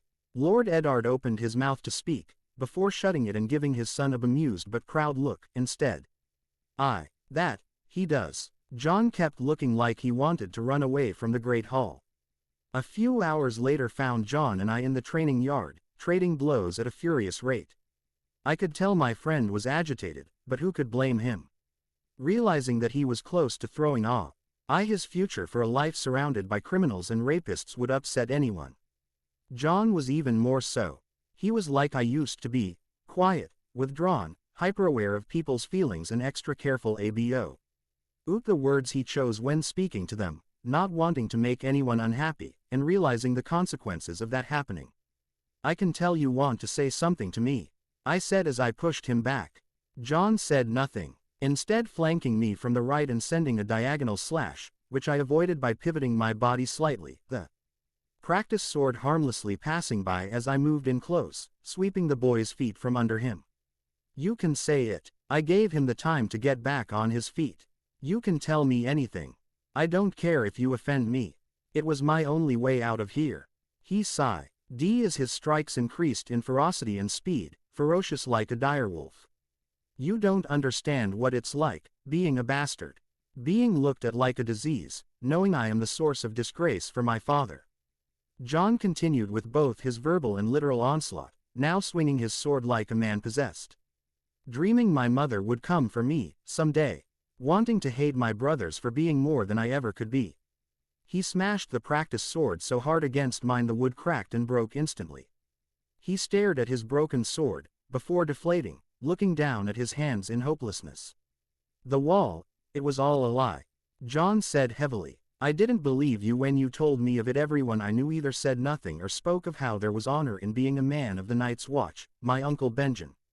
Especially, I saw him last night, you know. Before your fight with Sir Jaime. Jon continued. He came to me, knowing I was possibly taking the black. He was mocking me, for my choice. I'm sure it will be thrilling to serve in such an elite force, he said.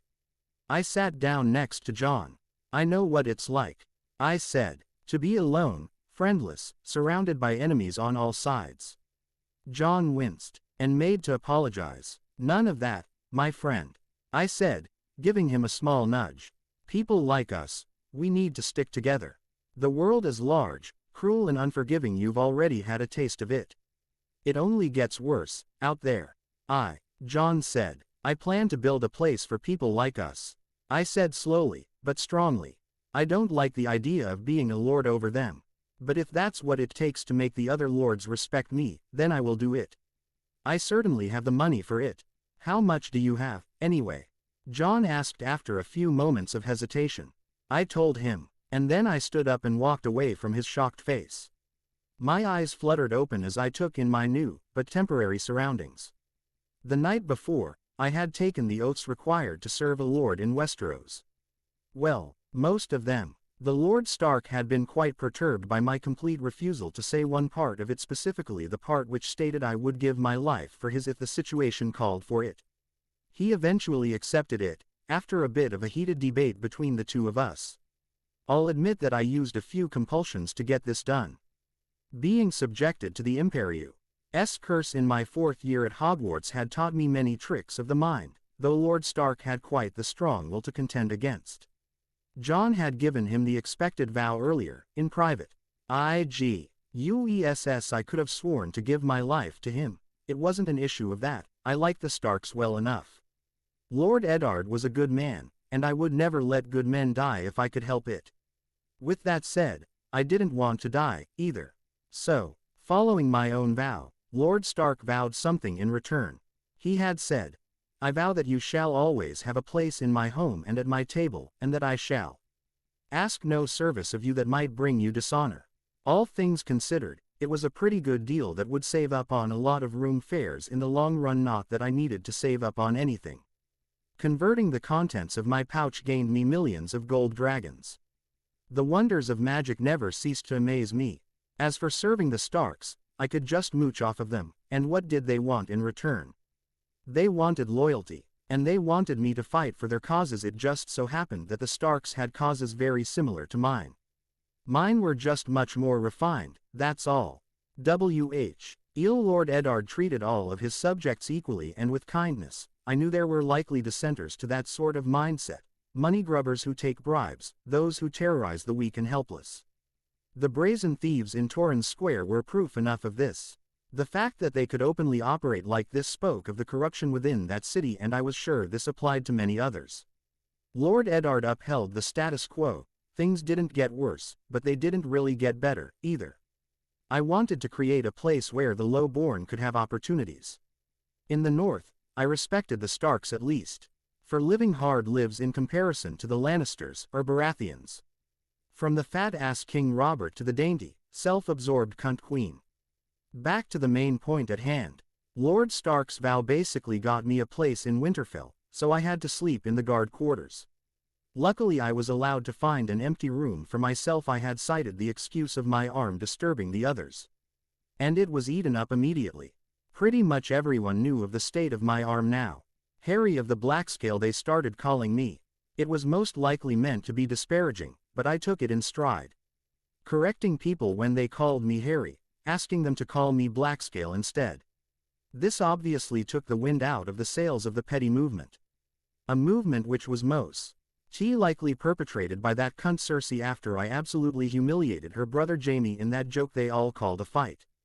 Hey, a smile came to my face as I got out of bed, freshened up a little, and headed to the Great Hall at a leisurely pace. Today was the last day I would get to be at Winterfell, before marching with the king and his court to King's Landing. I wanted to enjoy a nice breakfast, do some training with Jon, commune with Godswood, and generally stare at the beautiful scenery outside of the stronghold itself. Only, it was not to be. The atmosphere in the Great Hall was stifling, almost suffocating with its sheer heaviness. I had noticed that the servants were rushing faster than usual, with a sense of urgency I had attributed to the presence of the king. As I approached the table Jon and Robb sat upon, I saw their food completely untouched. Their faces were marred with lines of worry, and their eyes wide with fear. But from what? I stopped in front of their table. What's wrong? I asked hesitantly, seeing them look up at me slowly. Did something happen? They didn't answer for a long moment. Bran, Robb said finally, hollowly. He fell off one of the towers. They found him early in the morning. He'd been lying there all night. Maester Luwin doesn't know if he's going to survive. Even if he does. Robb swallowed hard. His legs, they're bent and he can't. I understood. Where is he now? I said evenly, the question sounding more like a statement. Robb looked down again. In his room. Jon answered, in his place. I nodded, and left the Great Hall to make my way to his room.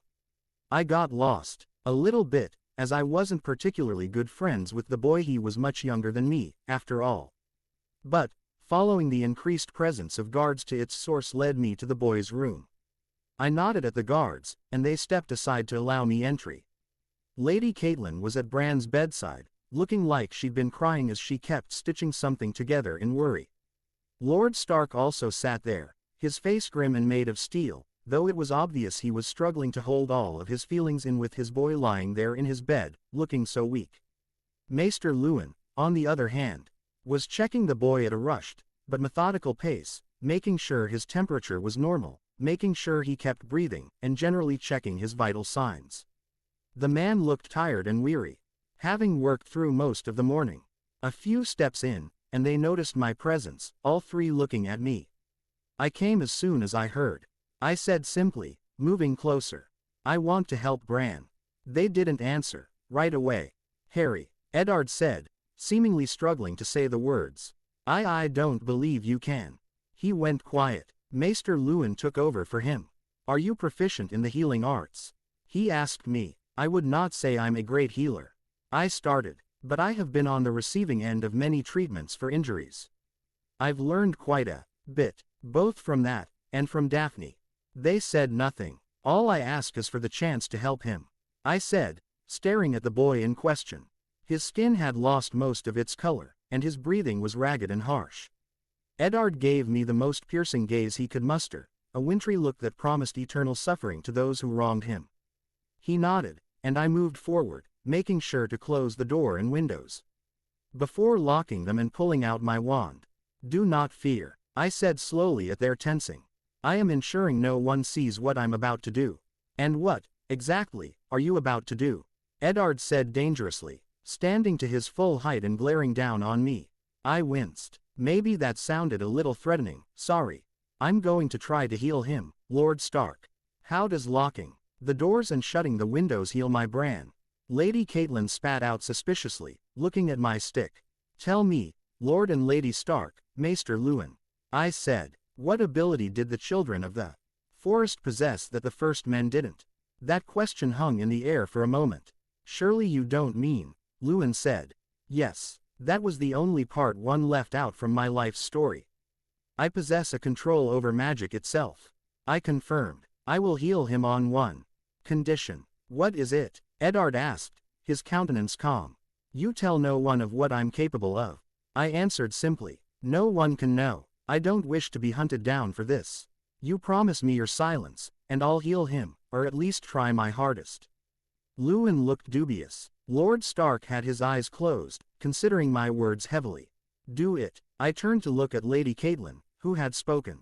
Save my son, she said, trying to hold back her tears. But if you are lying. I nodded, and moved to the child, examining him more closely.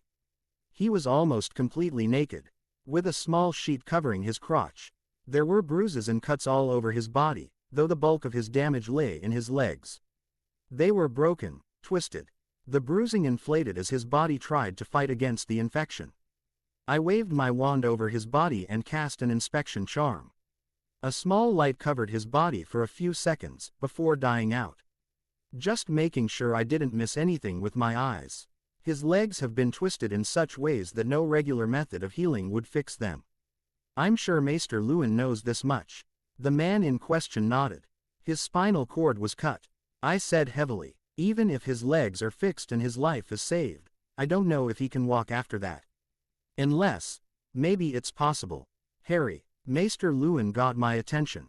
Maester, I said, Lord Stark, I want you to hold him down for me.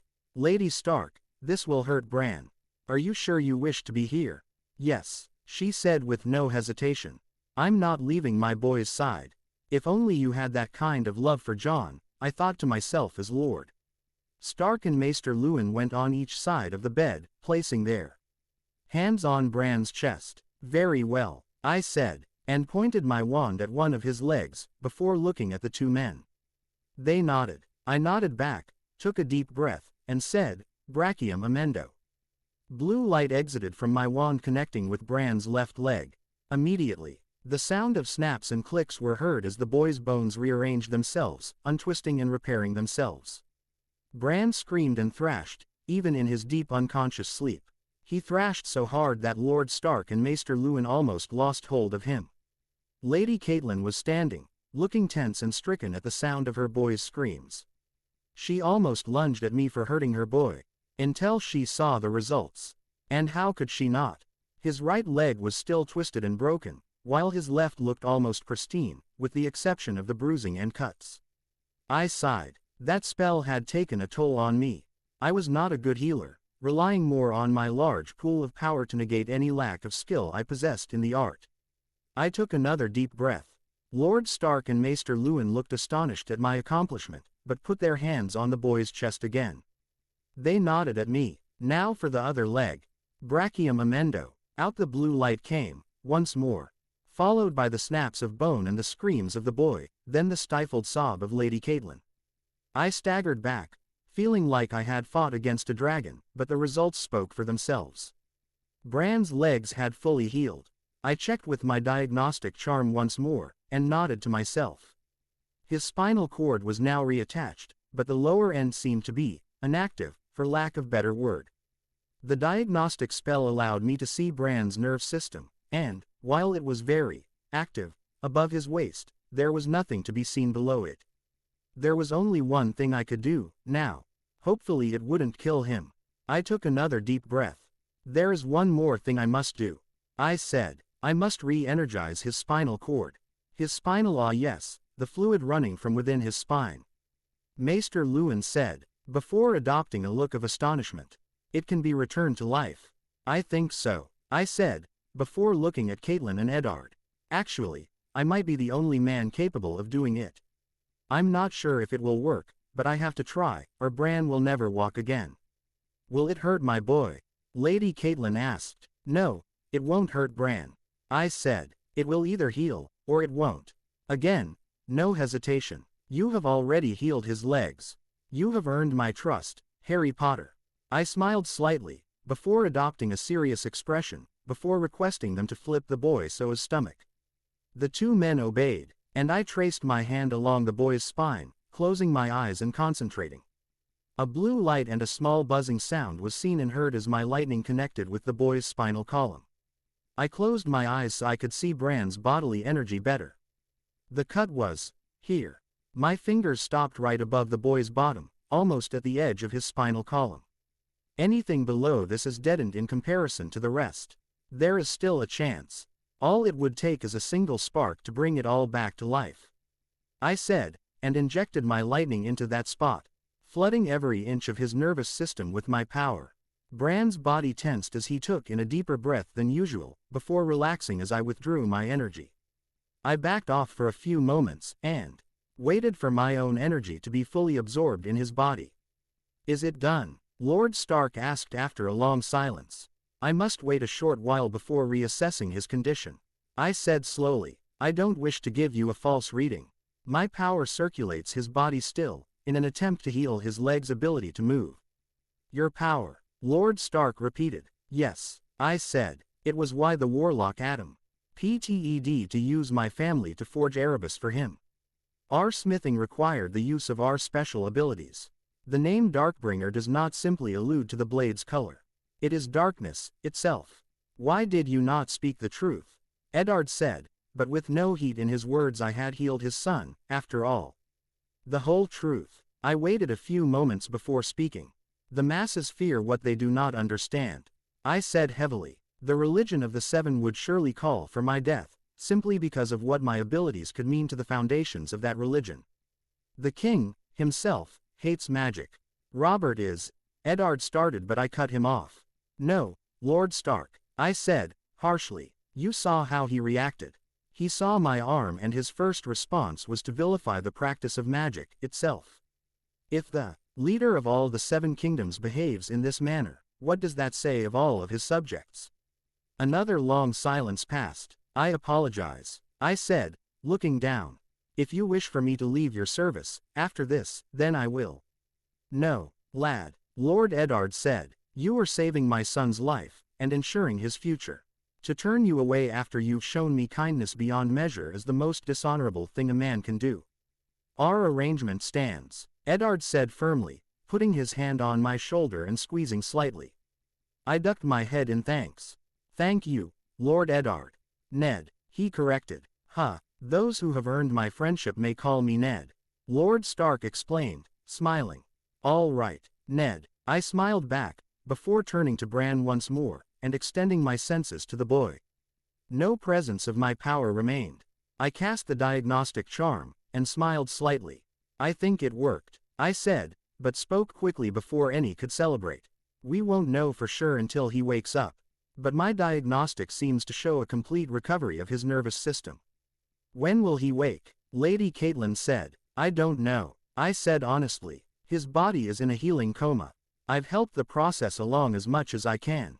So all that's left is for Bran to come back to us on his own. If we wake him prematurely, it might damage him in some way. Harry is correct. Maester Luwin, hoo-ha. D. been looking at me in unabashed astonishment until now, agreed with my words. He looked down, ashamed. Lord Stark, I apologize, if Harry here hadn't helped. Think nothing of it, Ned said strongly. I know Bran is as precious to you as he is to us. We have all helped to raise the boys, all the boys. Luwin nodded mutely, before giving me a deep bow of gratitude. Hey, come on, man, I said, switching to my home world's vernacular for a moment. Don't beat yourself up over this. I doubt a single person on this entire continent could have done as much as you did for Bran. The only reason I was able to do more was because of my magic. Yes, your magic. Luwin looked up. It makes sense now why you would simply change the subject when I started speaking of the impossibility of magic's existence. I chuckled. That obvious. I had simply thought it to be a young man's yearning for a world of adventure and magic. Luwin smiled slightly. But to think you possess the same magics as the children of the forest. Strange fate, isn't it? I smiled back, before turning to the Stark parents and nodding. I'll come back later to check on Bran, I said as I moved to the door. If you need me, I'll be in the Godswood. I waited until they nodded back, before leaving without another word. I moved through the stronghold, noting all of the sad and withdrawn faces, glad to know that they would change into happiness when they learned that Bran was going to be fine. I went in the Godswood, and zoned in on the heart tree at the center, taking in its splendor and size as I approached the ancient tree. There, I saw Robb, Arya, Jon, and Sansa, all quietly seated and praying. It was a sobering thing to see the wild girl Arya with a solemn gaze marring her usually happy features. The children turned to look at me. Bran will be fine, I said, and their faces lit up. Before you ask, he's not awake, yet, I said. I'm not really sure when he will wake up, but I'm sure he'll have quit. The story first, like why he was climbing the tower at night, in the first place. Robb said. Bran has always been sure-footed. What are you saying? Sansa asked while Jon's face darkened at the implications. Arya looked confused. Robb and I shared looks. You think someone pushed him? I said slowly. What? Arya said, finally catching on after I said it. Robb nodded in certainty. I have never seen Bran lose his balance and fall while climbing even when he first started. Yeah, I agreed. I've seen his escapades. Drove your mother crazy. He did, but he never fell. He never even got close to falling. We have to find whoever did this, Arya said. And do what? Jon cut in with a scoff. Bring them to justice. We need proof, and we won't get proof until Bran wakes up. Only he knows what happened last night. Maybe, I said a little distractedly as an idea came to mind. Then again, maybe not. A few moments passed as they all looked at me. Harry, Jon caught my attention. What are you thinking? What about? I spoke aloud, before nodding. Harry, Robb tried. I'm going to investigate the place he fell from, I said after a few moments of silence, turning to leave the Godswood. I gave the heart tree one last look, before turning to leave. We're coming with you, Robb said as I heard the pitter-patter of multiple footsteps. All of us. I turn, Ed back to see them giving me a challenging gaze. No, I refused them. If it is as you say, then your presence will tip whoever did this off, and they'll escape before any of us can figure anything out. But, Arya protested, but I cut her off. Patience is a virtue. My words were calm and measured, but that didn't stop them from being cutting. My gaze softened. Look, you guys don't know the first thing about investigating a scene. You don't know what to look for. And, you do. Sansa asked with a heated look in her eyes. This girl's moods jumped from north to south. One day she's infatuated with me, the next she's angry. Yes, I said harshly. I won't sugarcoat things for you like the fools who are afraid of offending your highborn sensibilities. Their eyes widened at the words. Joe N looked a mix of impressed at my way of speaking and offended he'd been lumped together with his trueborn siblings. Not only are you likely to reveal your knowledge to the offender, but you'll also ruin whatever investigation I have in mind. I continued undaunted. So, no, you won't interfere. Is that understood? I didn't wait for an answer, merely turning and leaving the Godswood to make my way to the tower from which Bran had fallen, muttering about idiot kids and them needing to be brought down a peg or 500. They're just worried about they, Balthazar said after a while. I sighed. The snake was right, of course. I'll apologize to them later. I hissed in low tones as I pulled back into an isolated spot, away from prying eyes, before pulling out my wand. But they needed to hear that. I'm going to create a world in which everyone will be respected equally. I don't care how many people I have to offend, or even beat into submission. I tapped my wand on top of my head. Cold trickles of magic trailed over my body, connecting together and shielding my presence as best as they could by making me invisible to the naked eye. It would take an alert lookout with perfect to even detect the vibrations in the air that signal my presence. I doubted I would be seen. I exited the isolated spot, before making my way to the tower in question. It was an old, abandoned structure, INOTED, as I moved past the spot where Bran had obviously fallen, judging from the blood on the ground. I entered the tower silently, and carefully, walking up the stairs without making a single sound. Hominum revelio, I whispered as I waved my wand. Nothing. No one was here. I relaxed a little, before making my way up the tower, still under the cover of invisibility. Ah! Balthazar gave me the mental image of a wretch. What is it? I hissed back, a sense of urgency in my reply. It reeks, Balthazar replied. Further up. I nodded, moving further up. I don't smell anything. Wait. I sniffed at the air for a few moments, detecting a hint of something unmistakable. This was a man's quickly drying sperm. Someone was having intimacy here. I muttered to myself as I entered the room, where the smell seemed to be strongest. The room itself was covered in a heavy layer of dust, with the exception of one spot, where the dirt was cleared. But who? I knelt and examined the ground carefully, my eyes catching sight of something odd. Long strands of golden hair. Lannister hair. And, among the Lannister, only one had hair this long. The cunt queen did this. I said to no one. So, the queen is having some nighttime adventures. Balthazar joked with a drawling hiss. I don't what the big deal is. You had that one night with Ginny. You know, the one in which I stuck my tail up her. Yes, I know. Shut up about it, will you? I harshly cut the viper off. That particular horrific memory didn't need to be unearthed once more. I focused my attention back to the golden strands of hair on the ground. I needed to think this through, calmly and logically. Thoroughness was investigation's best friend. The issue isn't that the queen is getting the thingy. I hissed out thoughtfully. Bran found the two people at least. I'll assume it was two people doing it. He must have heard the noise my gaze turned to a nearby table. I brushed my hand along the table's surface, and nodded in confirmation to myself. Candle wax, I said to myself, in English. Bran must have either seen the candle light in the abandoned tower, or heard the noises, before taking it upon himself to investigate the place. An astute observation, Erebus noted. You disagree, I challenged, taking his statement as a challenge. No, Erebus denied. It seems to be the most likely case, actually. Oh, maybe I jumped the gun a bit. Why would she push him out of a window, in the first place? It's not like the king would care if he found out. Balthazar argued, and he was right, with the king constantly getting with every other whore this stronghold had and probably everywhere else. I doubted he would care that his wife was doing the same. Unless she was doing it with someone that made the whole thing a little more controversial. I argued back, but who? Balthazar was quiet for a moment. In the weeks that I've been here, you know I've been reading up on the many texts you have acquired. Balthazar began slowly. I've learned a lot about Westerosi culture, which is a mix of Andal, Roin, and First Men. And, from my readings, I've deduced there are three things that cause the person doing them to be reviled. The first is the violation of guest right. Balthazar listed. Guest right is an ancient and sacred tradition in Westeros. When a guest, whether he is common or noble, eats the food and drink, the drink off a host's table beneath the host's roof, the guest right is invoked. Once invoked, Neither the guest can harm the host, or the host harm the guest for the duration of the guest's stay.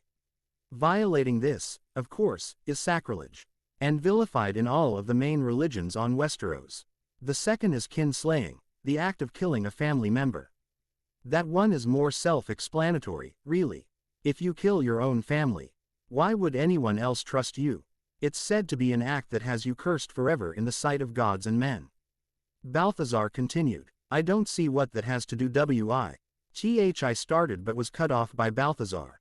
I'm getting to it, you idiot. Balthazar insulted me, before listing the third item on his list. The third is incest. That's when it clicked. Unlike in our world, incest is the act of having intimacy with direct family members. Balthazar explained, meaning your first cousins are fair game. Still, any children born from it are considered abominations, and the two who committed the acts are reviled everywhere they go. What are you saying? She fucked her brother. I hissed. Or her son. Balthazar added, maybe, but I doubt that.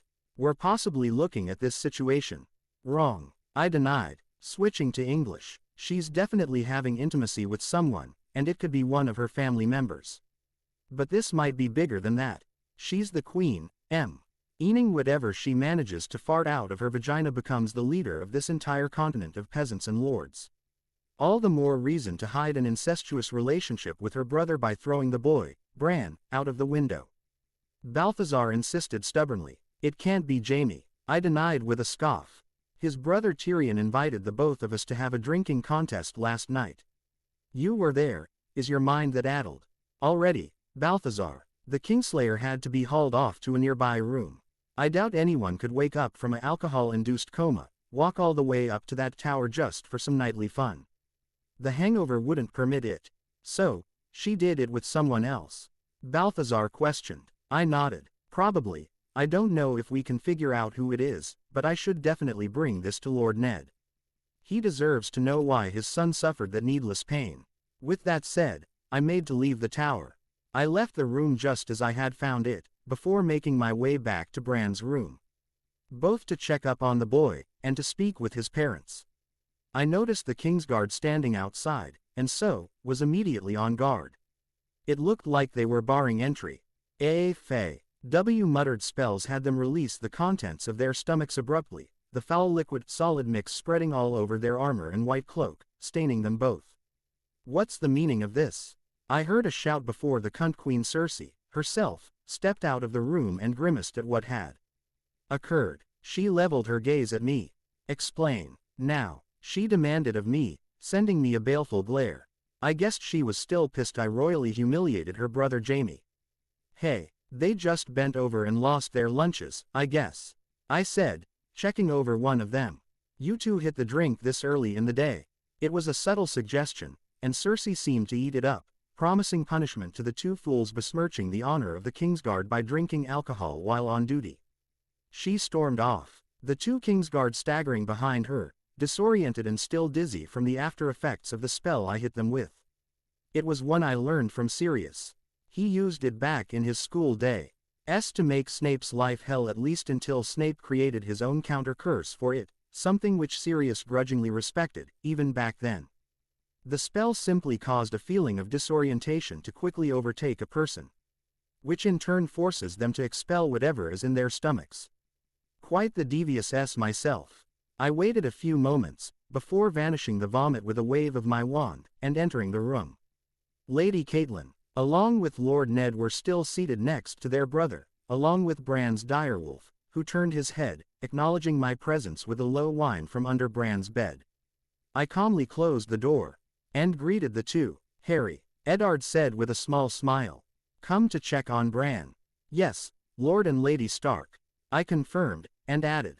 And, there's something else, too. I closed the windows as Lord Stark spoke.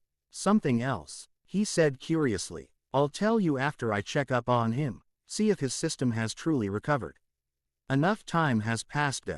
I'm confident I'll get a definitive reading. I promised, before waving my wand over Bran's body. A few moments of information absorption later, and I nodded in satisfaction. Perfectly fine, even more than fine, I noted. Perhaps my lightning had the same effect on him that it did on me, namely, it fixed most of the flaws it had detected in my system, which included my eyesight, among other things. Well, all the better for him. Really, all that's left is for him to wake up, I said, noticing something odd about his eyes. Lord Stark. Yes, Harry, the man said. How long have his eyes been moving like that? I asked curiously. I believe the moment since he came here. Ned replied, a bit uneasily. I hadn't noticed. Vivid dreams for hours. That certainly wasn't normal. I placed my hand on his head, and linked my energy with his own once more images of a three-eyed raven flying around in an empty Winterfell. An image of a huge heart tree surrounded by heavy snow, and legions of undead with their bright, blue eyes.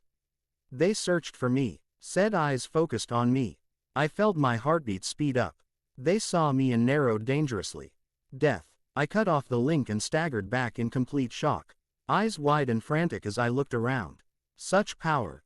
That single word had all but slammed into my being with the force of a freight train. I could still feel the aftershock even as I took a deep breath and clenched my trembling hands to make it stop. Harry. Lord Stark got to his feet. Are you all right? The boy, Bran. He had some kind of magical power within him. A form of divination. Whatever that was he saw. It was beyond the wall. And those eyes, again. They saw me, just through my link with Bran. How was it even possible? What were the limits to their power? Father. I spun to see Bran, wide awake and looking a bit disoriented. Before any more of us could speak, the Lady Catelyn let out a loud cry of joy and all but jumped on her son. Ned soon followed. What had just happened completely forgotten in favor of tending to his son. Bran's eyes focused, and he looked right at me for a few moments, engulfed by his parents, before nodding ever so slightly, as if to tell me that we would talk later. I nodded in assent. No sense in springing this on the parents. At least, not yet. It would need to be done in different circumstances. Right now, they would most likely be figuring out a way to deal with the current situation, namely, how to punish whoever had thrown him off the tower. To thank you, Harry. I was drawn back to reality. Lord Stark was talking to me. I'm sorry, I apologized, feeling a little stupid for not paying attention to the man's words. I'm still somewhat disoriented from that. What did you say? I said. Ned spoke again, giving an understanding look. How can we thank you? No need, I replied, before turning to Bran. Can you move your legs, then? He answered by lifting both his feet, moving them around wildly. Good, I said as his parents sighed in relief. Then, I sprung the question. Do you know who pushed you off of that tower, Bran?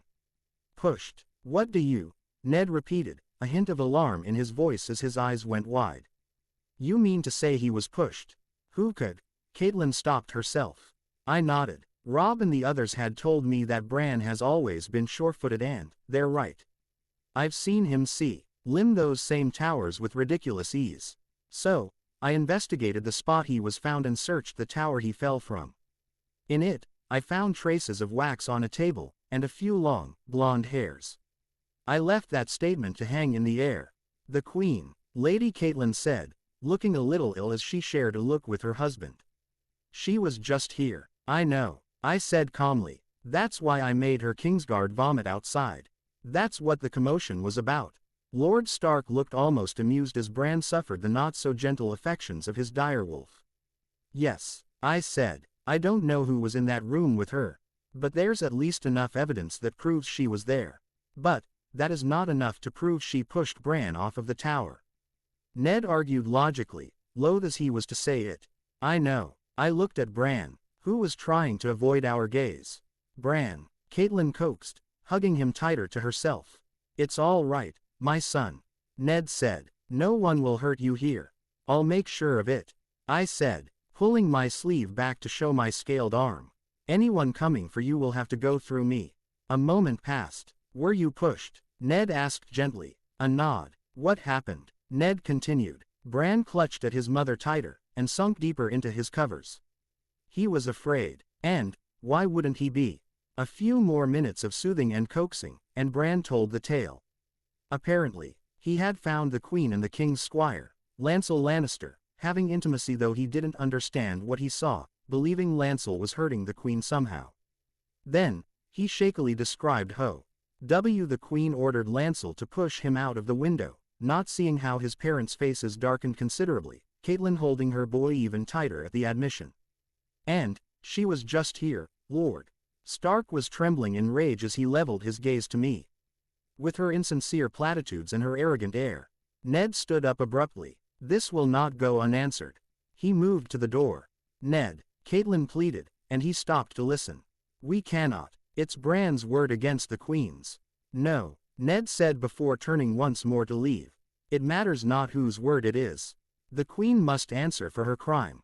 Lord Stark's right, I said in agreement, joining him. This is a deliberate attack on your family.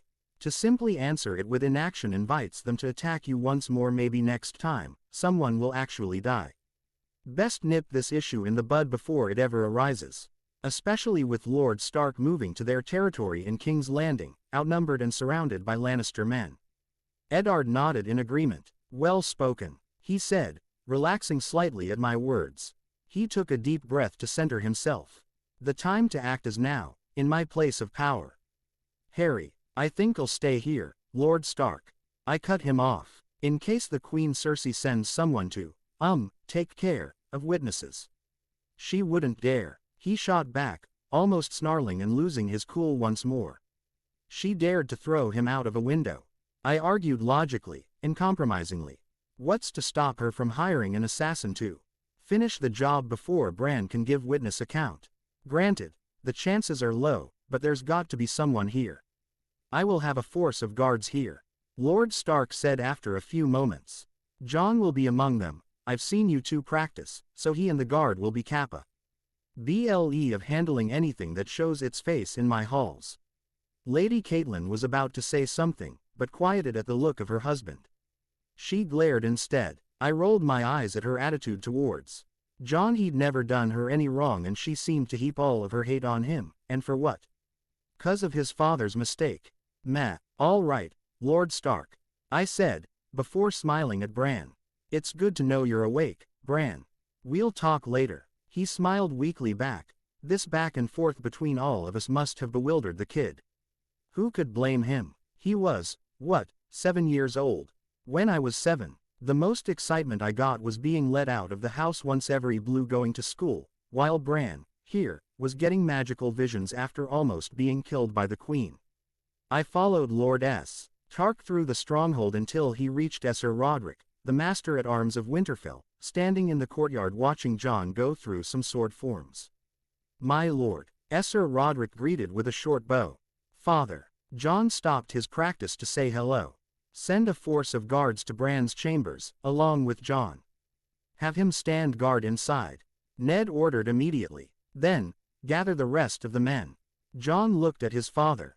Then at me, before understanding dawned on him. He must have thought I found something out, which I did. My lord, Roderick asked in confusion, looking at our grim faces. What has happened? Lord Stark leaned forward and whispered a few words to the man. His face shifted from happiness to shock, then finally, anger and grim determination. I will gather them, at once, he said seriously and moved like a possessed man, leaving the both of us alone in the courtyard. Jon followed him immediately. Now, what? I asked after a few seconds. We just confront the king. Indeed, Lord Eddard confirmed. Robert surely will not attack us, but there are many Lannister men among his own. I nodded. Can't be too careful. That why you asked me to come with you, Lord Ned? Yes, Eddard said, the side of his mouth quirking slightly at the way he was addressed. You've shown that you are far, far stronger than one of their most prized fighters. I nodded, trying not to let the praise get to me as Lord Stark's men began to muster. A few questions later, and we learned that the king was enjoying a meal at the Great Hall. We waited a few more minutes until enough men had gathered. Before Lord Stark went to action, he gave orders left and right, sending guards to the rest of his children, to man the defenses of the stronghold as well as stand guard anywhere of importance. He ordered the city on lockdown, and then led over 50 men to the Great Hall. The king's men outside of the hall numbered a paltry 5. Security must have grown lax, as they were in friendly territory. Their own mistake, I figured as I stepped forward. I'll take care of them. I said and added as Lord Stark opened his mouth. Without killing them, of course. A close of the mouth. And a nod was my answer from the Lord of Winterfell. It wasn't even a fight. I rushed the guards and chopped one in the back of the neck, injecting some of my lightning into his body. He twitched and fell bodily to the floor. A boneless heap. The one next to him, to my left, frantically tried to pull his sword out. He didn't see the palm strike that smashed against his chin and knocked him out cold. I turned to the other 3 guards. Their swords already drawn and waiting for me to make a move. I grinned toothily, lightning answering my call, energizing my body beyond its limitations before punching the right side one in the face, sending him reeling. The one in the middle shouted as he swung his great sword downward in an attempt to cleave me in two. Too slow, I taunted and sidestepped the clumsy swing, the man's sword slamming into the cobblestone, before uppercutting him with my elbow. His fellow guardsman watched as he fell to the floor, weakly moving to get up, before losing the battle for consciousness. His disorientation too much, I turned to the last standing guard. You want to join them? I asked simply, or do you want to stand aside? I would give my life for the K. That was as far as he got before I smashed my fist into his chin, as well, sending him to join his buddies in the realm of unconsciousness. Silence greeted me as I turned to Lord Stark and his men. Did you see that? One whispered. He took on those men, unarmed. Another said, he did not even look like he broke a sweat. A third added, no wonder he beat the Kingslayer so easily. With speed like that, Lord Stark got over his own personal shock, before barking out more orders, tearing through the excited muttering with his cold voice. Guard this place, Eddard said simply. I wish to have words with our king. As you command, Lord Stark. The captain of the guards, a man by the name of Jory, said, before barking out orders of his own to the men. They spread out. Harry, Ned said simply, before entering the great hall. I followed him inside. There weren't many people there. Among them, I saw Jaime and Tyrion sitting at a table, exchanging quiet conversation. The king was at another table, eating like the fat whale he had become, while another Kingsguard stood behind him. I hadn't seen this one before. He was old, much older than I'd thought a Kingsguard would be. Standing over his king in his white enameled armor, wearing that white cloak, with white hair and blue eyes, he looked tall and strong, despite his age. Barristan Selmy, Balthazar supplied to my thoughts. Said to be even more skilled than the Kingsguard, Jaime. When the hell did Balthazar get the time to know this kind of information? Aside from that, there were a few guards, here and there, half HEA. RTEDLY standing guard as they watched the rest of the people eat their meals in peace. Ned, Fat King Robert finally noticed our approach as he drank from a goblet, some of the wine escaping and getting all over his beard. Come, sit down. Quote, I cannot, Your Grace. Ned said stiffly as we stood in front of the table. You shouldn't be so damn formal, all the time. King Robert chided playfully, not noticing the sudden shift in the mood. I'm afraid there is a matter of grave importance, Your Grace. Ned looked like he was visibly restraining himself from smacking his friend in the face. What is it, then? He looked irritated at the interruption of his meal, leveling an annoyed glare at Eddard, who stared back icily. Well, the king said after a few seconds. Out with it. So Ned told him of how Bran's woken up saying that Cersei had him thrown off of the tower by ordering his squire Lancel Lannister who'd been caught fucking her to push the poor boy. The king didn't answer, merely giving everyone an unreadable look. Preposterous, Jaime said immediately, standing up at the accusation. It's all true, I said, getting everyone's attention. I went to the room in question. I found many long, golden hairs on a spot on the floor that had been cleaned of dirt while the rest of the room was kept filthy. On the table, I found residual wax from a candle. On the floor, there were stains of a questionable nature. And the smell, well, a room in an abandoned tower can be used for many things, including acts of a more intimate nature. There was silence for a few seconds. It could have been anyone. Jaime argued, a strange look on his face. Sure, it seemed protective, but also betrayed. I ignored the sick feeling welling up in my stomach, and continued to speak. Who among the many here, Lord Tyrion? I addressed the diminutive man, who hadn't said a word yet. Has long locks of golden hair. Tyrion stayed quiet for a long moment, looking conflicted. Well, I pushed the issue, waving my wand surreptitiously while everyone's gaze focused on the half-man. My sister. The words came out of the dwarf's mouth. I'd thought a man of his willpower would resist the compulsion. Perhaps he did not wish to resist. Erebus whispered to me quietly. Everyone seemed to hold him in very low regard despite his noble birth. It made sense, I thought as I saw Jaime look at his brother in resignation. And a bit of anger. King Robert hadn't said a single word, so far. Your Grace, Ned urged against. There must be a trial. Here, and now. I accuse the Queen Cersei Lannister and your Squire Lancel Lannister of willfully conspiring to murdering my son, Brandon Stark. Ned, the king started, looking weary. No, my son was almost killed.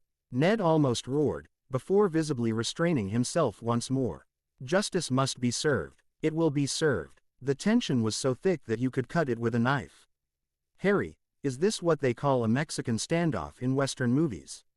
Balthazar thought to me. What is a Mexican? Erebus asked curiously. I stifled a groan. Maybe it would have been better if I were stranded here, alone.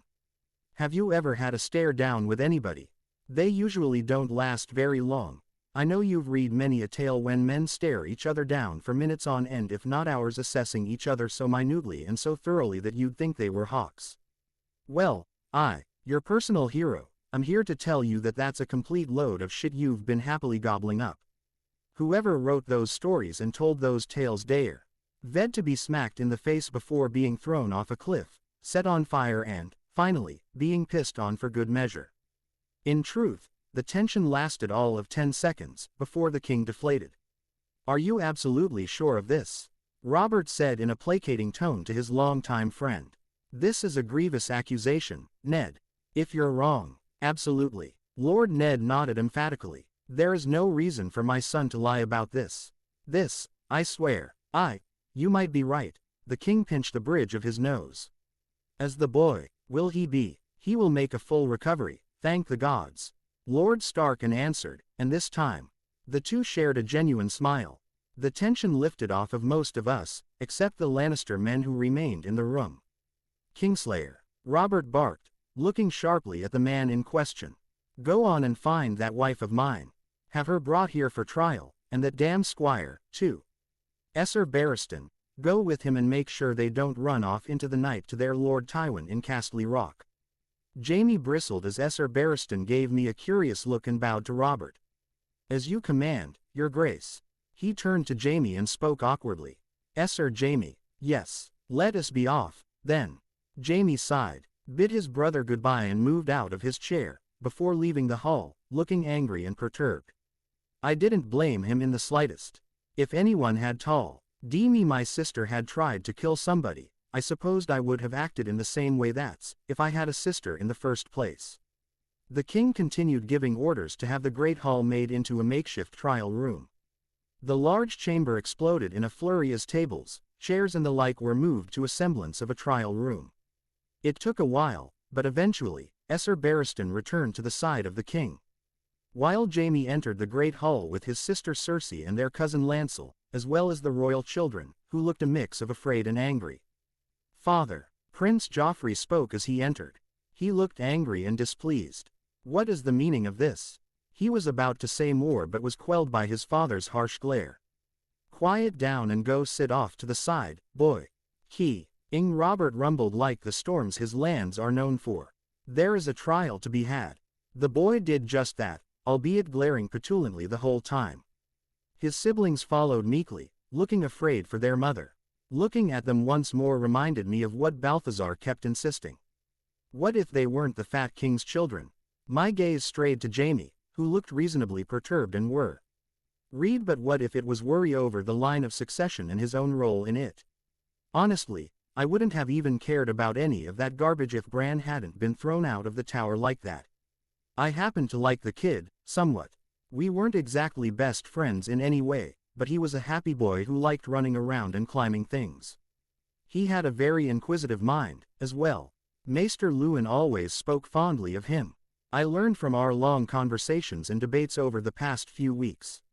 The fact that the queen would be willing to hurt someone like that disgusted me. It seemed that, no matter how many times I tried to avoid it, I always found myself standing against those who would do wrong unto others. I shivered, thinking about Bran's wounds again, the severity of them. If I wasn't there to heal his nerve damage, he would have been paralyzed from the waist down for the rest of his days. In a society like this, he'd have been considered a joke by all of his peers. If not laughed at, he would have been pitied otherwise. The best example of this was the dwarf Lannister, Tyrion. I noticed all of the dirty looks he kept getting, and for what? Because he was born with a height deficiency. The man was charming, if a little crass, vulgar, and an accomplished hedonist, but could anyone blame him for trying to get away from all of the snide remarks he must often get by doing such acts? I watched as Cersei and her cousin Lancel were led to 2 chairs to the right side of the high table, and made to sit in it. Her face was impassive, her eyes haughty and cold, just as they always are. While Lancel looked around frantically, like a cornered mouse. I can sense their fear. Erebus almost purred in my thoughts. The queen is akin to a deer face to face against a pack of ravenous wolves, or a lioness against dire wolves. The symbolism was quite interesting, come to think of it. I will be the judge in this matter, Robert said, taking a seat at the high table, before eyeing Ned, as if expecting him to protest. The only judge, so long as you consider the evidence fairly, Your Grace. Eddard didn't dispute his claim. I know you will be just and thorough. That seemed to appease the man, as he ordered the people who had gathered after Queen Cersei's entrance to sit down. All complied. All was quiet as the king muttered a few words under his breath, babbly curse words showcasing his annoyed reluctance with this whole thing before he began the impromptu trial. I, King Robert of House Baratheon, first of his name, King of the Andals and the First Men, Lord of the 7 Kingdoms and Protector of the Realm, do hereby call this court in session. Cersei, of the houses Baratheon and Lannister. Robert said, Queen of the 7 Kingdoms. Lancel, of the House Lannister. Squire to the King, you stand accused by the Lord Paramount of the North, Eddard Stark, of conspiring to murder his son, Brandon Stark, by throwing him out of a window high up an abandoned tower. A series of gasps and exclamations were heard, but the people were quieted down immediately by the glare from their king. I looked at Lancel, for a moment. The boy was damn near shitting his pants. A stark contrast to the queen, who looked as impassive as ever. I felt a little bad for the guy.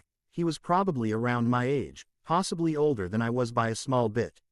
Still, he brought this on himself. Did you attempt to kill Brandon Stark? King Robert asked. No, Cersei said calmly, while Lancel had said it shakily.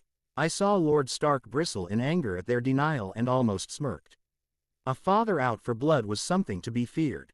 I knew he would do his best to see that Cersei got what she deserved. She had been the reason his son had been in such pain. Robert merely nodded, before speaking once more. The crown calls its first witness, Harry of House Potter. Heads turned to me as I made my way to the chair on the left side of the high table. The whispers quieted down as I took my seat. You are Harry, of House Potter. Correct, Robert asked as a scribe wrote down the words. The king might be a whoring fat piece of shit, but at least he observed the laws properly. It was good to have records of things, just in case someone would doubt the true nature of these proceedings. It was true that these records could be altered, later on, but it's the thought that counts. Plus, with so many witnesses here, it would be hard to match the fake written accounts to what had actually occurred if someone tried to alter them, in the first place. Yes, I answered. Describe the manner in which you learned of these events. Robert ordered. I complied. I will admit that I have not known Bran for long, I said with a nod. But, over the past few weeks, I have watched him climb those towers with an ease that would make most men green with envy. He was sure-footed, I said strongly with as much certainty as I could muster, and had been scaling those to time, according to the many people who reside at Winterfell. I nodded at the people in question. So, the fact that he fell at all was strange to me, I said, deciding to leave Robb and the others out of it. The fact that this happened in the night time, even more so. Why would a small child be climbing an old, abandoned tower in the middle of the night? While it occurred to me that he simply might have been seeking adventure, I believed it merited at least a quick look around. If no foul play had occurred, then so be it. I allowed. I went in the abandoned tower, myself, and went up the St. Airs in search of anything that could reveal anything on the matter. I ended up in a room which looked to have been used recently. I said, continuing to weave the tale. There was a small area that was bereft of any dust, while the rest of the room was quite filthy. This meant that someone had been there very recently. On a nearby table, I could feel dried up candle wax, the remnant of a lit candle. And I stopped for a moment, not sure how to broach the subject. Or, at least, I pretended I wasn't sure, to gain the maximum effect on what I was about to reveal. That farce of a trial before my 5th year at Hogwarts had made this kind of thing easy for me. Playing to the crowd, that is. Go on, then. King Robert broke decorum. Speak. There was a smell, Your Grace. I said. The room reeked of actions of an intimate nature. Lies. Lancel finally shouted as the great hall erupted in whispers. Silence. King Robert stood and thundered. You will only speak when allowed to. He stared down the boy, who wilted under his gaze, before nodding in satisfaction and sitting back down on his chair, before nodding to me. Continue. The smell was that of intimacy, Your Grace. I restated loudly, and, if that didn't convince me, I saw the remnants of his seed, on the stone floor. More whispers. And how exactly would you know what that is, Harry of House Potter? The king challenged over the sounds of the others. I'm a man grown, Your Grace. I said simply, mouth quirking slightly. And I've been with my fair share of women. Fair enough, you do not need to continue your explanation. Robert said, not acknowledging my joking manner. But that does not place them on the scene of the alleged crime. How is it that you're sure that the Queen and my squire have done this horrible deed? I found long, golden locks of hair on the floor, Your Grace. I said strongly, the only woman with hair that long as the Queen. Later, Bran, himself, named the Queen Cersei and Lancel Lannister as the ones who pushed him. Quote, at the mention of the boy, Robert's face took on a grimace. He looked at his wife with a strange expression. I much doubted that he cared about her frolicking around with other men. But he definitely had a problem with her trying to kill his best friend's son. Very well, then, Robert said gravely, doing a good show of hiding the anger on his face. Your words have been noted and will be taken into consideration, Harry of House Potter. You may resume your former seat in these proceedings. Thank you, Your Grace. I said formally before doing just that. The crown calls for Lord Stark, as his son Brandon Stark is injured, and still in recovery, Robert said, the scratches of the scribe furious. And quick. Eddard stood up, straight-backed and proud, and moved to the witness seat. You are Lord Eddard Stark, correct? The king asked unnecessarily. I am. Ned confirmed unnecessarily. Your son Brandon has awoken. Robert asked. Indeed. Ned answered gravely, though with some happiness. And he has had much to say. A long, heavy moment passed. Proceed, then. My son had been injured. My lady wife has been by his side, beside herself with worry. Ned spoke gravely and with a hint of sorrow. The Maester Luwin had said that he might not live through the day, but Brandon fought long and hard, clinging to his very life and won. When he woke, he told me what had happened to put him in that position. He was climbing, as he always did, and happened upon a sight which he did not understand. He was afraid to even speak of it, but I assured him that no harm would come to him. Eddard spoke, before shaking his head in disgust at the woman who caused the boy's suffering. Bran did not understand what he saw. He reached the window and saw the Queen Cersei Baratheon, on her back, while the squire Lancel Lannister was on top of her. They were engaged in intimate relations. There were gasps of shock again. I guessed that, if the Honorable Lord Stark was saying it, it was as good as the truth. Bran did not understand this. He believed the squire was hurting the queen who then ordered her squire to push him out of the window, to an almost certain doom. Ned finished heavily, glaring at Cersei at the end. She was still as impassive as ever, it seemed. The king's squire, Lancel, on the other hand, was shaking like a leaf in a storm, and with good reason. Things were not looking well for the unfortunate boy. The whispered strengthened once again before Robert banged his hand against the table. Do you have anything more to add, Lord Stark? Robert asked. It was strange to see, really. You would think the king would fight for his queen's innocence, but he was just letting this entire trial go off without a hitch. Maybe he is eager to get rid of her. Erebus suggested logically. She does seem like a bit of a cunt. Balthazar added. I could only nod in agreement. No, Your Grace. I only hope that my son will receive the justice he so deserves. Ned said. Many of the assembled crowd nodded, with the exception of the Lannister men. It made sense. If they agreed, it would be considered a betrayal to their house. Oathbreakers were executed in these lands. Then, you may resume your former seat, Robert said, and the Lord Paramount of the North complied. A moment of silence passed through everyone, before the king turned back to his squire and wife, an unreadable look in his eyes. I'll ask you again, Robert said. Do you deny your actions against Brandon Stark, or do you wish to confess your crimes? Aye, Lancel stammered, eyes wide with fear as he looked around frantically. I see that we will receive no justice here. Queen Cersei harshly cut the boy off before he could sentence them both to death. I demand a trial by combat.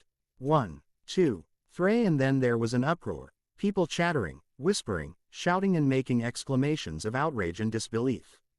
And, why wouldn't they, after a tale like that? You realize that the proof presented is undeniable, do you not?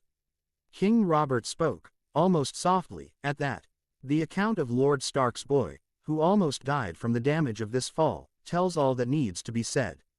Quote, I am the queen, she continued. It is my right to request it. This is true. You have the right, Robert conceded, pinching the bridge of his nose. Very well then. I, King Robert, first of his name, sentence you, Queen Cersei of houses Baratheon and Lannister, to trial by combat. He turned his gaze to Lancel. And you, boy, Robert thundered, you wish for a trial by combat of your own. Lancel whimpered for a few more moments before visibly composing himself. No, Your Grace, he said shakily. I wish to confess. People chattered excitedly before, re-quieting down when the king nodded for him to do so. The tale which Lord Stark spoke of is true, Lancel said shakily, but his voice strengthened with every word. All of it. The Queen Cersei and I were engaging in intimate relations, and the boy Bran caught us. The Queen ordered me to push him out of the window or there would be consequences.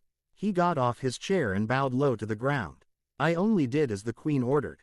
Your Grace, I am sorry, mercy. He kept apologizing over and over. Robert nodded. That's enough, boy. We'll deal with you later.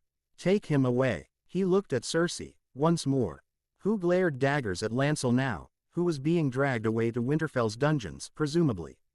Queen Cersei, you shall have a trial by CR attention. Who do you wish to choose, as champion? Cersei smiled as she looked right at me.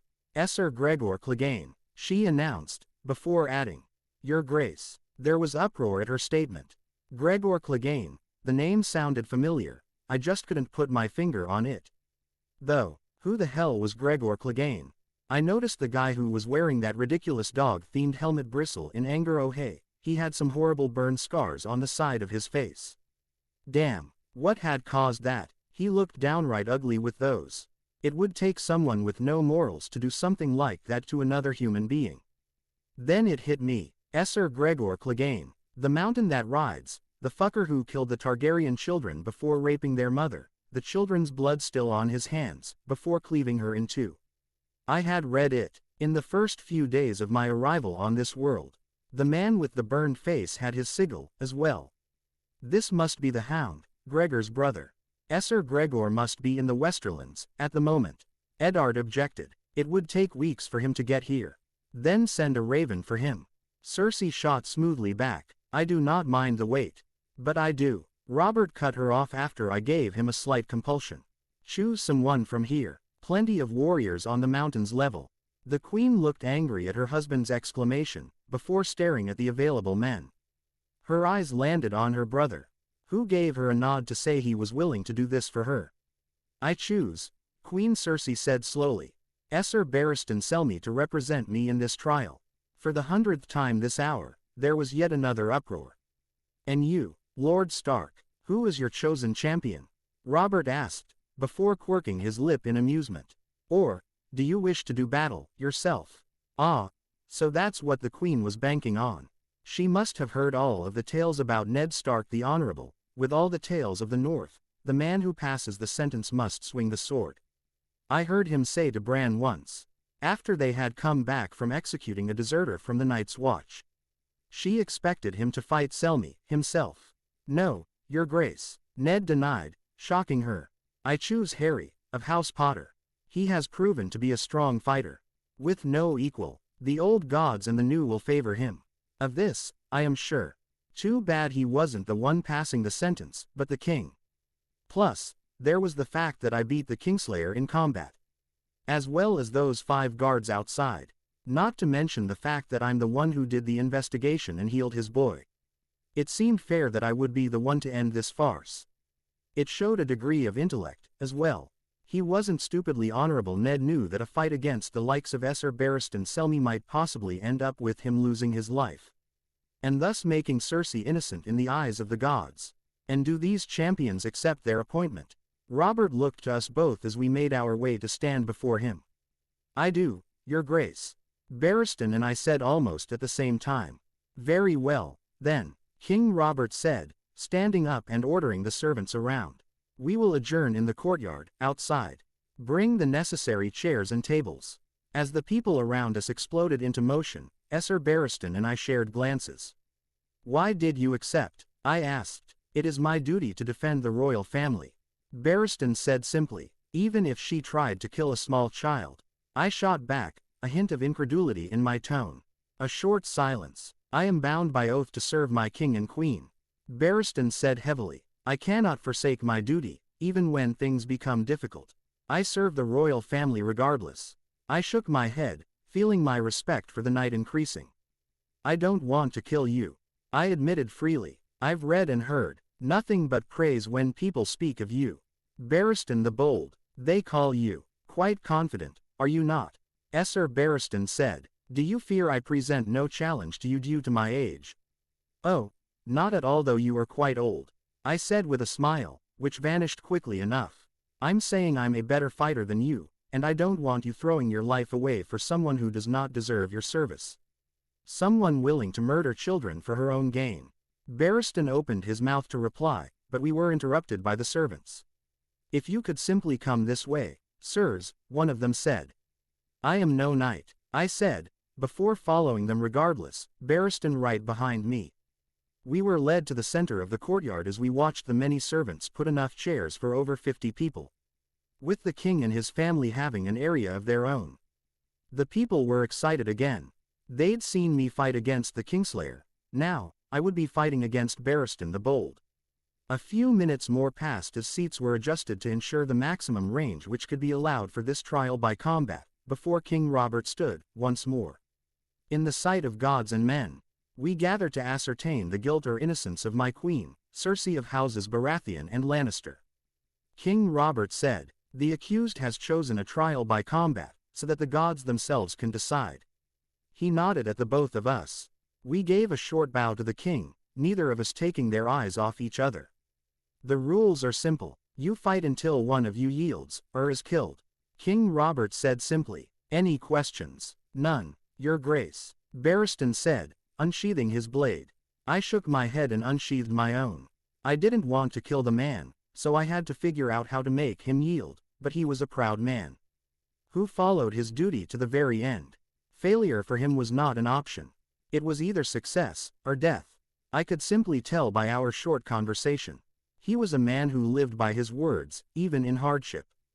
How the hell was I supposed to get him to surrender? Begin. We stood and assessed each other the way only a warrior knows how to do. You don't have to do this. I said slowly, almost pleadingly. Just give up. Barristan bristled at these words. I am a knight, he said vehemently. To give up now would dishonor all that I stand for. No, young Harry Potter. I shall die a knight. If need be. Ser Barristan sprang into action, crossing the distance between us in a few short instants and thrust his long sword at my heart. It was a strike which would have ended the fight quickly and efficiently if I were any other man. But the lightning had already begun coursing through my body, energizing me greatly, increasing my strength, speed and reflexes fivefold.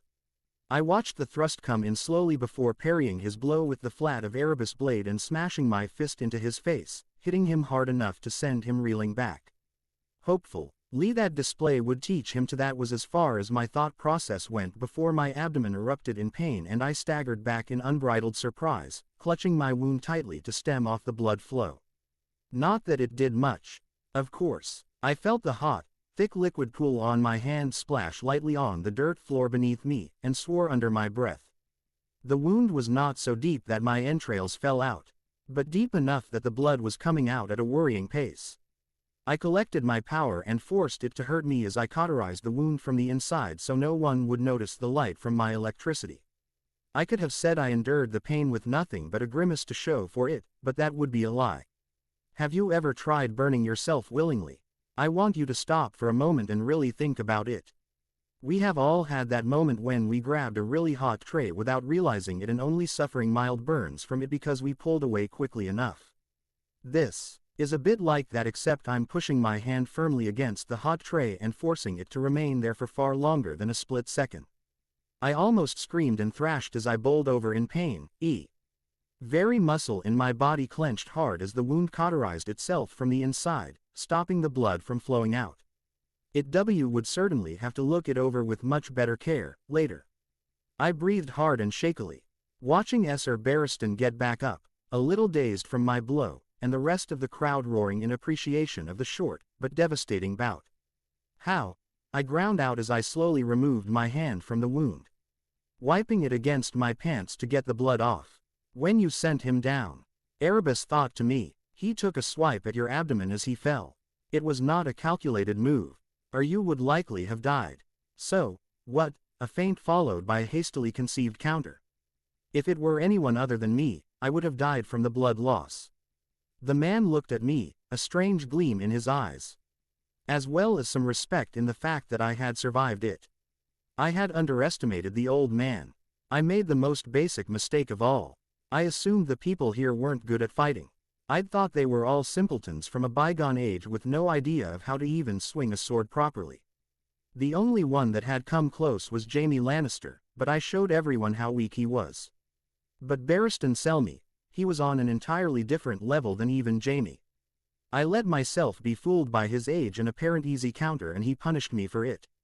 You still stand, the old man commented, impressed despite himself, as he circled my form, his sword held in a defensive stance. I took a sharp breath and mirrored his movements. I'm not that easy to put down. I spoke, my voice wavering slightly from the pain. My own fault anyway. I became overconfident. I knew that deadening my nerves would not do much for the wound. I couldn't use Erebus with my left arm anymore, so I grasped the handle with my right hand and brandished the dark weapon at the old knight. That's the only blow you'll ever land on me, I declared with a snarl, my fingers tightening around Erebus' handle. Selmy said nothing in return, gazing at me implacably, his blue eyes revealing nothing but his determination as he came at me once more, his sword all but dancing in a flurry of steel. His words sang in the air as I evaded each of his thrusts, swings, backswings, and feints, taking note of his fighting style and already deciphering his patterns of attack as I began to parry and block his strikes. He was surprised, having most likely expected me to have lost all of my strength and speed after a wound like that. Don't get me wrong, it hurt like hell to just move, but now the adrenaline was flowing, giving me the rush of energy I needed to ignore the pain and finish him off. Still, there was no reason to be reckless, hence me analyzing his skill set. His right hand diagonal swing would flow into a thrust, and then a horizontal swing from left to right, before he would back up. The telltale sign of him doing this was the very slight shifting of his feet at its start. When he feints, his feet don't move, even though he gives off the impression that he is moving.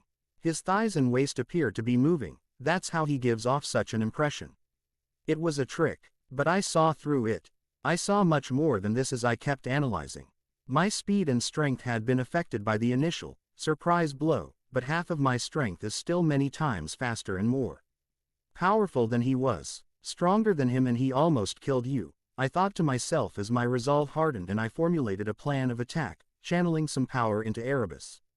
A swordsman's power was his sword, obviously, And the way to beat a swordsman, I moved forward, past his thrust and slashed at the base of his sword, Erebus cutting cleanly through the metal before I bodily tackled the man, sending him flying backwards. A heap of limbs and meat in a metal cage is to break his sword. He tried to move, only to find that he was incapable of getting back up. He clutched at his leg, grunting in pain as he struggled to get up in vain. He stopped struggling and moved his gaze to me, understanding what was about to happen to him as I approached him, my dark blade gleaming in the light. I stopped a few feet from him, and looked around. Everyone around us was watching the proceedings with bated breath. The Queen looked positively murderous. The King was impassive. Didn't he care about the fate of his wife? Ned Stark also possessed a look of stone, but I knew he was most likely satisfied on the inside but probably respected the old knight too much to want him dead. I gingerly rubbed at my stomach, the wound flaring in protest at my added pressure, making me grimace in pain. It was a good fight, Sir Barristan. I wished I could have fought you at your prime, I said as I took a few more steps forward, lifting my blade high into the air. Are you sure you do not wish to yield? I asked one final time, voice wavering. I will never yield. Come on, I coaxed. You've lost. Queen Cersei is proven guilty. I ignored the woman in question's angry struggling against her guards as I spoke. There is no reason for you to die. Not for her. I am old, lad. Barristan sounded weary, and in that one moment, I could see the feeling in his eyes. Eyes haunted by long years of misery, sadness, and endless fighting. I do not wish to perish of old age. I would die in battle if I can. And you still might, I said reassuringly, but not against me. No. I closed my eyes and pinched the bridge of my nose in frustration, wondering how I could get him to give this battle up. You could make him, Erebus suggested. Make him, I thought. Use it. The spell of control. The imperious curse. Erebus continued. My blood ran cold. Never. He used those spells. I would never fight like he does. Magic is magic, child. Erebus chided. It is the energy that surrounds us all. It can be used to kill, and it can be used to save lives. I remained quiet, gazing at the man, who was unyielding. Quote, your roar can atomize a man without any effort, Erebus said. A sword can be used to take a life, but it can also be used to defend it, as well. But, to take his free will like this. It's only 2 words, Erebus scoffed. I don't particularly care if you leave him living, or dead, but you seem to wish to keep him alive. I'm suggesting a viable option, here. As far as he'll know, he had a sudden wish to live and fight another day. It's not like you'll keep casting it on him. Erebus was right. Fuck me, but he was right. I sheathed Erebus, knelt down and extended my hand to Barristan, ignoring the gasps of shock around us. Sir Barristan himself looked shocked beyond words at the gesture of kindness. With my right hand, I grabbed hold of my wand, keeping it in my pants pocket and pointing it at him. Come, Imperio, I almost whispered. Kindness indeed. What would my parents think if they saw me, now? Say you yield, I said in low tones. And then grab my hand. He seemed to be struggling against the effects of the spell, which lent credence to what he was about to say. I yield, and then he grabbed my hand, to the deafening cheers of the crowd around us.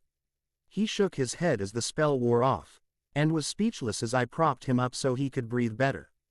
You'll be all right, Sir Barristan, I told the man as Maester Luwin came with a few men, who put him on a stretcher and carried him out. Maester Luwin will make sure of it. Aye. He seemed confused as the men took him away as the maester who was traveling with the king's court approached to see to my own injuries. I'll be fine. I waved him off, already siphoning my own bodily energy to heal up the burnt inside of my wounds. You must rest, the maester insisted, trying to grab my hand and led me elsewhere. I roughly shoved him off, and he tripped and fell on his ass.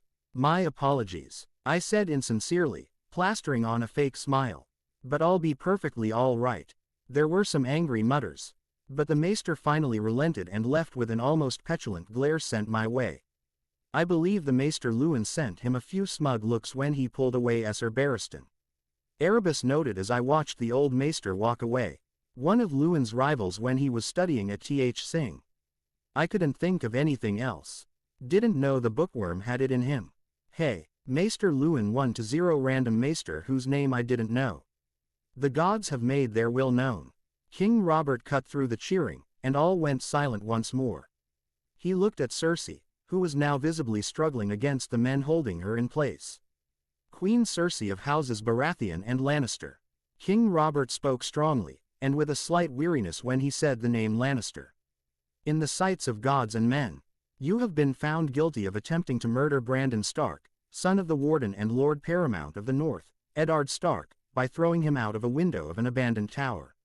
I, King Robert, the first of his name, King of the Andals and the First Men, Lord of the Seven Kingdoms and Protector of the Realm, will now declare your sentencing.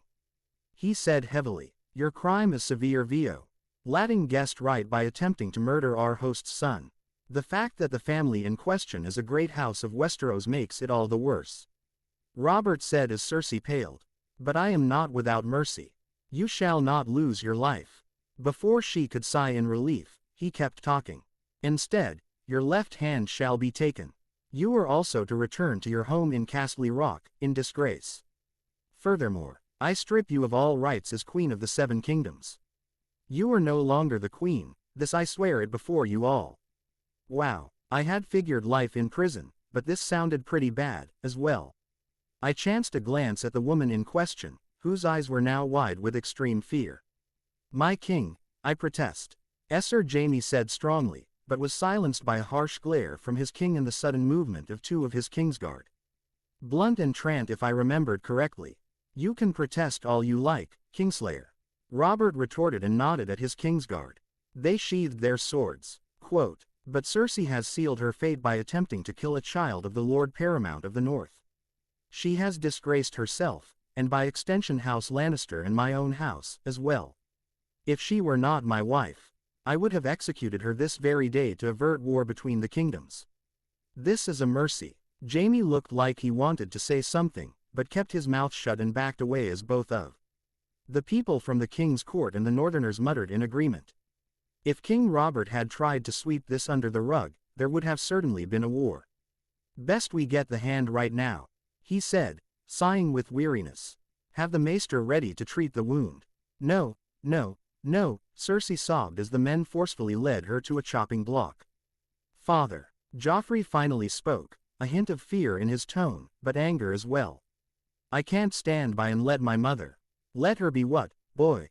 The king thundered as he rounded on him. Joffrey flinched and backed away, almost tripping on his own 2 feet. Justly punished for her crimes. You believe kings and queens are immune to the king's justice. It's the king's justice. Joffrey still argued. You, father, it's you who decides on these matters. Why bend to the will of these northerners? Half the people here bristled at the implied insult and disrespect to their lands and people. Robert moved a few steps forward and struck the blonde boy in the face with the back of his hand. You think a king and queen are above justice? Robert almost snarled as Joffrey wiped blood from his mouth. If that were true, then I should have let King Scab's son Rhaegar Targaryen escape with Lyanna Stark. I should have not rebelled against his tyranny when he killed Lord Eddard's elder brother Brandon and his father Lord Rickard. Foolish boy, you may go with your mother to Castle Rock when I'm done, here. What? He said in shock. But, I'm your heir. My place is with you in King's Landing, father. Not anymore, it's not. Robert declared in disgust, before moving to his wife, whose eyes had dimmed at that final blow against her son. She knelt on the floor, her hand held down firmly against the chopping block as another man held a long sword above her. Your brother Tommen shall be the heir to the Iron Throne. But that is a matter for another time. Robert nodded at the man with the long sword as Joffrey gaped like a fish. Do it quickly. I watched as the man lifted his sword high in the air, before bringing down hard, cleaving cleanly through Cersei Lannister's wrist as she cried out in unbridled agony, blood coming out in spurts as her heart kept pumping it out of her body. Justice. A few people muttered as the men led her away to be treated, Sir Jaime accompanying her until they were out of sight and the people began to scatter. There is still the matter of you. Robert stopped everyone from leaving as he turned to the person who had actually pushed Bran out of the tower. Lancel Lannister had his head down, ashamed and subservient. Yours is the lesser crime. Robert said loudly. Though you committed the act itself, you are but a boy following his queen's orders. So, I give you a choice. You may join the Night's Watch, or lose your right hand and go home in disgrace. Your choice, Lancel of House Lannister. I will go to the Wall, your grace. Lancel said after a moment, sounding relieved to be getting off so lightly. What is it, boy? The king asked. Speak up, your grace. He bowed his head even lower. May I send a letter to my family? To inform them of my fate? Of course, King Robert said, nodding at two of the men. Take him to the Ravens, so he can write his letter, and then place him in a prison cell until it is time for him to go to the Wall. As you command, your grace. One said, and they led the boy out of the courtyard when upon everyone was allowed to resume their daily activities. Most of the guards of Winterfell went back to their barracks for some well-needed rest, with some remaining at their assigned posts for the day. Blacksmiths, bakers, cooks and servants also resumed their services. The maester tried to get me to seek some medical attention once more, but I denied him again. Ser Barristan got you good, Potter. The king said, moving away from Ned Stark to address me. He gave me an unreadable look. Quite the odd thing you did, sparing his life in a duel to the death. Some would say it is the action of man without a backbone. He was testing me. There was no justice in killing Ser Barristan, your grace. I said reasonably. He's a good man, an honorable man who was forced into this fight because of his vows. I don't blame him for it, not at all. I certainly wouldn't wish death on him, either. That seemed to strike a chord with the king. Seemed I passed the test. Lad, the king said, smiling. I completely understand that, your grace. I asked for him to clarify. Ser Barristan was Kingsguard to my predecessor, the Mad King. Robert said, getting more excited with every word he said. We did battle at the Trident, you see. By the gods, that was a battle. I was strong, then, raining blow after blow on that vile prince, Rhaegar. Before burying my war hammer in his chest, I hit him so hard the rubies on his armor broke free, flinging them into the stream. They call it the Ruby Ford now. I stayed silent, listening to the older man's tale. I had sustained a few wounds in the battle, but there was another who required more aid than I. Robert said, giving me a meaningful look. Ser Barristan. I answered his unspoken question. Lad, King Robert said approvingly. Lord Bolton had counseled that Ser Barristan's throat be cut, but I called on my own maester to attend to the knight. He was an honorable man. I had known him for a long time even before I took the throne, and did not feel he deserved to be killed. After I had taken King's Landing, I accepted Ser Barristan into my own Kingsguard. I nodded, seeing the similarities in the stories. I see the similarities, your grace. I said, grimacing slightly. Though, may I be excused to speak to Lord Stark and then see to my injuries? Of course, of course. Off you go, he said. Dismiss, he rounded on his son Joffrey. Now, what to do with you? I stopped listening after Robert dragged the boy away by the ear. I spun around and walked to Lord Stark, who looked at me with a small smile on his face, though it faded quickly. Lord Ned, I said, giving a short bow of the head. Harry, Eddard said, still amused at the way I was addressing him, but also happy of the results of the trial. I would like to thank you for your aid. You have done me and all of House Stark a great service. It's no problem. Bran is a good boy, he deserves better. I waved it off but winced as the wound flared once more. Ser Barristan is a good fighter. If I hadn't taken the time to analyze the way he fought, he might have landed another slash like T.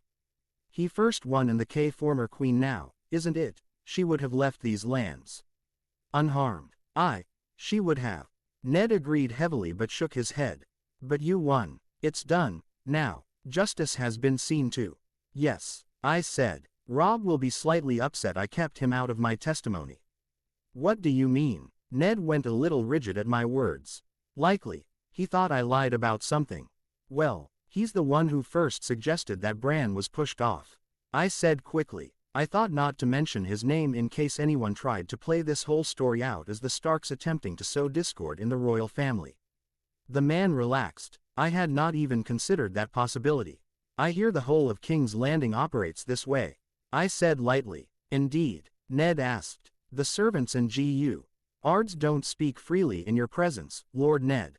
I said, unnecessarily. But I'm no one special to them, so they end up talking.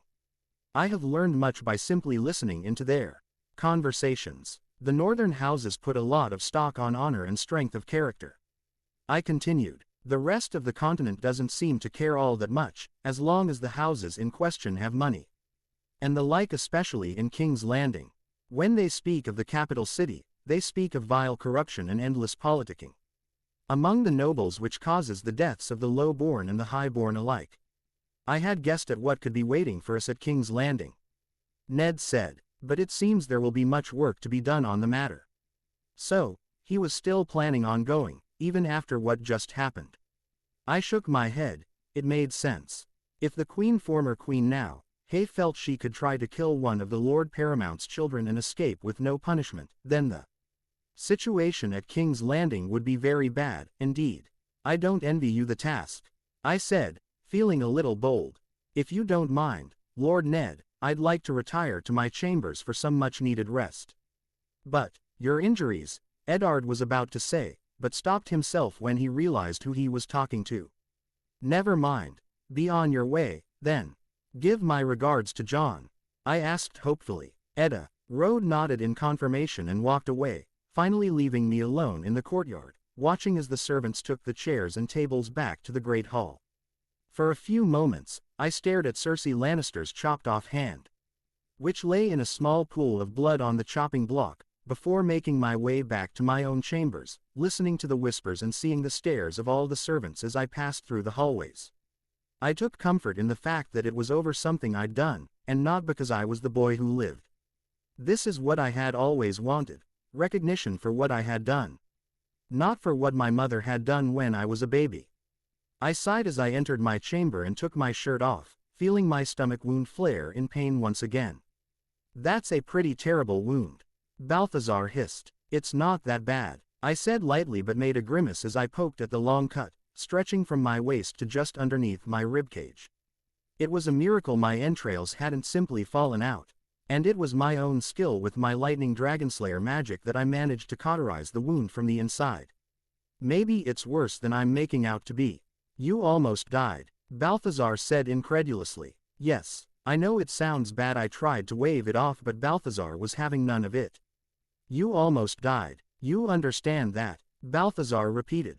PFF'd. I've almost died many times in the past, I retorted. I've had basilisk venom in my blood.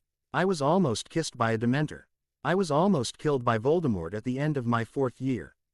I've fought against an army of wizards at Azkaban, and I've beaten many demons, including Erebus here, at Temmin Negru. I'm not bothered by death. It'll come for us all, eventually. What did bother me, however, was that I almost died due to my own recklessness. I said to appease the snake. I became arrogant, overconfident in my abilities, and Esser Barristan showed me the error of my ways with a single swing of his sword. It was a humbling moment. You don't need to add to it. Balthazar didn't reply as I sat down on the bed and pulled a small disc-shaped container, filled with as much murtlap essence as I could fit into it, and the disc had Dumbledore's undetectable extension charm woven into it. There was enough essence in there to last me until my last days.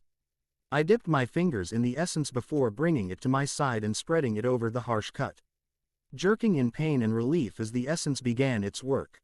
My body relaxed as I watched the murtlap essence do its work, my flesh knitting itself back together until there was nothing but a long scar in place of the wound, the flaring of the wound losing all of its intensity in a few instants.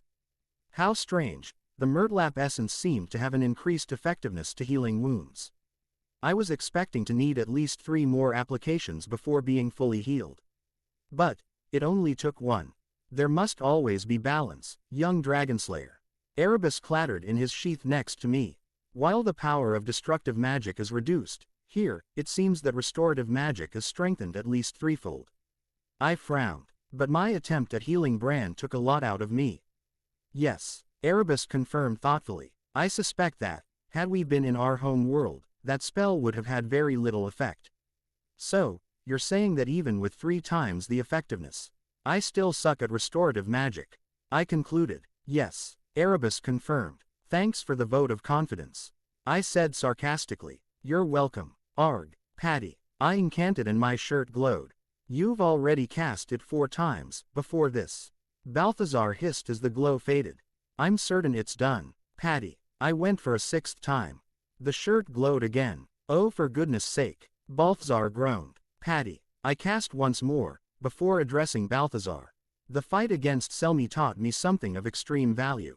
And what would that be? Balthazar replied sarcastically. I need to be prepared. I said. His sword would not have done any damage if my shirt was affected by the unbreakable charm. Yes, I understand that. But why did you have to cast it 7 times on every article of clothing you possess? Balthazar asked patiently. 7 is a powerful number possessing magical properties. I said uncertainly, before shrugging. Hermione always said so. It could nt hurt to cast it that many times on each piece. I don't see what the huge deal is, anyway.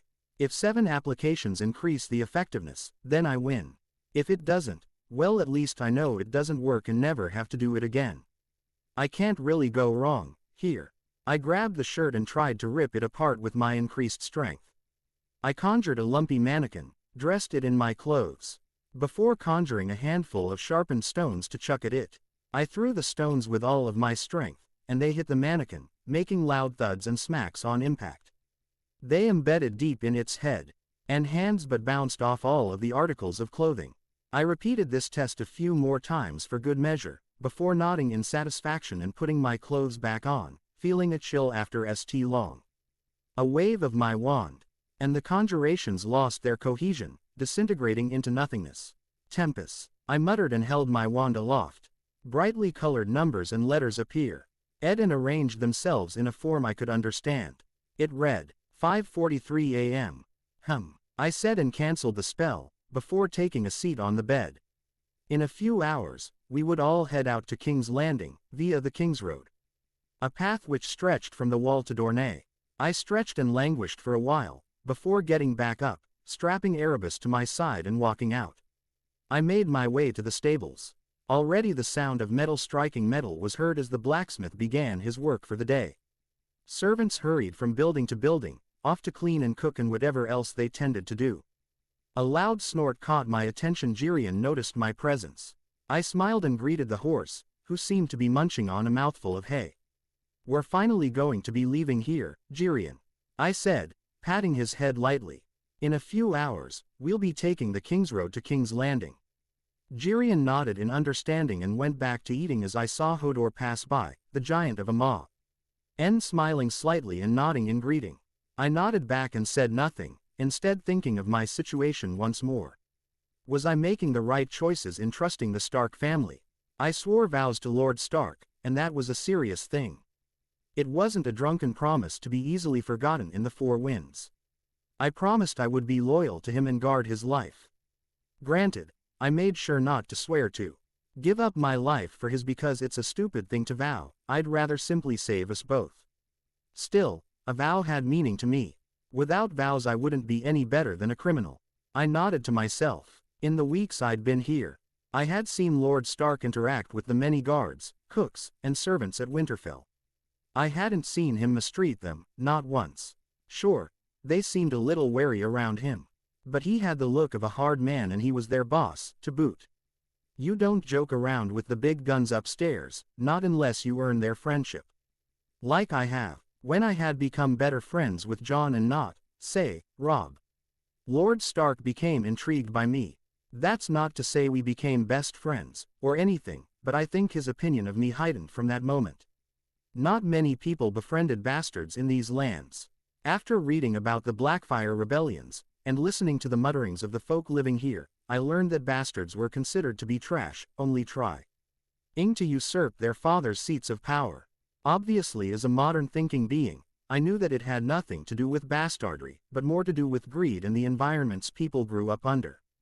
Jon was a nice guy who was depressed a lot of the time and with good reason. He has no mother figure, his father is scared to treat him like a son because of his wife. His brothers and sisters do acknowledge him somewhat, but they don't really understand his plight, either. Would he betray the Starks? Never. Why? Because he loved his father and his siblings. Simple as that. That's why I stayed friends with him. I would even go as far as to say Jon was a close friend of mine, now. Lord Stark's opinion of me changed once more when I healed his son's life with magic. At first he had wanted to throttle me for hurting his son. But when he saw the boy's healed legs which were still able to function normally, he quickly changed his tune. Add to that, the fact that I aided him in his quest to get justice for his boy only cemented the man's opinion of me. He even started to let me call him Ned rather, Lord Ned. I shook my head slightly. Was I getting too attached to this family? So what if you're getting attached? Balthazar cut through my thoughts. We're all alone, out here. We need friends. We need someone we can go to when there's trouble. We can't be on our own, forever. Balthazar was right, as always. But, if we find a way home, I hissed back weakly. Won't we just be wasting our time? I don't want to have to choose between my new friends and my old ones. We'll make that decisio. And when we come to it if we ever come to it. Balthazar said placating. That's no excuse to stay on our own. At the very least, a task like this would take years upon years. Are you supposed to go live the rest of your days in the woods? True, I replied. And besides, you could do a whole lot worse than the Starks. Balthazar said. For a pack of uncivilized dogs with no bathrooms, the Starks seem like they're the best of the lot. I nodded, agreeing with that statement. Whenever I doubted my choice to join up with the Starks, all I had to do was look at what the Lannister family had done to Bran. Hell, their demeanor in general. The cunt queen, who was probably still moaning under the maester's care that came out wrong, was the best example of how the Southerners acted. It's rather simple. The day I first saw her, she stepped out of her carriage, looking outright disgusted with anything and everything. She treated her servants like they were things hell. She even ignored her two younger children. Where the Starks were kind and polite, she was cruel and dismissive. And this was the queen of all the 7 kingdoms, so all the southern ladies would emulate her behavior to some degree. That's how these things worked. Harry, I heard John's voice drag me out of my deep thought.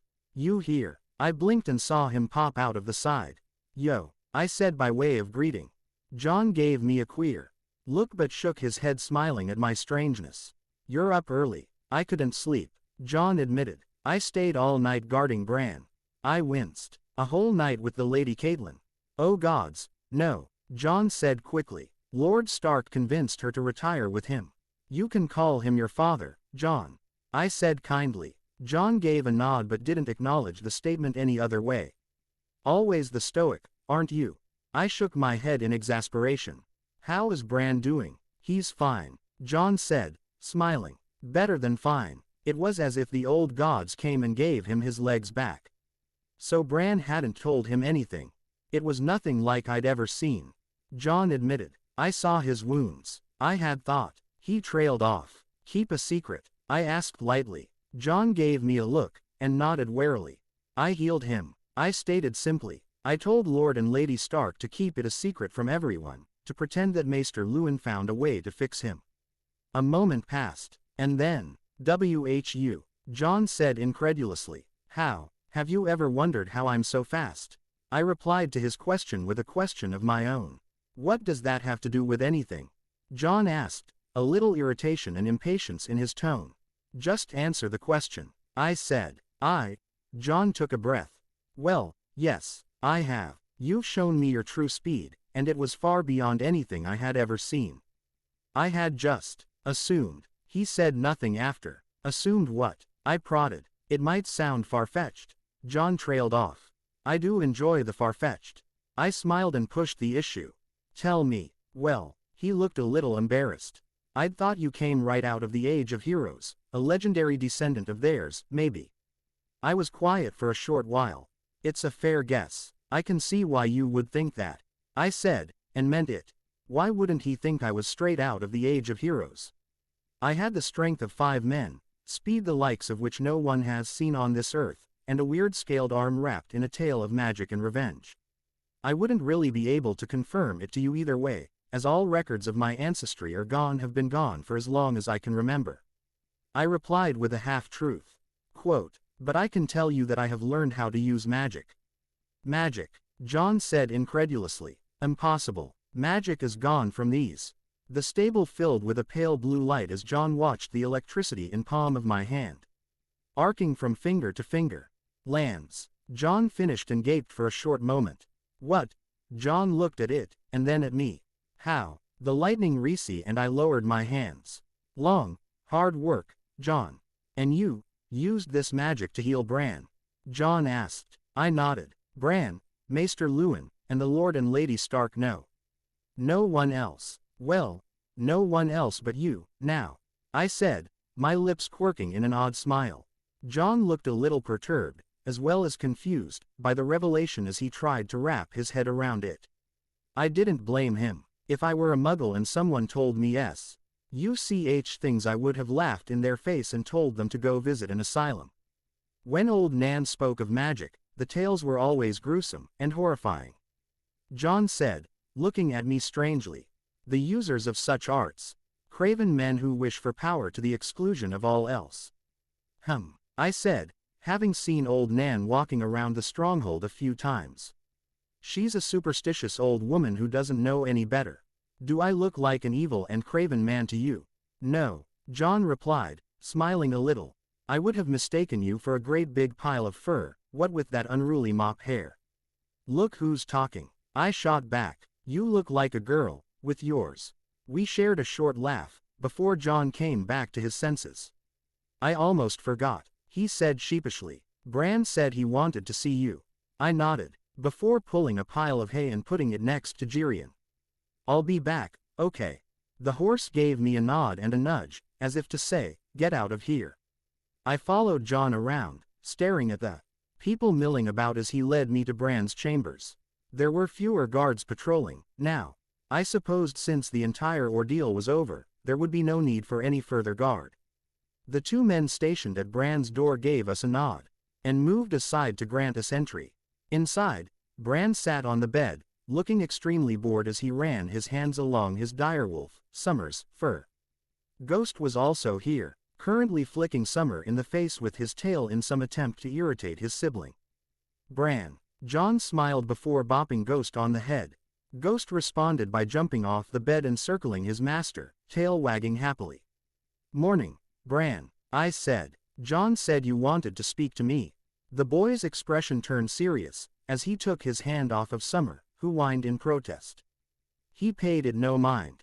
You saw it, too. Didn't you? Bran asked softly as I sat by the bed. I could feel you with me, in my dreams. Yes, I said. I linked my magic with yours for a few short moments. Jon shifted at the revelation but kept quiet. My magic. Bran closed his eyes. Your magic. It's hard to believe. You're still young. I said. I'm sure you'll grow into your gifts. I feel stronger than I ever have before. Bran admitted. You're doing. Yes, I confirmed. I didn't consider the possibility of it. I was simply trying to get your legs working again. Unintentional. Then, Bran murmured. But welcome, nonetheless. We have to talk about what you and I saw. I said. Bran nodded. I want to believe it's a nightmare conjured up from old Nan's tales, but you saw it, as well. You know it's coming south.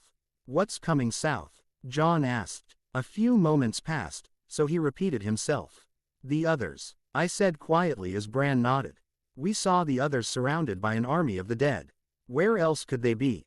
Aside from north of the wall. The others, Jon blurted. Impossible. Those are just old Nans. He stopped himself and looked at me. A few more seconds passed as Jon deflated. Just your old Nan's tales of magic and heroes. I finished for him. I'm actual proof of their validity. The others are coming. When? I don't know. How? I don't know. But, they're coming. We should the Night's Watch must know. Jon said strongly. You think they'll believe the word of 3 children?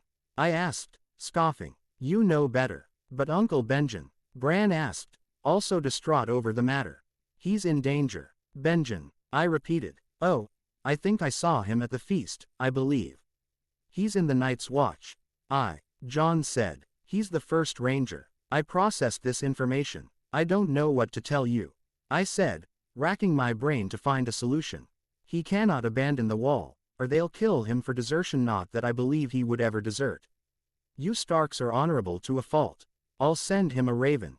Bran said petulantly. It can't hurt to tell him. He might have magic, but he was still a boy. A scared boy who didn't want his family to die. So I nodded and said what he wanted to hear. At the very least, he'll resolve himself to stay alive for as long as he can. Do it, and us, Jon said. We should head to the wall, as well. It's not a smart move. I said. You and Bran said the others are coming. Jon said. I will not sit idly by and wait. But we won't be sitting idly by. I retorted. Sure, you and I can prove to be a great help to the Night's Watch. But we're only 2 men. The dead have an army out there. I've seen it. Bran has seen it. You think a few hundred men of the Night's Watch can avert this invasion? Jon kept quiet as I pushed on. A few hundred men who are mostly comprised of thieves, murderers and rapists who wouldn't hesitate to leave if they had the chance. No, Jon, I said slowly, we're going to gather men. And then we'll go to the wall to show these ice shits how things are done. They tried to control me with their magic, in the void. I would rip them to shreds for the attempt. The fact that I was likely saving millions of lives in the process was just a bonus to me. You're right, Jon admitted, still looking angry and confused. I don't like it. I don't like it a bit. But I understand. It's a hard choice to make. I said. It will take time. A very long time. What will? Eddard Stark said as he came into the room. Father. Bran and Jon said in surprise. Eddard smiled as he patted Jon on the shoulder and ruffled Bran's hair. How are you feeling, Bran? Lord Stark asked. I'm fine, Father. Bran seemed a little exasperated, but I could tell he was happy to see his father. Better than ever. Good, Ned said, nodding. That's good. Then he turned to me. Harry, Lord Ned, I greeted back. We have to tell you something. And so we told him everything. It took a while to bring him around to the idea. But a few displays of electricity and my own proclamation that Bran had some form of magical power within him finally got him to believe, as if a little reluctantly. I see, Lord Stark said heavily. Harry is right, Bran. If we send a missive to the wall speaking of the others, it will be dismissed immediately. They would simply say I have taken leave of my senses. Even I have trouble believing in it. And, while you would make a fine man of the Night's Watch, Jon, Lord Stark said, I believe we can do more good by rallying the North and attempting to get the other kingdoms, allegiances however difficult it may be. Our work is cut out for us. I said grimly. Lord Stark agreed. Tywin Lannister will not take kindly to Cersei's punishment, for one. But, she had me thrown out of the tower. Bran argued, showing his naivete, which was expected. He was only a boy of 7 years. I know, Lord Stark said patiently, but, part of becoming a man is accepting some hard truths. My son. Bran nodded, still angry. Lord Lannister will only see this as a slight on his house's honor. Ned said patiently, to him, we are the source of it. And I'm afraid Tywin Lannister is a man who does not forget slights to his family. Father. Bran asked, sounding a little concerned, concern which turned to fear, but Ned did not say anything. In any case, Lord Stark said wearily, changing the subject, this news only makes it all the more imperative I assume my role as Hand of the King. What am I to do, Father? Jon asked, feeling a little lost. Help me. He smiled at his son. Keep your sisters safe when we go to King's Landing. Become the great man I know you can be. Jon looked down, overwhelmed by his father's kind words. Eddard turned to me. I'm not quite sure what more I could ask of you, Harry. He said, you've helped Bran get better, and you've been helping. You've also aided my efforts in finding the culprit of the crime against Bran. And seen to it that they've received justice. In the few short weeks you've been here, you've done more for me than most of the lords I know. It was nothing, I said. You underestimate the gravity of your decisions. Lord Stark said, you have made an enemy of the Lannisters. You could have refused to enter a trial by combat, and I would have fought against Ser Barristan, a fight I'm not sure I could win. But, you defeated Ser Arthur Dayne, Father. Bran asked, confusion heavy in his tone. Lord Stark shifted uncomfortably, before speaking once more. Nothing is certain in a duel to the death. Ser Barristan is an accomplished swordsman, arguably the best in the kingdom, or he would have been, before Harry had defeated him in combat. Regardless, Ned pushed on. You could have refused. The fact that you accepted and sealed Cersei's fate is not something she'll soon forget, if ever. When she goes to Castle Rock, She'll have her father's ear. Doubtless, you would be made into Tywin's enemy. I frowned. It's always the same, wherever I go. The strong always prey on the weak. I shook my head. The Lannisters sound like nothing more than scum with enough gold and political clout to absolve them of their crimes. Just like the Malfoys. They can believe I'm their enemy all they like. If they make any move against me, then their lives are forfeit. I said calmly, I'd take their castle, or simply destroy the whole thing. I could just sneak in the place and unleash a fiendfire. Or I could wait for a storm and grab hold of the accumulated energy of the clouds and direct it all to the castle. Or, I could disillusion myself and stealthily kill everyone there. The third option seemed to be the best out of all. That way, I could avoid killing the blameless. I'd killed before, hundreds of Death Eaters during the battle at Azkaban. They had all fallen to my lightning dragonslayer magic, or the hundreds of serpents I had summoned. But, those were Death Eaters, the scum of the scum. Pureblood, wizards and witches who believed themselves to be superior to their fellows, as well as those without magic. They believed only they had the right to use it. I taught them who the real master was, tearing through their chests, frying them living with my electricity, and breaking their bones, one man and woman at a time. But, I still didn't wish to kill children. I didn't want to kill innocent men and women, either. A stray thought entered my mind. Would you punish the Lannister banner men for simply following the orders of their lord? I had no answer. You care too much for these humans. Erebus thought to me, and you care too little. I thought back vehemently. Don't think I forget what you are, Devil Centurion Erebus. You were the progenitor of Dementors. You were darkness and despair incarnate. And I've beaten you, not the other way around. Got it, HMPH, Erebus said. Your time here has softened you up, master. Quote, maybe that's a good thing, you know. I thought, better to do good while minimizing the bad. Better to care than not, or I would be just like him.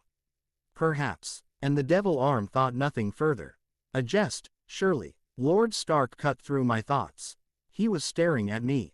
Destroying it is probably not the viable option, you're right. I admitted. It has a good, defensible position. I suppose it would be a waste to reduce it to a pile of rubble. You were saying you can destroy an entire castle. Jon said incredulously. You have magic, yes. But an entire castle, yes. I said, seeing no point in hiding it. 3 dragons did the same to the castle Harrenhal. I don't see any reason I can't do the same. The point is, their considerations are not important to me, Lord Stark. The man nodded, not R. Ely knowing what to say to me at least, I assumed he didn't. In any case, Ned said, addressing Jon and I, we march for King's Landing within the hour. You'd best say your goodbyes, boys. Is that why you came, father?